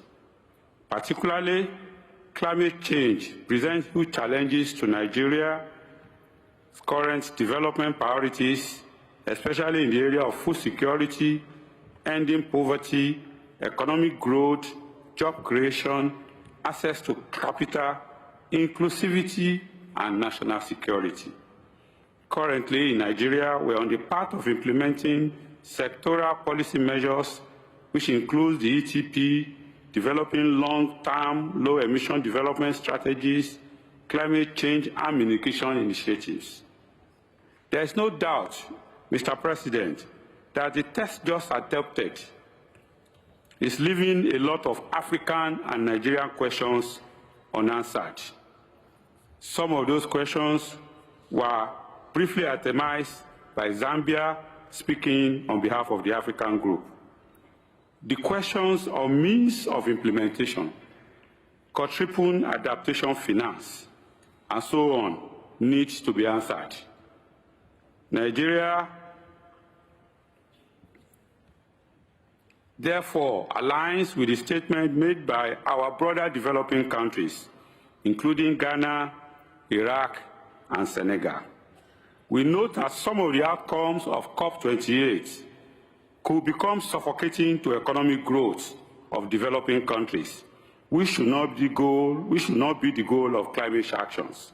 To move the world in a just, equitable manner towards 1.5, the developed countries need to be more forthcoming in providing support to developing countries like Nigeria in the form of large-scale investments, technological transfers, capacity building, and funding. I thank you for your attention.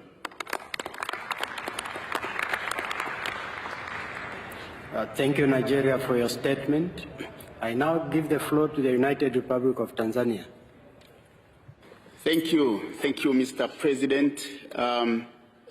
Excellencies, my delegation sincerely expresses its gratitude to you, Mr. President, for your leadership that has brought us to this historical moment. The adoption of the UAE consensus on GST, on the GGA, the Just Transition Work Programme, loss and damage, and many other decisions is not only historical, but also reaffirms the UAE's vision that the world can indeed collectively unite, act, and deliver on climate action in an inclusive manner. Mr. President, when we came here as a delegation, we had a mission that has now partially been fulfilled by adoption of these decisions today. The operationalization of the Loss and Damage Fund here in Dubai and its early capitalization, in particular by the UAE, will go down into history under your name. Mr. President, the adoption of the UAE consensus is not only crucial for the United Republic of Tanzania, but for the continent as well. It is now a guiding decision to all parties to scale up their actions towards the 1.5 degrees agenda. The decision is particularly important towards availing adequate means of implementation for the decisions agreed today. It is extremely critical that all adaptation and mitigation actions are linked to adequate financing, technology, and human capital development. We invite investment, financing, and technology transfer that are consistent with the scale of the problem, that will not lead our countries to more debt stress and that will focus on actions that consider the need to accelerate sustainable development and better livelihood of our communities. As we unlock the Just Energy Transition Work Programme, and as my President, Dr. Samia Suluhu Hassan, President of the United Republic of Tanzania, appealed at the beginning of this conference, we need to ensure a gender-inclusive just energy transition, ensuring that clean cooking is part of this global just energy transition agenda, particularly for Africa, where we still have over 900 million people without clean cooking solutions. We are convinced that parties will deliver on what we have committed today. We are confident that the just transition pathways will not undermine the principles of the Convention, the Paris Agreement, and the right to development. The United Republic of Tanzania, therefore, looks forward to working with you, Mr. President, as we unlock this historical consensus in all areas in the months and the years to come. Let me once again reiterate my delegation's sincere gratitude to you, the entire UAE team, and the UNFCCC Secretariat for such an historical COP. I thank you, Mr. President.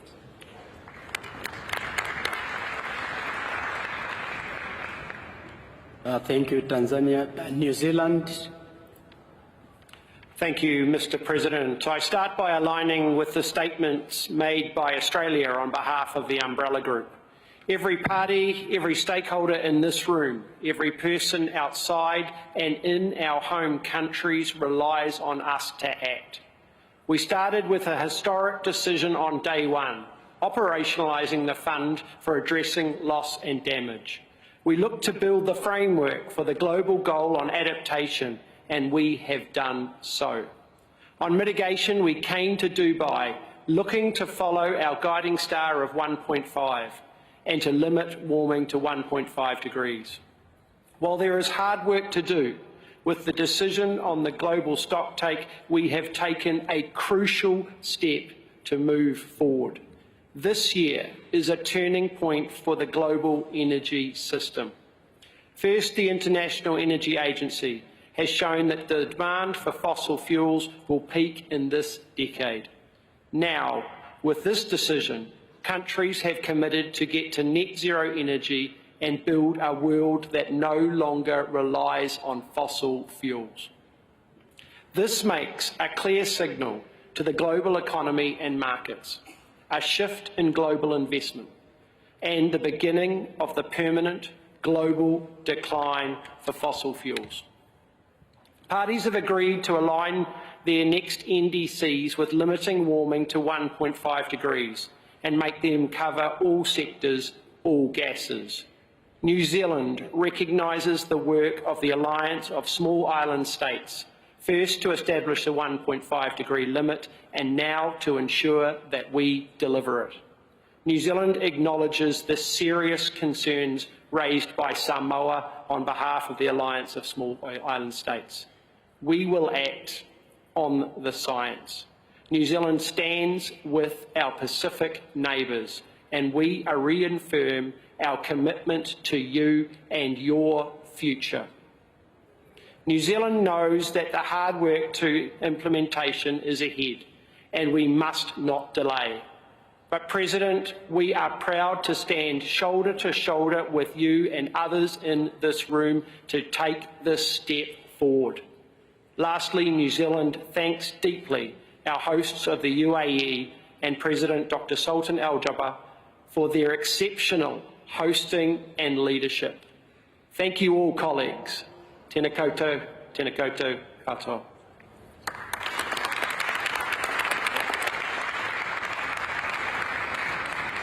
Thank you, New Zealand. I now give the floor to Italy. Thanks, Mr. President. Dear colleagues, dear friends, the agreement reached here is an historical achievement. It takes into account all the most relevant aspects of the Paris Agreement and the profoundly different demands of the various states, which, however, recognize a common and objective ground guided by science. For this reason, the agreement reached can be considered both balanced and profitable for this historical phase, characterized by strong international tensions that weigh on the transition process. Italy, within the framework of the European commitment, has been engaged and determined until the last moment for the best possible results. About fossil fuels, in the agreement, there is a clear message of acceleration towards their progressive elimination, recognizing their transitional role. We have for the first time a common language on transitioning away from fossil fuels for net zero emissions by 2050. The agreement highlights the need for deep and rapid reduction.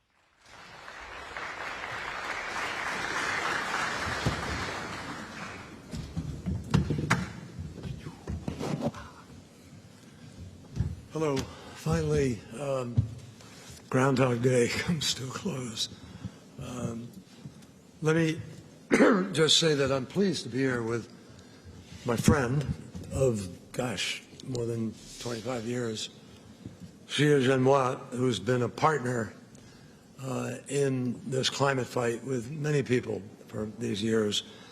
And 2.5 years ago, Xie Zhenhua and I met in Shanghai in the middle and even early stages of COVID in order to try to re-energize the bilateral engagement to address the climate crisis during this critical decade. In Glasgow, with a great deal of back and forth in the weeks leading up and months leading up, we agreed to take concrete mitigation actions in parallel and to establish a working group to carry out pragmatic cooperation. Most recently, we released the Sunnylands Statement, which addressed both of the national actions of the two countries, such as agreement to accelerate renewables deployment to substitute for fossil fuels, and the elements that we both considered we should be included in the global stocktake here in Dubai. We both hope and are pleased that we think our joint work not only advanced our respective national efforts, but also reflected at the COP in many ways throughout the creating of momentum and providing substantive ideas. And indeed, we met periodically throughout the time here in order to try to make sure that we both felt we could come up with an agreement that could be supported broadly. In the case of COP28, the contribution included, among other things, our agreement to submit 2035 national determined contributions that are economy-wide and cover all greenhouse gases, which is critical to getting the kind of mitigation effort we need in the future. And also we wanted to encourage others to do the same thing.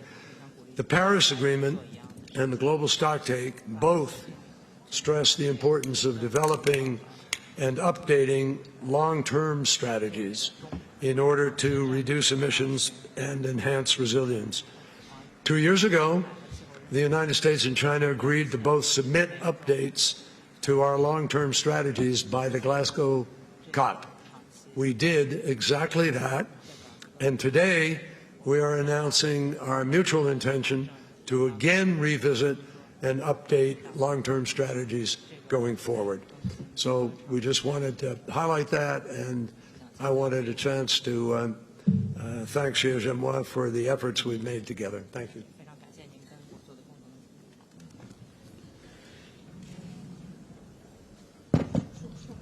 Uh, 谢谢我的好朋友这个克里国务卿，刚才他先做了一个介绍，我完全同意他刚才介绍的中美两国在气候变化领域我们合作的一些情况。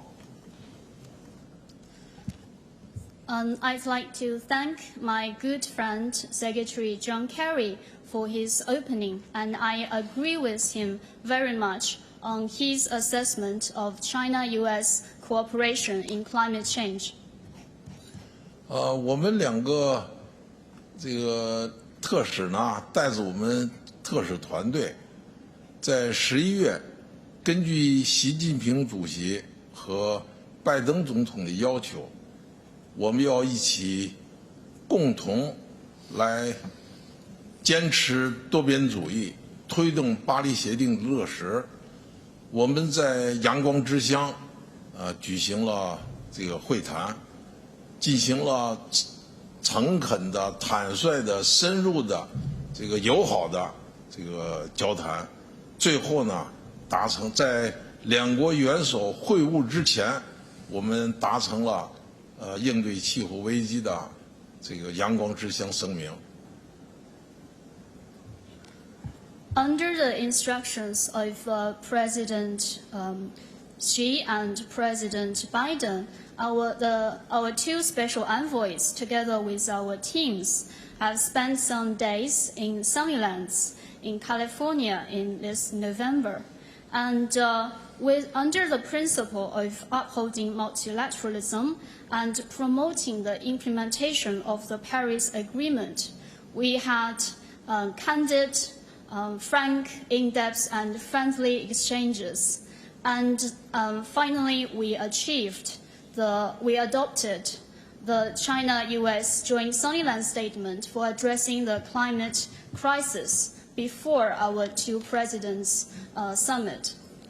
这个两国元首批准的联合声明呢，主要是讲，第一，我们总结了这个彼此的在落实巴黎协定、采取气候行动的进展情况，而且呢，我们商定要支持阿联酋成功的举办一次 COP28。另外呢，我们还商定中美两个最大的国家要在气候变化这个领域加强交流和合作。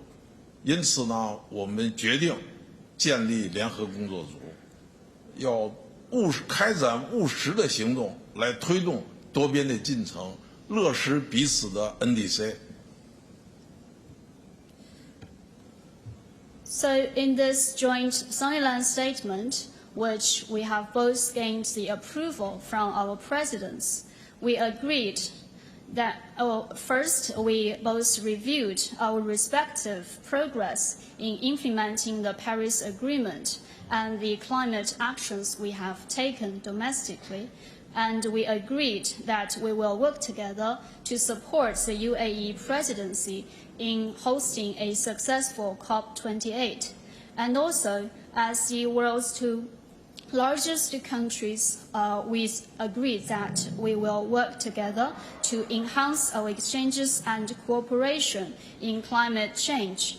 And therefore, we decided that we will operationalize the joint working group to address climate change. This is to promote more pragmatic actions, to promote the multilateral process, and also to better implement our respective NDCs. 我们在迪拜已经落实了两国联合声明的一个内容，就是支持 COP28 取得成功。在陷入僵局的时候，我跟克里先生两国团队提出了一个打破僵局的一些建议，最后呢，这个大会取得了成功。感谢克里国务卿和我们一起做的努力。And here in Dubai, we have already fulfilled part of what we agreed in Sunnylands, that is working together to promote a successful COP28. When the negotiations were getting stuck, we worked together and provided some joint proposals to unlock the deadlock in the negotiations and facilitated the success of the COP. So here I'd also like to thank Secretary Kerry and his team for the good cooperation. 我们还商定根据巴黎协定的要求和这次全球盘点的成果，我们来各自呢来评价一下我们气候行动的长期方案、长期战略。然后再尽快的能够更新我们的 NDC， 来调整我们整个的长期发展战略，最后呢，来落实这个巴黎协定和全球盘点之后的目标。We also agreed that following the requirements of the Paris Agreement and also the suggestions made in the outcome for the first global stocktake, China and the US will respectively re-evaluate our respective long-term strategies for climate actions, and then based on that, update our NDCs so as to better implement the Paris Agreement. 我们还商定尽快的来启动两国的气候变化联合工作组，其中包括能源转型、循环经济、甲烷、低碳可持续省州和城市4个工作组，加紧启动开展活动，落实我们所各自的 NDC 来推动多边进程。We also agreed that we will operationalize our joint working group on climate change as soon as possible, so that we can get the work started under the 4 thematic sub-working groups themed on energy transition, circular economy, methane emission control, and also low-carbon sustainable states sub-national cooperation, so that we can better implement our NDCs and promote the multilateral process. 最后我再讲一点，就是这次 COP28 是巴黎协定达成生效8周年。这次会议期间呢，是我的老朋友80岁生日，我的孙子8岁的孙子和我的家人专程的赶到这次会上，向我的老朋友祝贺80岁生日。我们祝他身体健康，祝他们全家幸福。And finally, I'd also like to say this year, or more exactly yesterday, marks the 8th anniversary of the adoption and coming into effect of the Paris Agreement. And it was also during this COP my old friend, Secretary Kerry, celebrated his 80th birthday. And also I especially invited my family and my 8-year-old grandson, especially traveled to Dubai and said happy birthday to my friend, Mr. Kerry. So here I'd also like to invite you to join me to wish my good and old friend good health and also happiness to his family. 我孙子问我说：“你们80岁了还在工作，这么多人在这谈判，有叔叔阿姨，还有大哥哥大姐姐，怎么这么多人呢？”我说：“这就是气候变化这个事业，一代一代都有人，我们后继有人，而且呢，我们这个事业肯定是会可持续的。” And my 8-year-old grandson asked me, "Why are you still working so hard at your age? And why there are so many people, and my elder brothers, elder sisters, and also uncles and aunties, so many people, they are participating in the intense negotiations for such long hours here?" So I said, because we are all passionate for this common cause of addressing climate change. And I believe with our younger generations, this cause will be carried forward generations after generations. Our cause will be surely sustainable.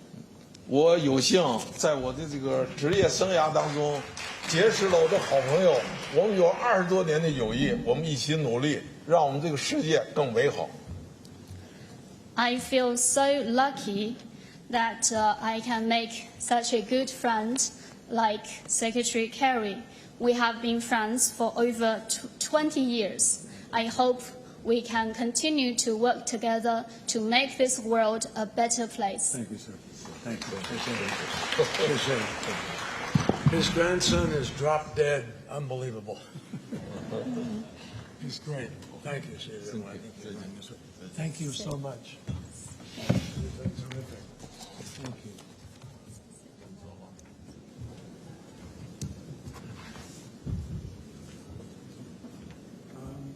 Is it? You know, I'm happy to do it here. Seated. Is that easier? Very grateful to Xie for his comments. So, thanks for joining us today, particularly today, which has turned out to be what all of us work for. Thank you, sir. I want to first thank the entire UAE team that has really, and the other parties. As I said earlier in the plenary, I mean, it really is amazing for so many people to come together believing in the multilateral process, which is tested sorely as you look around the world.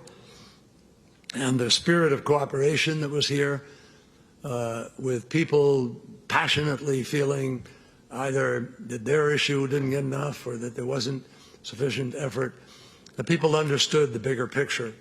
And I think we all should recognize the special nature of the finding of common ground for something as broad and complicated as this, where the stakes are high, economically, socially, politically, in human terms.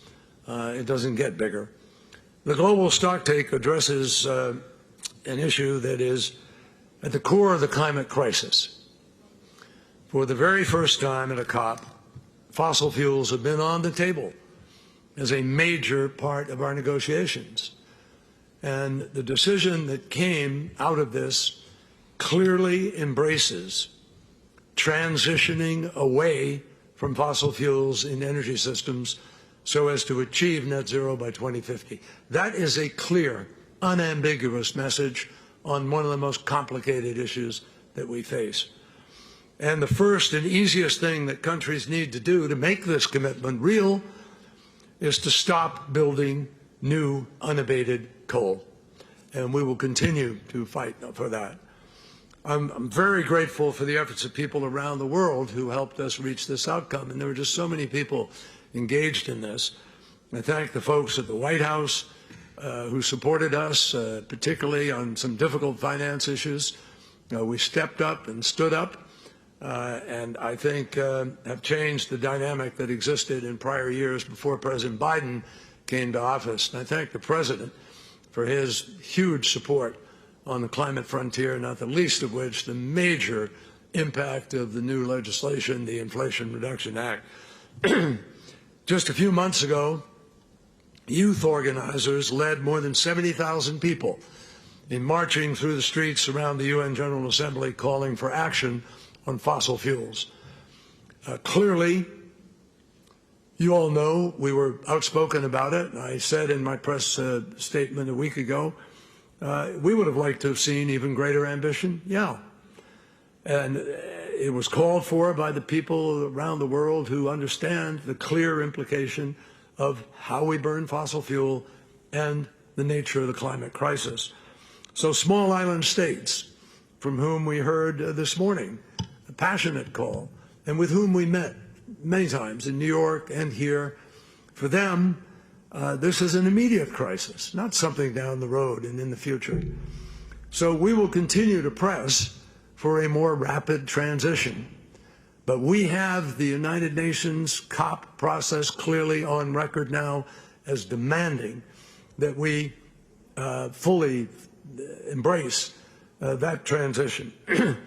We supported the call for clearer language about the need to largely phase out fossil fuels. But look, given the makeup of this 195-nation entity, it's pretty clear that was more than a steep climb. And, you know, we hardly expected certain countries to show up saying, oh, yeah, we're just going to turn around and do that immediately. But they did sign on, and they are transitioning. And that transition, I am convinced, because of the marketplace, is going to just accelerate and accelerate. As we agreed to in the Sunnyland statement, we in the PRC released our previous release prior to the COP, a document that calls for the NDCs to be economy-wide. That is a big deal because methane was 50% of the warming, and it was left out completely. So we now have methane contained within the goals.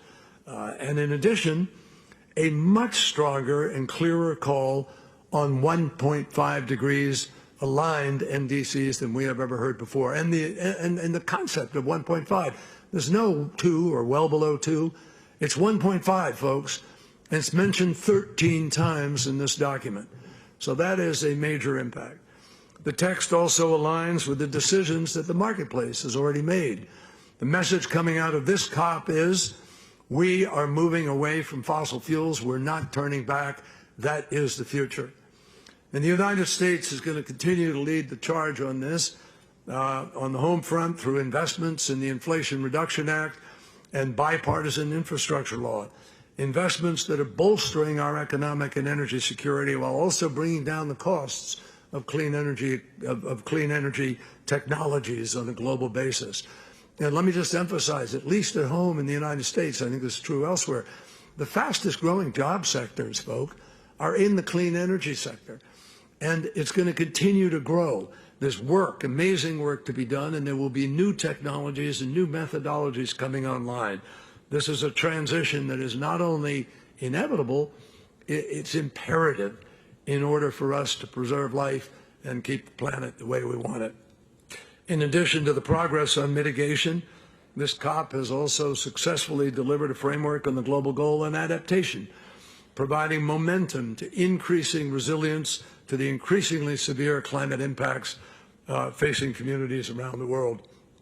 On finance, this outcome makes abundantly clear that we must transform the international financial system to pursue and achieve our climate goals, and that we've already started.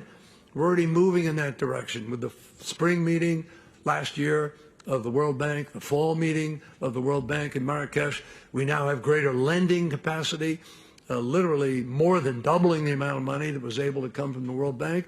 We have mechanisms that we are creating, including the ETA and others in the LEAF Coalition, which will deal with forests, which will help us be able to deploy funds that are sorely needed to achieving our goals. The global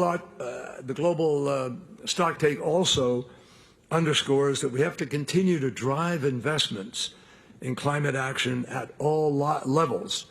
We have to put policies in place to incentivize the flow of finance away from things that put our shared prosperity at risk. And with 190 plus countries coming together, folks, around this result, it's obvious that no one country can do this by itself. They neither have enough money, nor would their going to zero tomorrow have the kind of impact we have to have on the planet. So the decision today makes clear that we are going to stand by and support our partners in developing countries every step of the way. President Biden has made that clear. He is committed to these efforts. Last week he announced the U.S. climate finance is expected to exceed $9.5 billion in 2023, on track to meet the President's pledge of over $11 billion in 2024. And that includes a significant scaling up of adaptation finance through the President's Emergency Plan for Adaptation and Resilience. We also do not want to lose sight of what we achieved in just the first week of this conference, starting with an unprecedented adoption of a major item on the first day of a COP to operationalize the loss and damage funding arrangements, leading to over $700 million in immediate pledges from both developed and developing countries. We also made major announcements across a number of sectors, from $1 billion in new grant funding for methane to over 40 new announcements to cut emissions from shipping. And shipping is on track to turn over its entire fleet over the course of the next 20 years and produce carbon-free ships. We made progress in elevating critical issues such as gender, health, peace, and food systems, some of which, for the first time, had dedicated days here at the COP. So in closing, I will note that I was very privileged to lead our delegation as Secretary of State when we produced the Paris Agreement in 2015.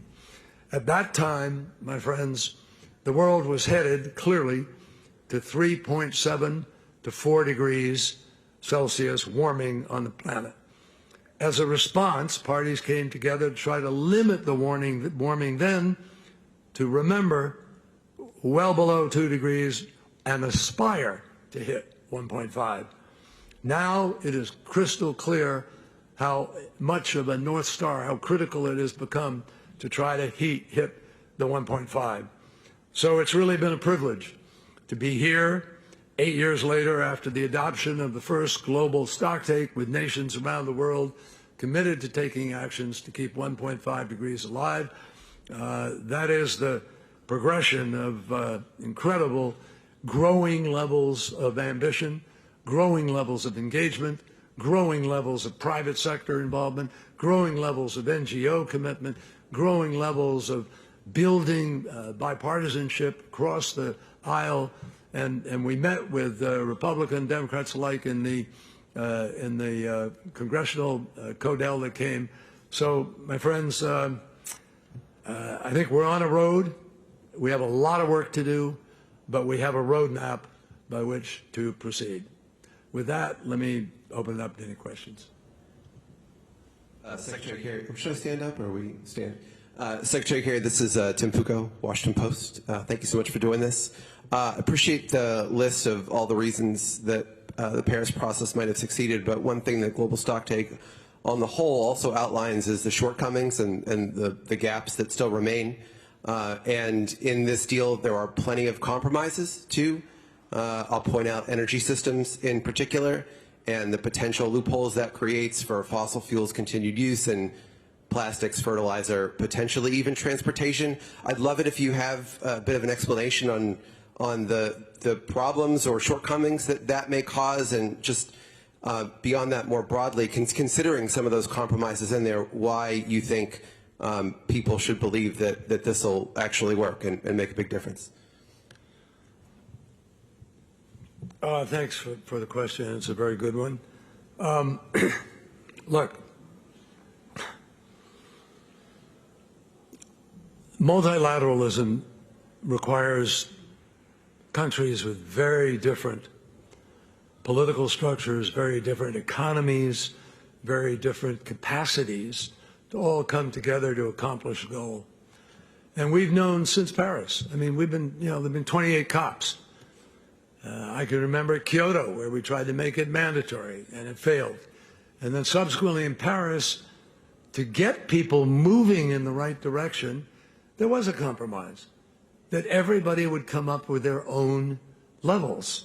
And we would rely on peer pressure and on technologies and on wise decision-making to accelerate the process.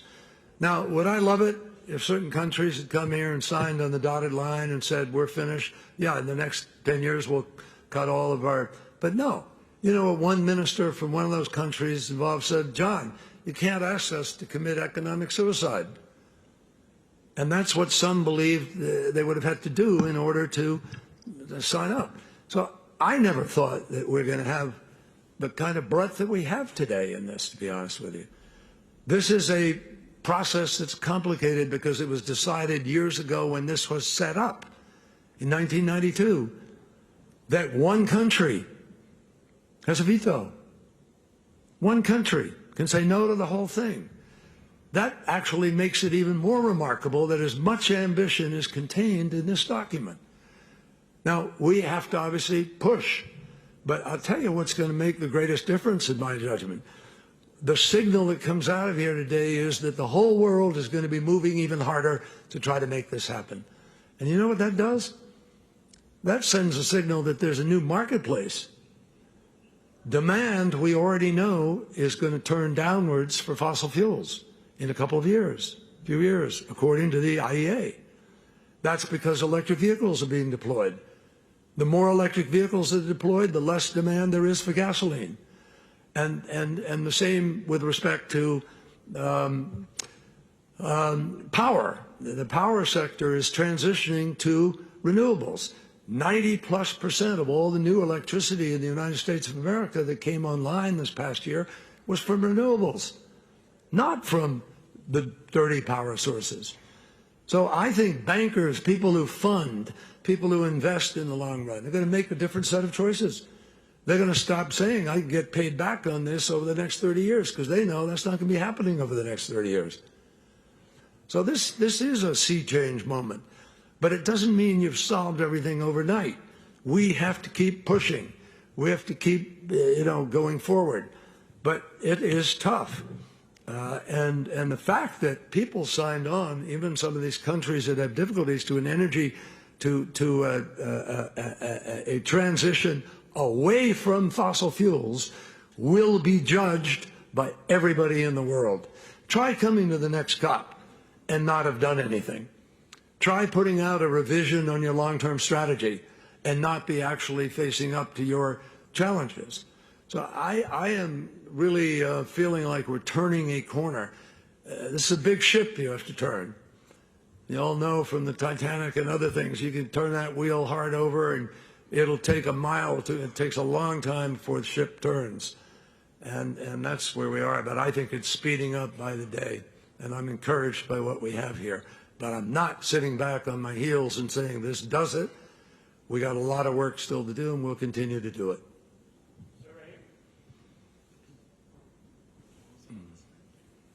Secretary Kerry, John Gambrell with the Associated Press. Given how difficult it was to reach this agreement here, was there any particular point in the negotiation that really stood out for you as a moment where you had despair or were worried that we wouldn't actually reach to where we were today? And separately, how do you think this is going to be digested back home, given that we're coming up on an election year with potentially very stark choices? Thank you. Well, I'm not going to get into the election part of it. That's beyond my mandate here at this point. But I believe that the first part of your question is the moment.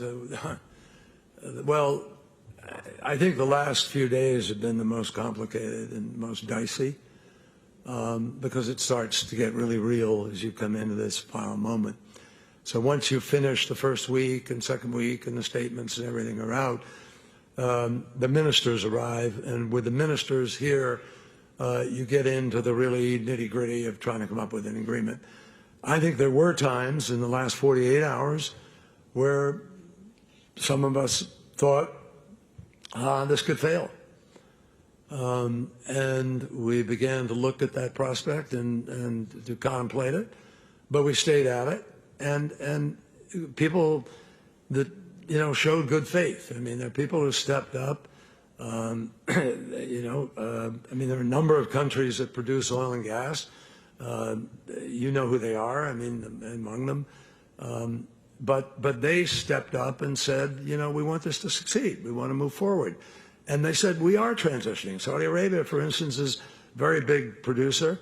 And Prince Abdulaziz, came and stayed and negotiated and said, I will accept the idea of embracing a transition away, knowing what that means. But if you look at Saudi Arabia is deploying a huge amount of renewables. Saudi Arabia is invested in a green initiative. There are a lot of things happening. Those are the kinds of things that I mean that are taking place all around the world. And not every country is stepping up, but I think they're going to, because their analysts are going to have to look at where the energy market is going and what people are going to demand. Big companies, for instance, the biggest companies in the world do not want to go to a place that has dirty fuel because they can't do Scope 3, let alone their own Scope 1 and 2. So the companies, that are part of the First Movers Coalition and others who are particularly sensitive to the implications of this transition, they're not going to go situate themselves in a place where activists and others and analysts are going to sit there and say, you're crazy. You can never meet your goals. So I think we are in a transition, folks. I've said this before, I'll say it again. I am convinced we will move to a low-carbon, no-carbon economy globally over time. I am not convinced yet that we will do so at the pace the scientists are telling us so that we avoid the worst consequences of the crisis. That's our challenge. Speed it up, bring it to scale, bigger, faster. And the economies of the world are not going to suffer in that. That transition means making transmission lines, building out solar fields, wind farms. Who knows what happens with fusion and battery storage? There are about 88 new battery companies that have grown up in the United States in the last months because of the Inflation Reduction Act. So there's a lot happening. And I think people need to be honest about their appraisal of this and not just, on ideological terms or non-factual terms or disinformation terms, start trashing something which is essential to the quality of life of every American, of every person in every country in the world. Hi, Valerie Volkovici with Reuters. The United States continues to be a major exporter of liquefied natural gas. How much longer would you consider gas to be a transitional fuel? There's a mention of that in the text. And should the language have been stronger around that? And when can we expect the U.S. to kind of move away from LNG exports?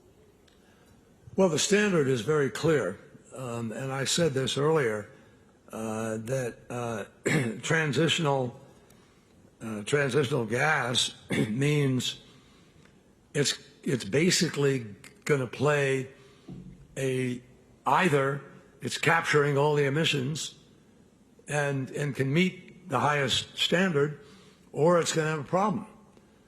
Now, gas is, if you're switching gas for coal or you're switching gas for oil, you get an immediate bigger reduction in emissions. Our goal by 2030, according to the science, is to have a minimum 43% reduction, or better if we can, and by 2050 to be at net zero. The only way you can get there is either by not producing the emissions or capturing them. That's it. So as we come into 2030, we will know pretty well where we are with the technologies, whether there's a CCUS breakthrough or not a breakthrough. So I believe that if you're going to live, and this is the requirement in this agreement here in Dubai is that any source of a transitional fuel has got to be aligned with 1.5 degrees. That means they're going to play either a limited role or a temporary role while you're largely phasing out fossil fuels in the system over a period of time. But the technologies will help decide this, and the capacity, a fossil fuel company will tell you, we're going to capture the emissions. We're going to invest a lot in doing that now. So we're going to know fairly soon where we are. And the final comment on that, with the new technologies of tracing and tracking, we have satellite capacity on any given day, every hour and a half, the circulation of the planet. You can pinpoint methane leaks, you can pinpoint and determine carbon dioxide footprints. So you can run, but you can't hide. I think people are going to be held accountable to what their footprints are and what the progress is. And a number of NGOs do that right now. Sorry. Go ahead. Secretary Kerry, Martin Stew from ITV News in the UK. Now the world is committed to transition away from fossil fuels. Should countries like the UK reverse decisions to licence brand new coal mines, oil and gas? Look, I can't get into any specific decision of any government without having all the ins and outs and where it's going and its track and so forth. But in principle, let me just say that everybody's going to have to evaluate the speed at which they can get on the track to accomplish these goals. That's why Xi Jinping, on behalf of China, and I in the United States said that we are going to do what we did previously and call on other countries to evaluate your long-term strategy, because your long-term strategy demand is now very clearly 1.5 and being in sync with that. Fiona Harvey from The Guardian. Mr. Kerry, we've seen the impact we've seen the impact, sir, that you have had on these talks with China. Can I ask, please, if you had any meetings with the Saudi delegation bilaterally or with the presidency, and what impact that might have had, please? Thank you very much. Did I have any meetings with? Delegation. Right. You mean when? In the course of the year, or? Yeah, but what impact has that had on this outcome, please? Thank you. Well, I don't know. You'll have to ask them. I can't judge that. But yes, I went to Saudi Arabia, just as I went to many other countries. I visited Riyadh, what was it, about a month ago, 2 months, somewhere in there. And we had a good discussion. I met with the head of Aramco. We had a very good discussion about the things that Aramco is doing to cut emissions and to be responsible. And then again here, I did have a meeting with His Royal Highness Prince Abdulaziz, and so I mean, even this morning, in the course of everybody just moving around here and so forth. So you'd have to ask them whether, they were waiting to get rid of me and it had no impact at all, or whether there was some impact. I can't tell you. Get this pest out of here. Who knows? Thanks, Mr. Secretary. Sean Tandon with AFP, and happy birthday. Can I follow up just in your conversations with the Chinese? In terms of what do you think the impact was of the United States and China of you doing the Sunnyland statement? How much do you think that brought this over the finish line, having that relationship with China? And you mentioned longer-term cooperation, longer-term talks. What does that mean? What are you going to do? And if I could just add, as you know very well, let me make it clear that both of our presidents, President Biden, President Xi, addressed this issue in Bali and came up with a Bali understanding that they wanted to see China and the United States try to cooperate on a universally accepted humanitarian issue, global issue, a challenge to all of us, not a bilateral, strategic question in terms of the South China Sea or other kinds of things. So we set out to try to do that, to try to separate other issues and focus on something that is not bilateral but is global, multilateral. We are the two largest economies in the world. We are the two largest emitters in the world. And we both agreed, Xi Jinping and myself. He's been an environmentalist. He was environmental minister. He's been at the NRDC. He's taught at Tsinghua University. He's been deeply involved in this issue for a long time. And he understands the issue very, very well. And he embraced the idea of our trying to find this different path. That's why we went to Shanghai. It's why we went to Tianjin. It's why we met in Europe several times the next year. And then, of course, there was a hiatus in our discussions because of the situation in Taiwan. But we came back together. And we know that no matter how committed we are to this issue, if we can't move fast enough, all of us, and we can't generate more effort in other countries, we can't win this battle.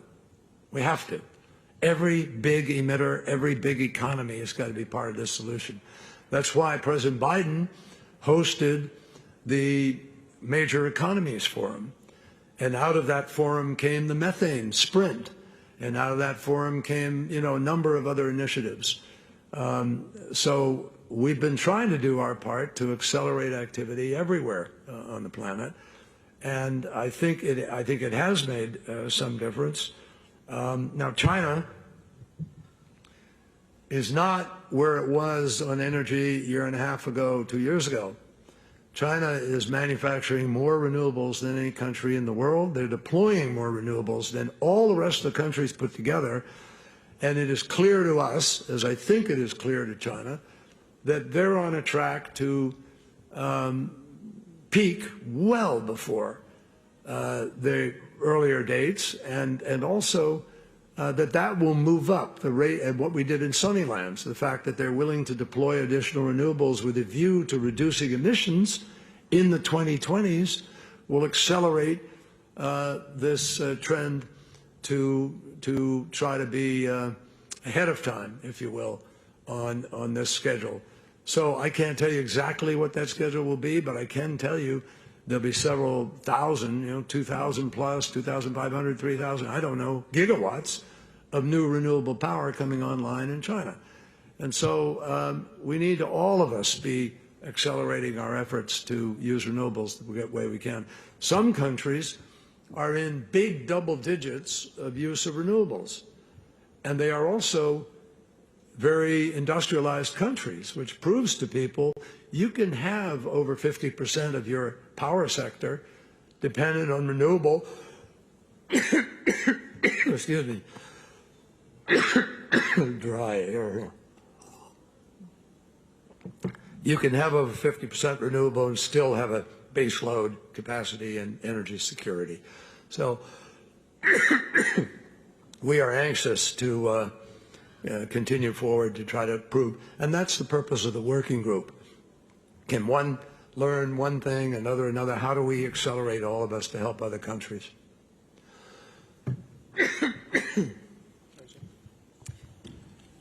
Jennifer Deloy, Bloomberg News. You say countries will be judged at the next COP by how they are doing on the transition away from fossil fuels. And as noted, the U.S. is still opening new oil and gas fields, ramping up LNG exports. In Baku next year at COP29, how should the U.S. be judged if it continues and keeps this up? Well, we should be judged on our pathway to reducing emissions. And we should be judged on our efforts to affect demand. There's very high demand for fossil fuel on a global basis. President Biden has a very clear strategy where he is focused on accelerating that transition at home. But at the same time, you've got to keep your economy moving in order to be able to keep folks with you and supportive of the transition, as well as to be able to fund it and affect it in an orderly, just way. And the president's very focused on making sure it's a just and orderly transition. So yeah, for a year or two, you may, meeting the demand, pump up, but at the same time, look at the number of battery companies, look at the amount of electric vehicles, look at the amount of renewable energy, look at the ratio of what's being developed. And I think the president has set us on a path to meet our goal of a minimum. We're aiming for 50% to 52% reduction by 2030. We believe we can get there. And that's the measurement, is are you keeping, are you keeping your plan in a place where you can actually deliver on what your promises are? Thank you all for joining. That is all the time we have today.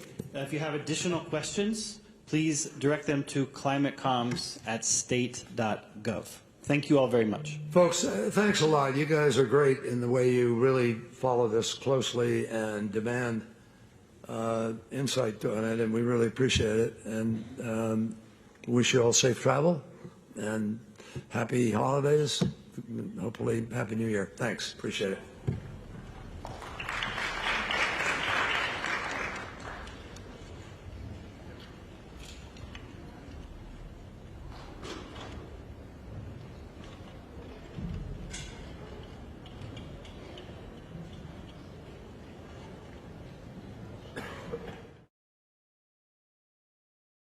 And researchers, we are cautious of advancing untested and unproven technologies that are being posited as silver bullet solutions to deeply complex and wicked problems. We urge parties to consider mechanisms to monitor and evaluate the possible impacts of new and unproven technologies and to develop safe and effective guidelines for implementation. As parties seek consensus on these issues, know that we cannot rely solely on adaptation, and that adaptation is not a substitute for mitigation. Likewise, finance for loss and damage should be new and differentiated from adaptation finance, as these are distinct mechanisms for addressing current and future impacts of climate change. We see a continued need to open space for traditional knowledge and wisdom. Indigenous people and local communities are in tune with Earth in ways that Western science often neglects. And as such, we need to empower more diverse voices to implement realistic and scientifically founded solutions in situ, and move forward co-developing roadmaps and co-implementing concrete solutions for achieving successful outcomes.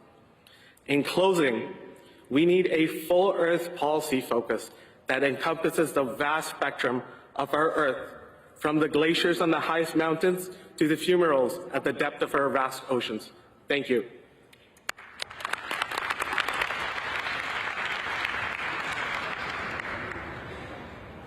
Thank you for your statement. I'd like to give the floor to representatives speaking on behalf of trade unions, non-governmental organizations. You have the floor.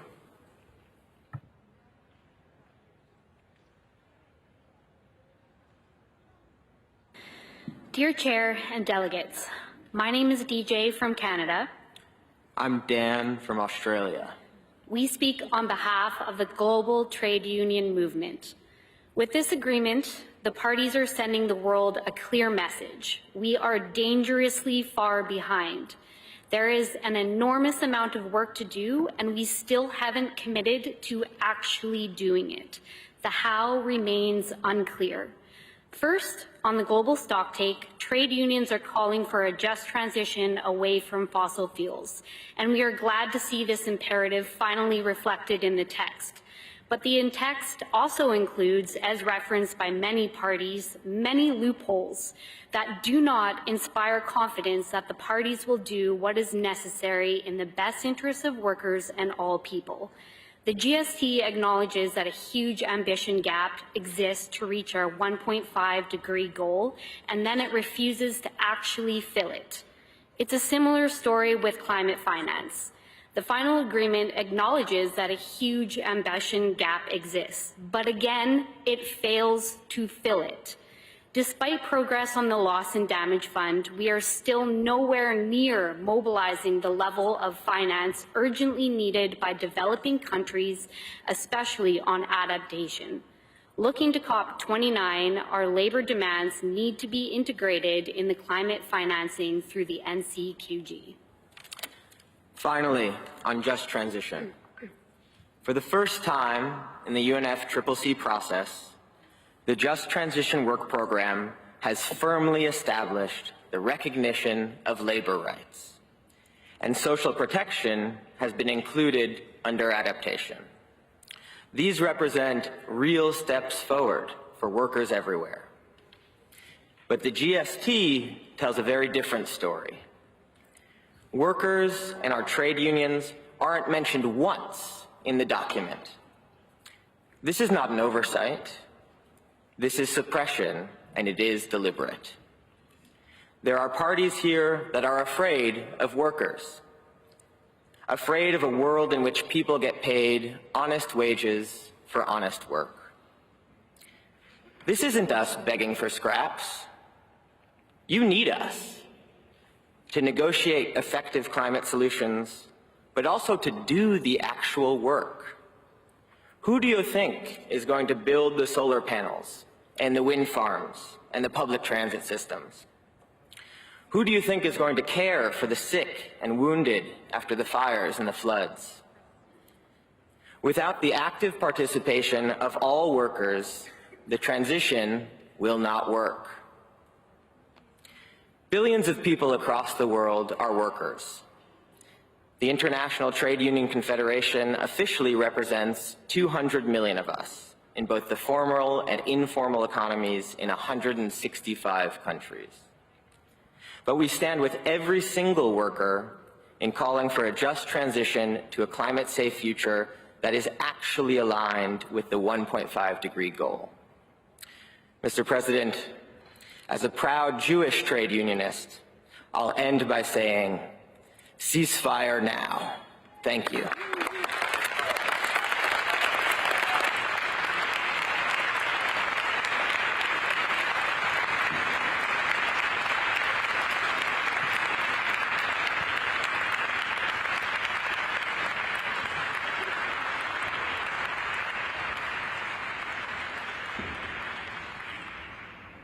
Thank you for your statement. I'd like to give the floor to a representative speaking on behalf of women and gender non-governmental organizations.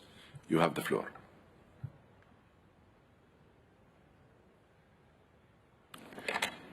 We speak today on behalf of the Women and Gender Constituency, representing feminists from across the world and building on the power of the MENA Feminist Task Force, whose voices must be listened to.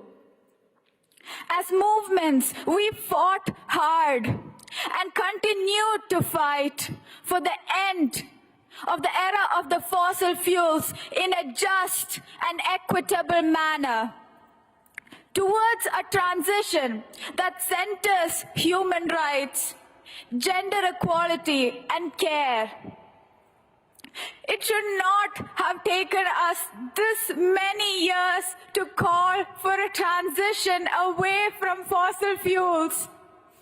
While critical, this outcome, full of false solutions and dangerous distractions, threatens any hope of keeping 1.5 alive.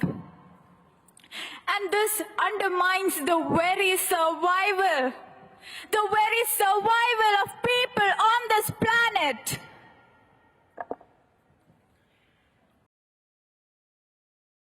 Deliver an end to the extractive system that has been harming, murdering, and destroying lands and bodies across the majority of the world, cannot be applauded as delivering gender justice.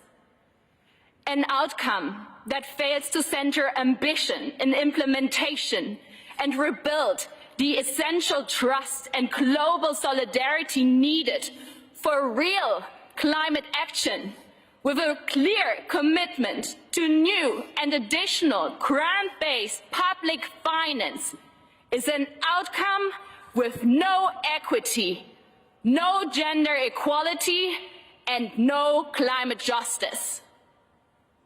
Where is the finance for the just transition? Where is the finance for the new energy package? Where is the finance for the critical global goal on adaptation? Where are the billions, not millions, needed for addressing loss and damage? This is money needed and promised yesterday. Why is there always money for war and never for climate action?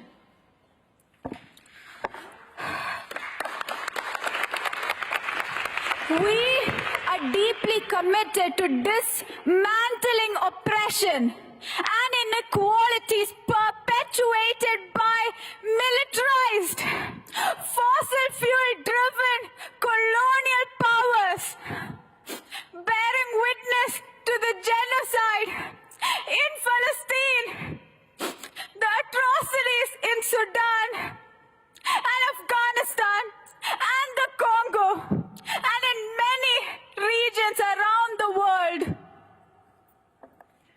We join in solidarity with our allies here to demand a permanent ceasefire now, an end to fossil fuels with a just transition, fast, fair, fully funded, feminist, and forever.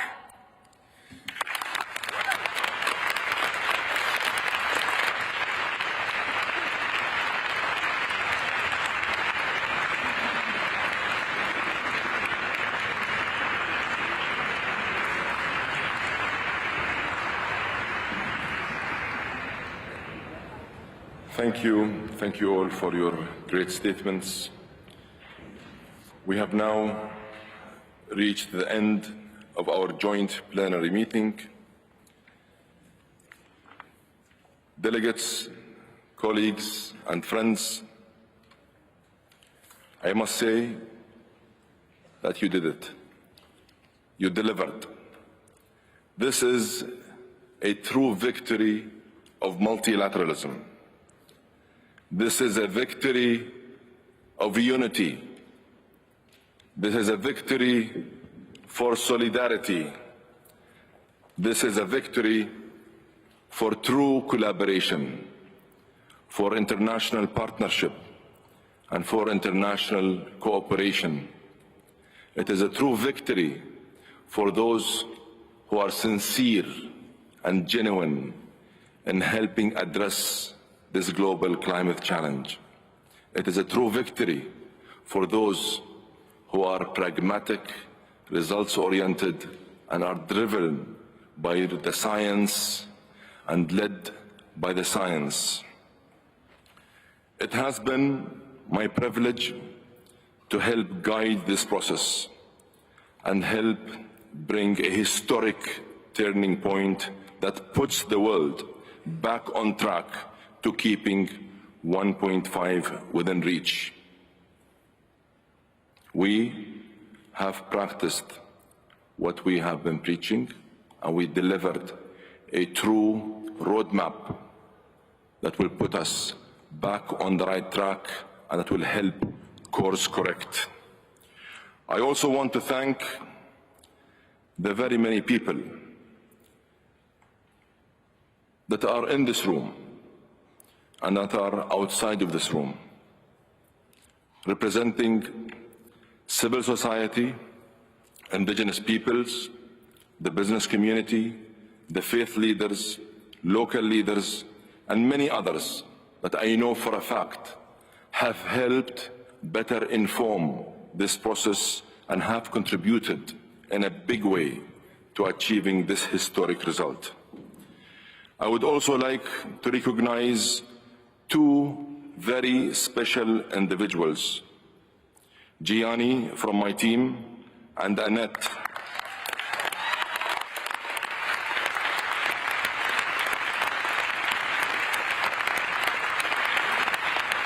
Gianni from my team and Annette from the Secretariat, plus their teams, for their hard work, for their commitment, and for their dedication, and the fact that they were able to deliver the first global stocktake. I thank you from the bottom of my heart. Thank you.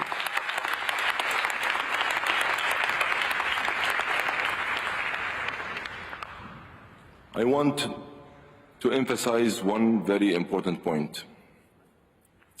This result of this historic, game-changing result is a testament to the power of inclusivity.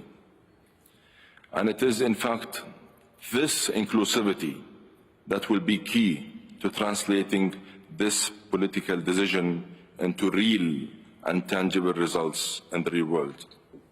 Allow me to say, I thank you all for your understanding, for your engagement, for your guidance, and for your continued support. Without you all, this would not have been possible. I thank you, and I appreciate all your efforts. Please enjoy the rest of your stay here in the United Arab Emirates, and safe travels to all. Thank you.